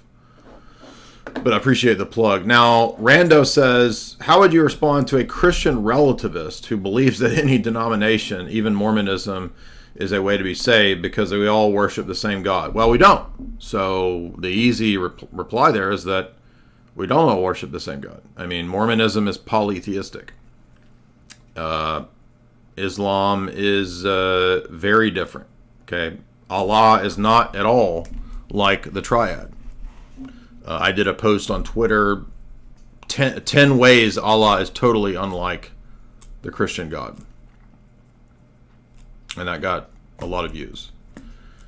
So I think the key here is to understand that these are mutually exclusive positions.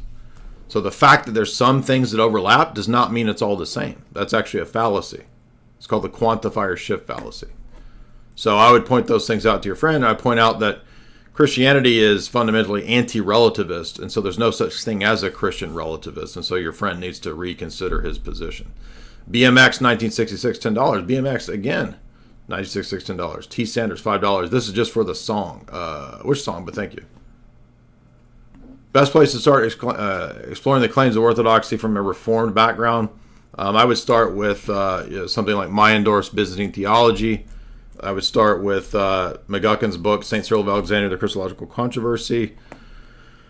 Oh, and I have to say, I'm kind of maybe I am winding down. If I'm going to be able to do this part 2 of the Jacques Attali talk, I might have to call it quits pretty soon. I'm kind of wearing down. Daniel. We've been driving for like a week, dude.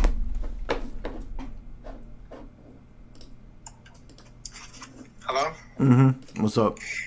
I had a question about like regeneration. Like Paul says in 2 Corinthians 5:17 that if any man's in Christ, he's a new creation. Mm-hmm.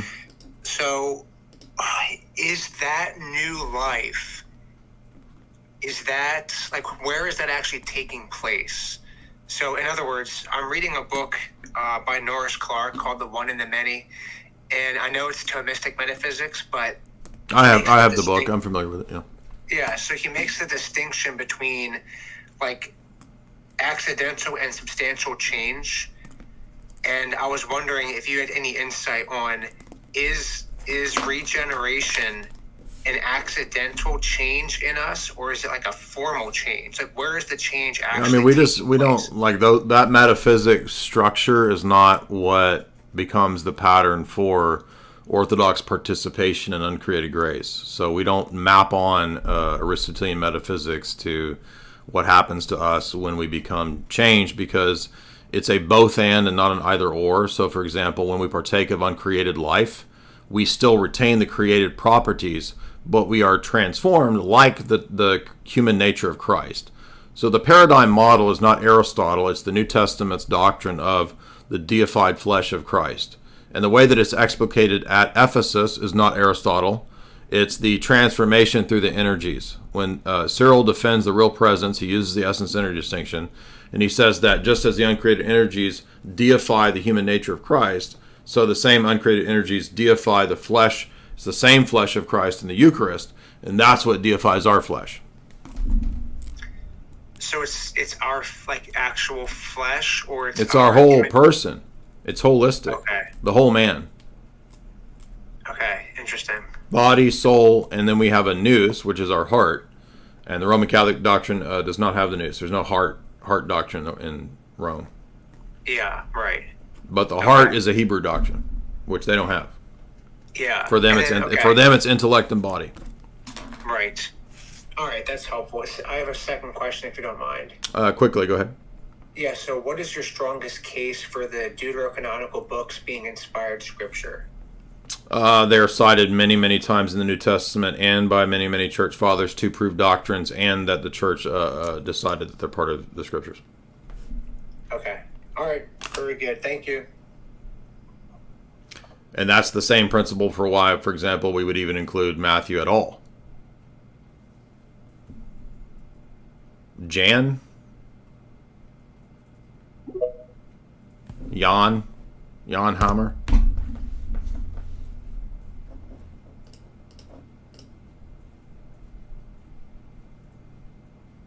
Go ahead. Don't hear you. Last call for alcohol. Greg. Old Greg. That's a Mighty Boosh reference.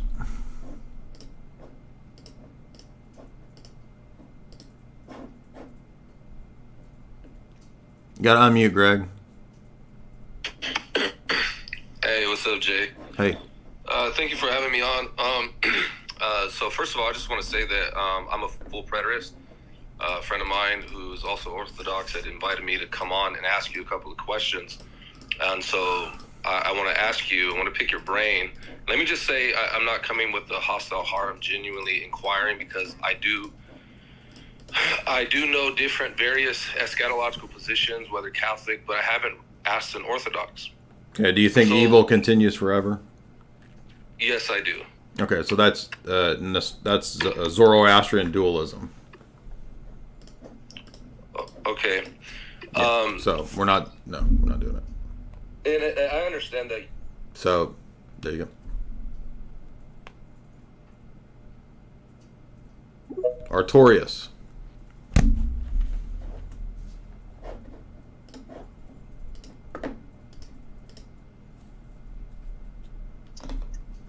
Hello?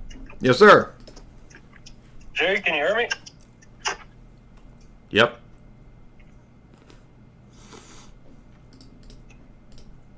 Can you hear me? Yes. Hello, Jay. Yeah. Are you there? I am.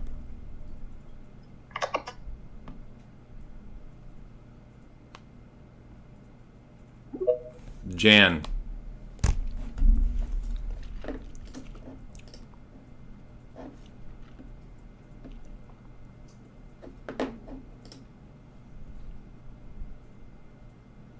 Got to unmute.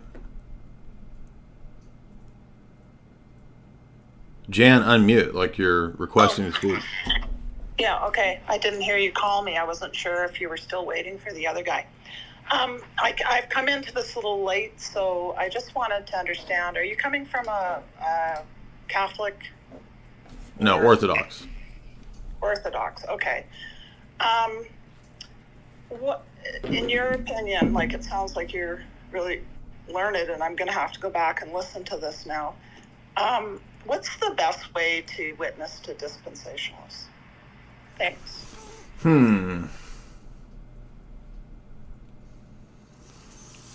That is a good question. Probably the passages that talk about the divorce of Israel and the continuity between salvation in the Old Testament and the New Testament, because those are kind of the crucial linchpins that dispensationalists assume to be not true. Like they think that there was some other way to be saved, and then there's this other grace path to be saved. The New Testament, Hebrews 4, for example, Paul in Galatians, is very clear that the gospel is preached in the Old Testament. Moses preached the gospel. Jesus is the one interacting with Moses and with Abraham. So there's not two paths to be saved. There's only one path to be saved. Jesus makes it very clear that the church is the kingdom in Matthew 16. Paul says that the church is the true spiritual Israel at the end of Galatians. And so there's no return to a temple and animal sacrifices. If you read the book of Hebrews, that would be considered apostasy. So it's utterly absurd to think that Jesus will return and set up a temple and reinstitute animal sacrifices. I mean, those are some of the big ones. Okay.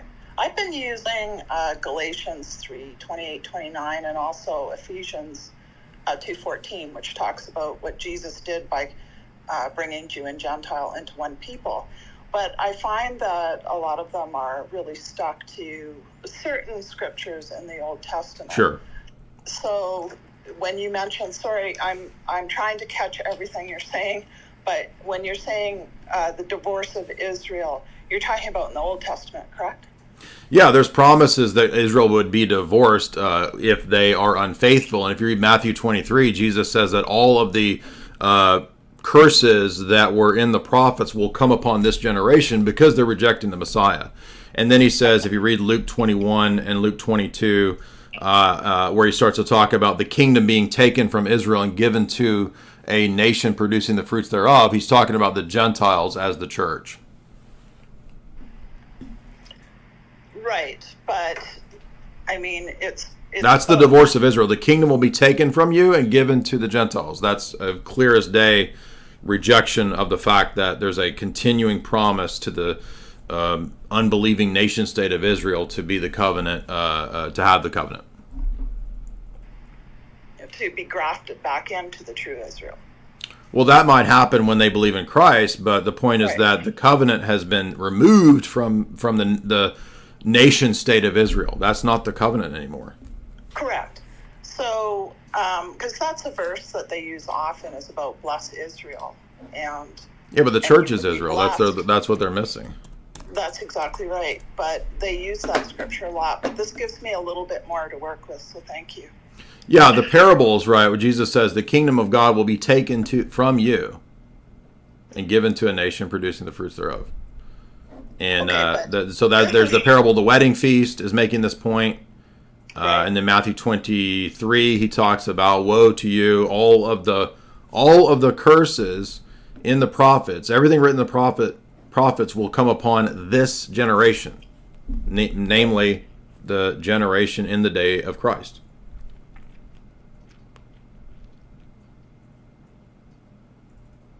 John?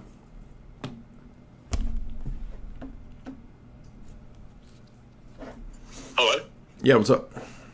Hey, Jay, what's up, man? So I'm Roman Catholic right now, but lately I've been feeling pretty drawn to Orthodoxy, and I'm trying to understand it more. And I was wondering if I just could ask a question or two.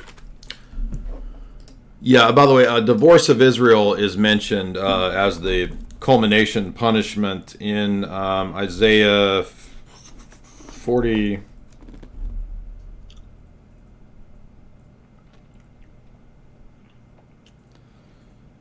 49 and 50 mentions divorce of Israel. It's mentioned in Hosea, and it's mentioned in Jeremiah.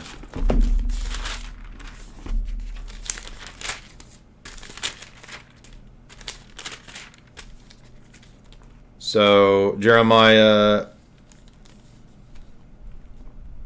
7, 8, 9 talks about the desolation that's coming in 586. But this is fulfilled ultimately in 70 AD when Jesus talks about the all the curses and the prophets coming upon this generation.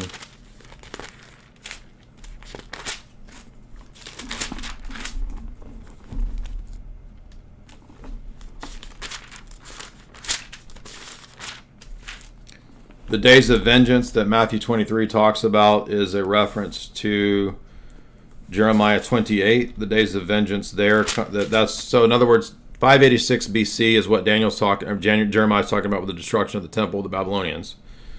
All of those things that are happening at that 586 defiling destruction of the temple, that's an image of what happens in 70 AD. So you see that all of the things that are being spoken of by Isaiah and Jeremiah and Hosea about the divorce happens in 70 AD, and that's why the book of Revelation is a bill of divorce to unfaithful Israel, nation state of Israel. It's the covenant stipulations of divorce, which Deuteronomy 28 talks about, that if Israel is unfaithful, all of these covenant curses will come upon them. And so the ultimate act of unfaithfulness was the rejection of Christ the Messiah. That then leads to the bill of divorce mentioned by Hosea, Isaiah, and Jeremiah. That's what the bold judgments and the references in Revelation 5, 6, 7, 8, 9, 10, 11, 12 are about. There you go. What's up, John? Hey, man. So I'm trying to understand the Orthodox synodality and stuff like that. Mm-hmm. And also the Metropolitans and Patriarchs. So I was talking to my brother yesterday, and we were talking about Ephesus 4:49, and obviously the Oriental Orthodox will hold out onto ecumenical, but the Eastern Orthodox won't. And so how do we know when a council like that happens, when it's not ecumenical and when it is? There is no specific magical definition of what is an ecumenical council, because ecumenical was bound up with the oikumene, which is the empire. That's why the emperor called all the first councils. So there's a pan-Orthodox synod, which can happen afterwards, and we could say that the Palamite synods are pan-Orthodox.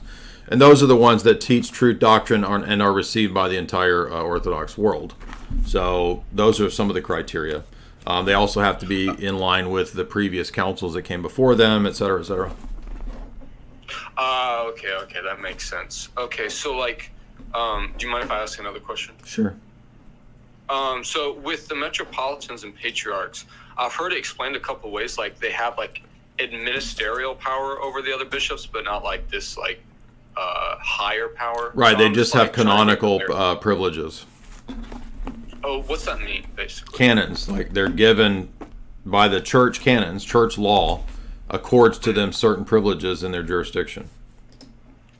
Okay. And so when let's say one apostolic see has a synod, is that only binding in that area, or is that binding in some way to the entire church? No, I mean,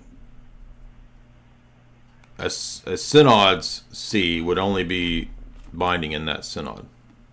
Okay, that's what I was thinking. I mean, that's all I had. a synod is local, in other words, unless it's a pan-Orthodox synod. Okay. Good questions. Casey.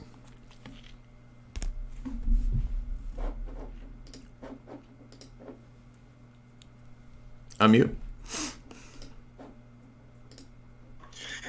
Hey, Jay. Can you hear me now? Mm-hmm. Yeah, I know we spoke earlier. I'd asked you a little bit about the hypothetical union and the question with the saints. I don't know if you remember.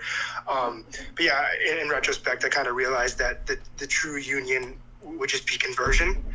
I know a little bit about, I've watched you for quite a while, and I know a little bit about your story, but I had a question. When you were, as you call it, a very trad Catholic, what was your view on the Eastern Catholic churches in communion, with Rome at the time, and some of the inconsistencies, obviously, with theology? Did you have a battle with that while you were kind of discerning, especially on your way out? Yeah. Yeah, I mean, I have a lot of podcasts where I go through the things that I think are inconsistencies. Are you wanting me to list them right now? I've been going for 5 hours. I can't. No, sorry. Yeah. So I guess did it take you? Was it pretty apparent at first once you started looking at the Catholic East that was it inconsistent right away, or did it take you quite some time to kind of battle through that? The Catholic East, Eastern Catholicism? Yes. Oh, yeah, no, that didn't take very long. I mean, because it's pretty obvious that that's a double-minded position. Yeah, okay. Yeah, I was just curious because, obviously there's a lot of trad Catholic channels, and I have a lot of friends, in the Latin Church and then also in various Byzantine liturgical churches too. And have you seen David Erhan's video on that? It's really good. David Erhan's video on it? Yeah. I've definitely watched at least one video that he's put out on the Byzantine Catholic churches. I'm just not quite sure. Well, it's the one that argues that Eastern Catholicism itself really refutes Roman Catholicism. Refutes Rome? Okay. Yeah. That's probably, I definitely watched a little bit of it. I'd have to take another look at it. Yeah, I mean, I think that's just a kind of almost a kill shot. I mean, because if if you can have all the Orthodox views as a Roman Catholic, and I can be a Melkite and in principle reject, because in practice, they actually reject Vatican I and Trent and, all kinds of stuff. But Trent and Vatican I do not allow you to do that. Yeah, recently I've kind of been battling with that a little bit, especially with some of those inconsistencies and trying to see different ways of if they are reconcilable or not for the Catholic side. Uh-huh. But as I've watched certain channels that will just remain unnamed for the sake of this, it's like kind of funny, especially from the traditional Catholic side. You see like that kind of Byzantine second-class citizenship in Catholicism. Right. That I think a lot of them definitely, they try to say it doesn't exist anymore. I know you're definitely familiar with like the story, like with guys like Alexis Toth and stuff like that. It's really fascinating. Well, let's just get down to the simple. Like, how can you be a heretic for centuries, like Palamos, Mark of Ephesus, and then nowadays be considered a saint and be revered in the Vatican II Church? Yeah, no, I definitely understand that. I see, like, I thought about it too when, even just from the traditional side, you'll hear a lot of guys say, though, too, like, I was just looking at liturgical calendars, right? And you'll see, like, what I kind of started to just view as a cope is like, oh, well, Palamas isn't on our liturgical calendar, therefore he's not actually a saint in the Catholic Church. But then when you actually do your research, you realize that all the liturgical calendars of the 23 various self-governing Eastern churches are approved via Rome. I know. So and many of them, if I recall, it's the same Festal Manion, which has all of these post-schism Orthodox saints. Yeah, it's definitely it's definitely a whirl. And then you'll have, like I said, you'll have trads kind of like calling out and be like, well, no, that's going against a channel that you definitely know of. I recently heard on a live just say like you're definitely going against the magisterium if you venerate Gregory Palamas. And I just thought it was really funny. I was like looking at the their own magisterium venerates Palamos. So yeah, exactly. John Paul II famously venerated him. Yeah, they have the I forgot, it's the Redemptoris Mater Church. I don't know if you're familiar with that. I am. Yeah, where they have like it's crazy. I'm not to say that, like, I guess from that paradigm they can try to make sense of it for themselves, I'm sure. Well, they can't though. Because, I guess if you follow whatever you, it's just Protestantism. You follow whatever you want. Again, is truth relative or not? Was Palamos a heretic or a saint for all those centuries? Yeah, no, I get exactly what I just don't understand, like, how does a Roman Catholic not process this? How does it not make it obvious that this is the position that changes? Ours is the one that doesn't change. Yeah, no, understood. Yeah, it is definitely, the more research I do in it, the more mind-boggling it kind of becomes. Have you read the Alexandria document? So I haven't read it in depth. I'm familiar with that in the Chieti document. I was also very familiar with the arguments on the Catholic side that it's not magisterial, but regardless of what it's not magisterial actually means, if it's posted on the Vatican, so what? But is magisterial the only thing that counts as heresy? Yeah, I guess you'd have to ask. What I'm saying, I'm not even disagreeing. What I'm saying is that, like, the fact that it is on the Vatican's website front page, to me, just kind of debunks the argument that it has no weight to it. Yeah, but it doesn't even matter whether it's magisterial or not if the papacy in Rome is approving and putting out a thing that's full of errors, because that's what I'm saying. Yeah. Because it's on, like, the site, so that's why it's like that. The point that some Catholics will try to make, it just doesn't make any sense. Right. Yeah, I agree. Because they put it forward. I'll have to read it. Is the Alexandria document? I know that in the Chieti. Is it specifically? What does that one go into detail about? About, like, the first millennium? Chieti focuses on the first millennium. Alexandria focuses on the second millennium, and Alexandria admits probably 90% of the Orthodox arguments. Okay. Anyway, but thank you. Last call. I think we're about out of time. My mind's kind of turning to mush, so I don't see any more questions. We already had Princess Diana come on. Thank you for coming back. We appreciate that, Princess Di. But anybody else? No more? We didn't get a lot of Islam. We usually get a lot of Islam. No Muslims. Nobody wants to defend fart hadiths. Satan farting. No defenses of that. All right. Thank you guys. Everybody hit like and share. Be sure to head on over to chalk.com. Use promo code J50. Excuse me, J44 Life. J-A-Y-44 L-I-F-E. You get 44% off those great products. Petrosity.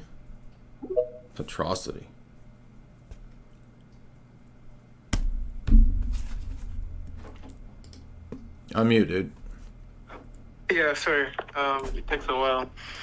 I'm not a Muslim, but I said you said you're wrapping up. I just wanted to ask just a quick question from a Protestant POV. Is that fine? Uh-huh.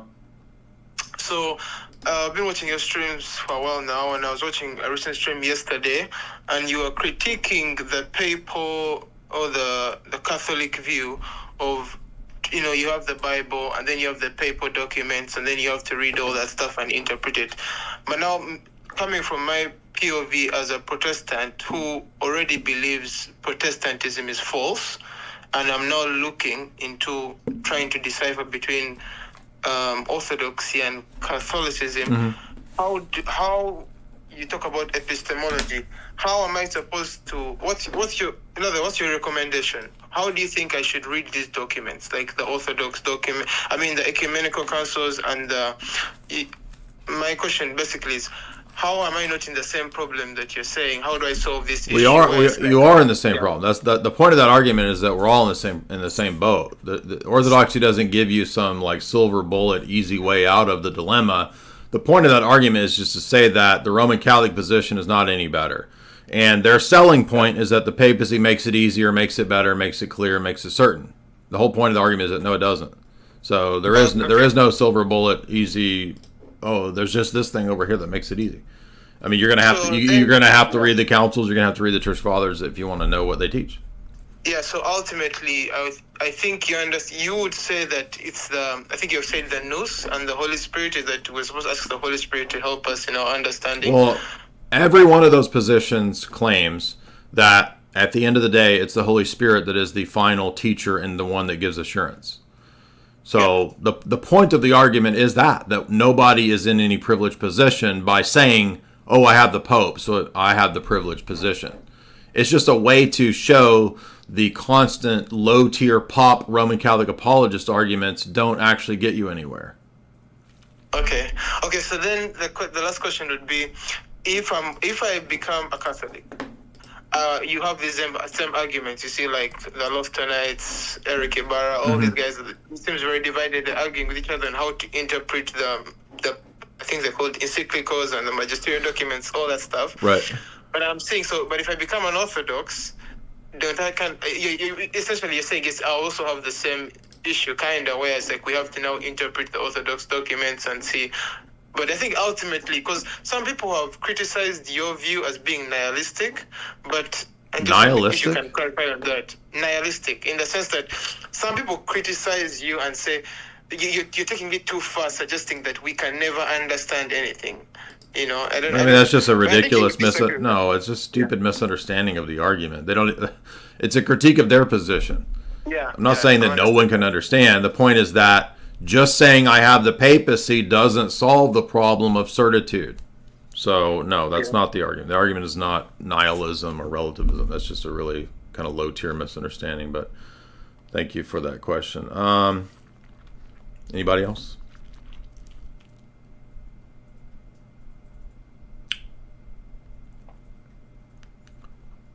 Ortho.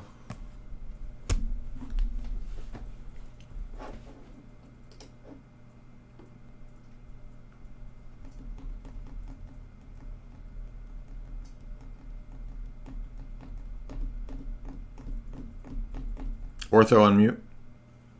Hello. Uh-huh. Can you hear me? Yeah. Okay. Tonight's finally. I've been waiting for 2 hours.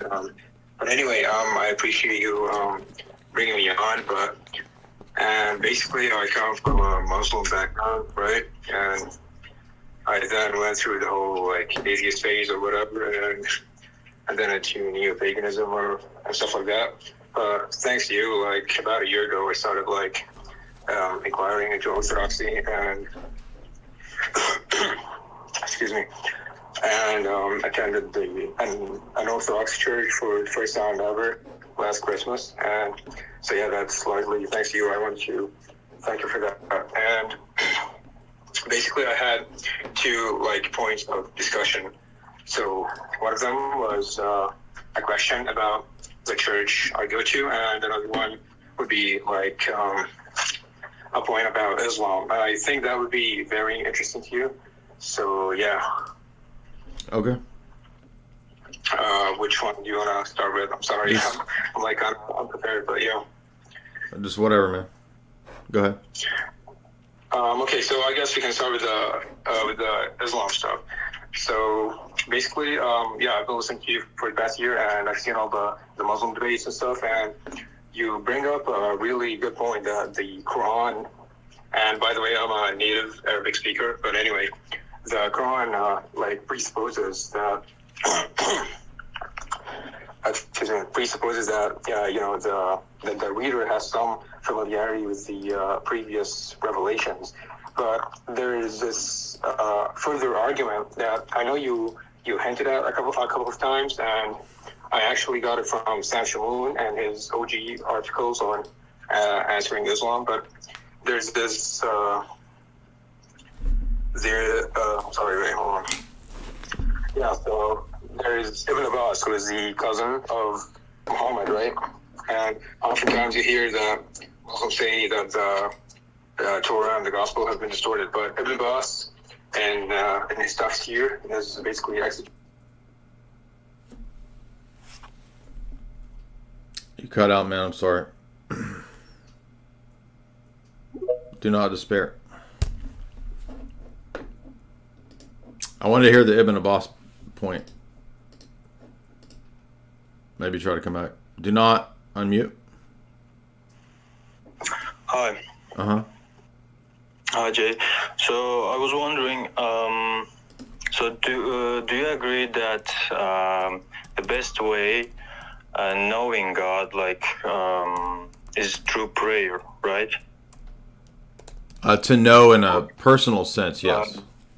I mean, like a proof. Like, if you want to get a proof, ask God, and He provides you proof.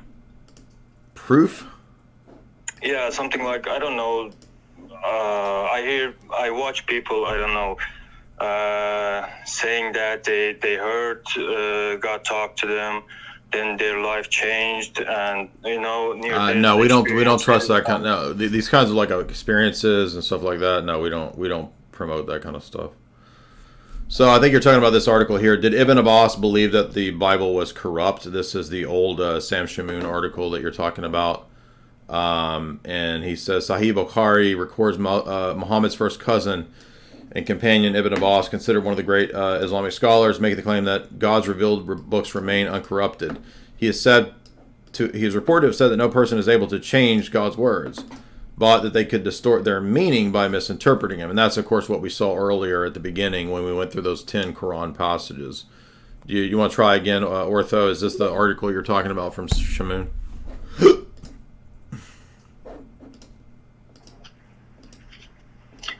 Hello? Yeah, is this it? Yeah, exactly. That's it.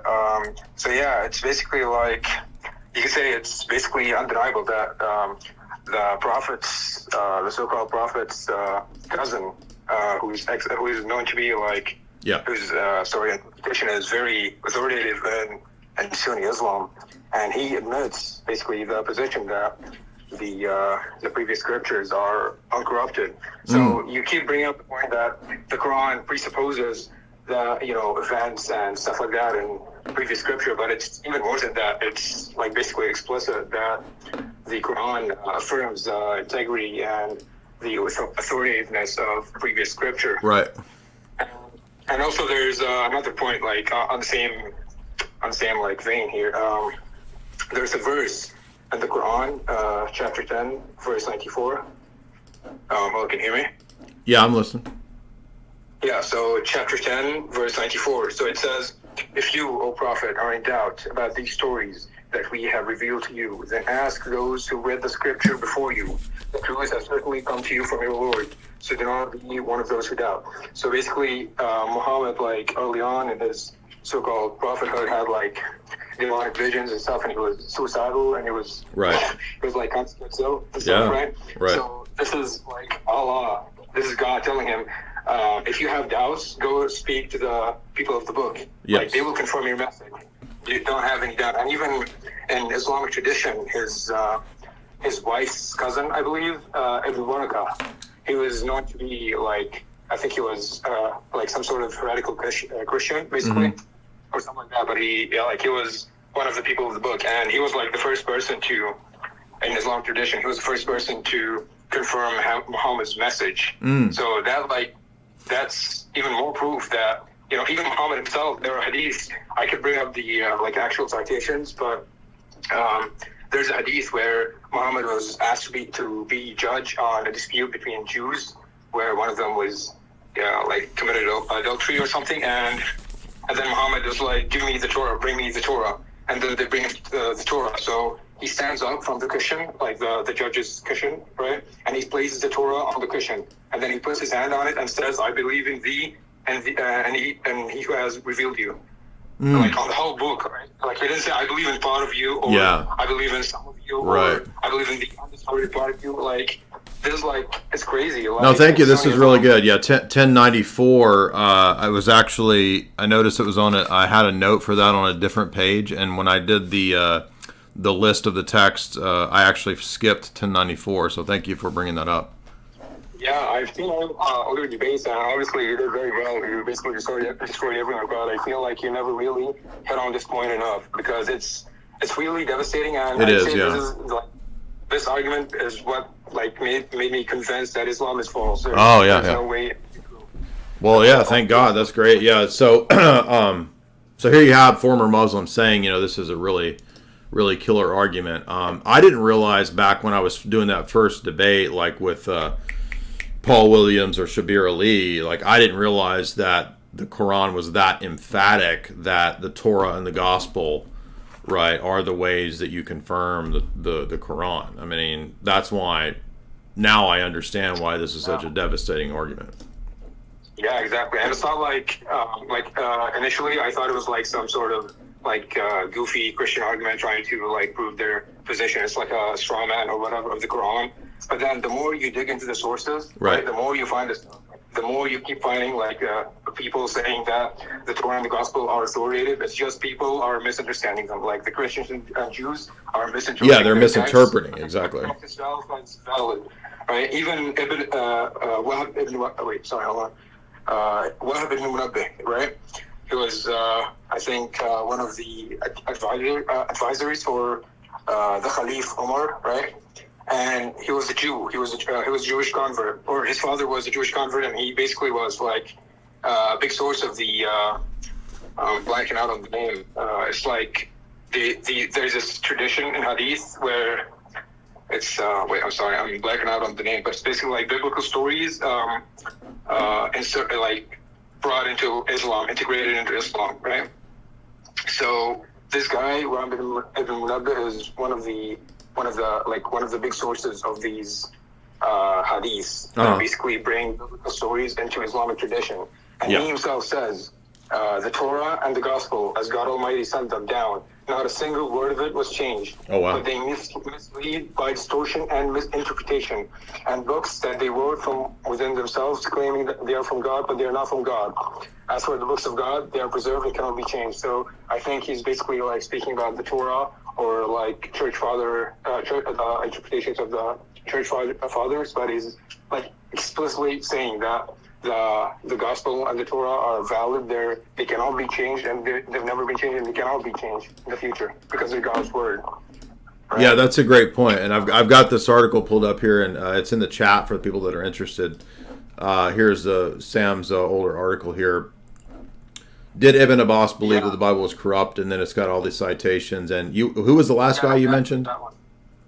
That one was Wahab ibn Munabbih. He's not as authoritative as Ibn Abbas, but it's like so pretty. Okay. Like it shows you that the overall position was consistent. Like everyone believed that those silly Christians and Jews are just not applying the text that they have. They're just listening to their own like hubris and ego. Exactly. It's not the text; it's their interpretation, right? Yeah, exactly. That's the whole point. Yeah. So I mean, I wanted to give a shout out to Sam Shamoun because, like, honestly, without him, I don't know if I would have left this crazy cult.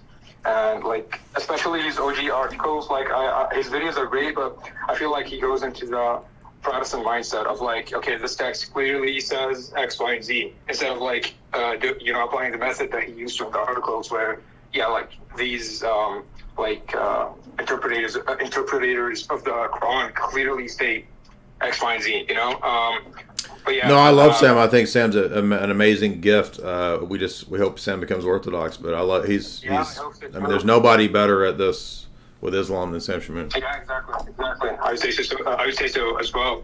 And I'm really grateful for him, and I'm really grateful for your work. So basically, with Sam Shamoun bringing me out of the cult, and your work bringing me into Orthodoxy. But that's great. I wanted to, so God bless you. But I wanted to ask a question about the church that I attend, if you don't mind. Sure. Okay, so basically, I remember like early on when I started attending, having a sit down with my father, my spiritual father, and I asked him about I remember bringing up and passing the issue of the Theotokos, right? And I was like, I know that some Orientals refuse to call her the Mother of God. And at the time, I was like new and didn't really know much about it. I just brought it up in passing, and it was just snippets I heard from their streams and stuff. And then he responded saying something along the lines of, that's not really true. It was basically just a communication issue, because in the Ethiopian language, the terms person and hypostasy have the same word. Hold on. So this is two different topics. So the Ethiopians would be more on the side of what we call monophysite, which is where they kind of see Jesus as what's called a tertium quid, or a product, a new third thing of the union, which is, is it fully human, is it fully divine, or is it a third thing? So that's the Ethiopian tendency that you're talking about. That's different than the Assyrian Church of the East, or the idea of those Eastern churches that she should be called Christotokos, or the Mother of Christ. So like Marmari Emmanuel, he's in that direction. That's the opposite direction of like the Ethiopians. Oh, okay. I was just about to bring up Mari here, but wait. So are Ethiopians like considered Orthodox, or I'm confused? No, the Assyrian Church of the East has a tendency towards what we call Nestorianism. And the other groups like the Ethiopian Tewahedo and those Coptics, they tend towards what we call monophysite. So are they Orthodox? Because I heard... No, we do not accept either group as Orthodox. Well, there's this guy at my church that I was talking to, and he was like talking about the Coptic church, and he was saying that it's all Orthodoxy, so it's all it's all good if you attend the Greek Orthodox Church or the Coptic. Right now, I'm attending the Greek Orthodox Church. Okay. Yeah, that's more of an ecumenist view. And no, they're not. I mean, there might be some modern discussions that have been positive towards understanding that the Fifth Council really was a way to reconcile. But the problem is that they're not prepared yet to be in communion with us, really, because of the issue of people like Severus, who we consider a heretic, that they consider a saint. So even though the strict theology might technically be reconciled, the main issue is more so, what do we do with the claim of Severus being a heretic and a saint? So that's the major impasse, I think. But no, we're not formally in communion with Coptic people. Okay, I see. And just one more thing, like on the same topic. So, so I guess I messed up on the Ethiopian part. I thought it was they were Nestorian as well. I wrote this paragraph in preparation. But anyway, and then but I still have like some doubts about the church that I'm attending, because I remember like during one sermon, like maybe 2 months ago or something, maybe a month ago, I forgot. But like the priest was like talking about like women's suffrage and stuff like that. It was like that we respect women, and so you got like a liberal Greek priest, maybe, is that what it is? Yeah, that's what I'm feeling. Like I'm not like hating on women, but it just like he emphasizes way too much, and it was like, yeah. I mean that's unfortunate amongst that you can find this sort of liberal ecumenist tendency amongst Greeks at times. Do you have other options, other churches you can check out, or is that the only option? Well, I have a Greek Orthodox Church. That's the one I attend, and then there's a Coptic Church. Those are basically the two closest ones. Yeah, well, I would say no. You can't go to the Coptic Church. Like we don't allow that. So you gotta not go there. It's unfortunate that the Greek priest has these tendencies, but I would say just focus on the theology of the church and the sacraments, and maybe down the road you'll have access to a more faithful, like a Russian Orthodox Church, or Serbian or Romanian, or even Antiochian. If you're Arab, you might find commonality amongst the Antiochians, because there's a lot of Arabs, but appreciate that. I don't see anybody else. I'm about pretty much worn down. This is 5 hours, so thank you guys so much. A lot of fun today. Be sure and head over to chalk.com, use promo code J44LIFE, that's JAY44LIFE, to get a hold of not just the Chad mode, but also the Tonkat Ali. The Tonkat was a big help on the journey. I was using and taking Tonkat to help with that freaking... It took us basically 5 days to get there, and then 6 days to drive back. So Irish moss helped balance out those hormones. The ladies especially need to Action 2.0. If you need overall supplementation,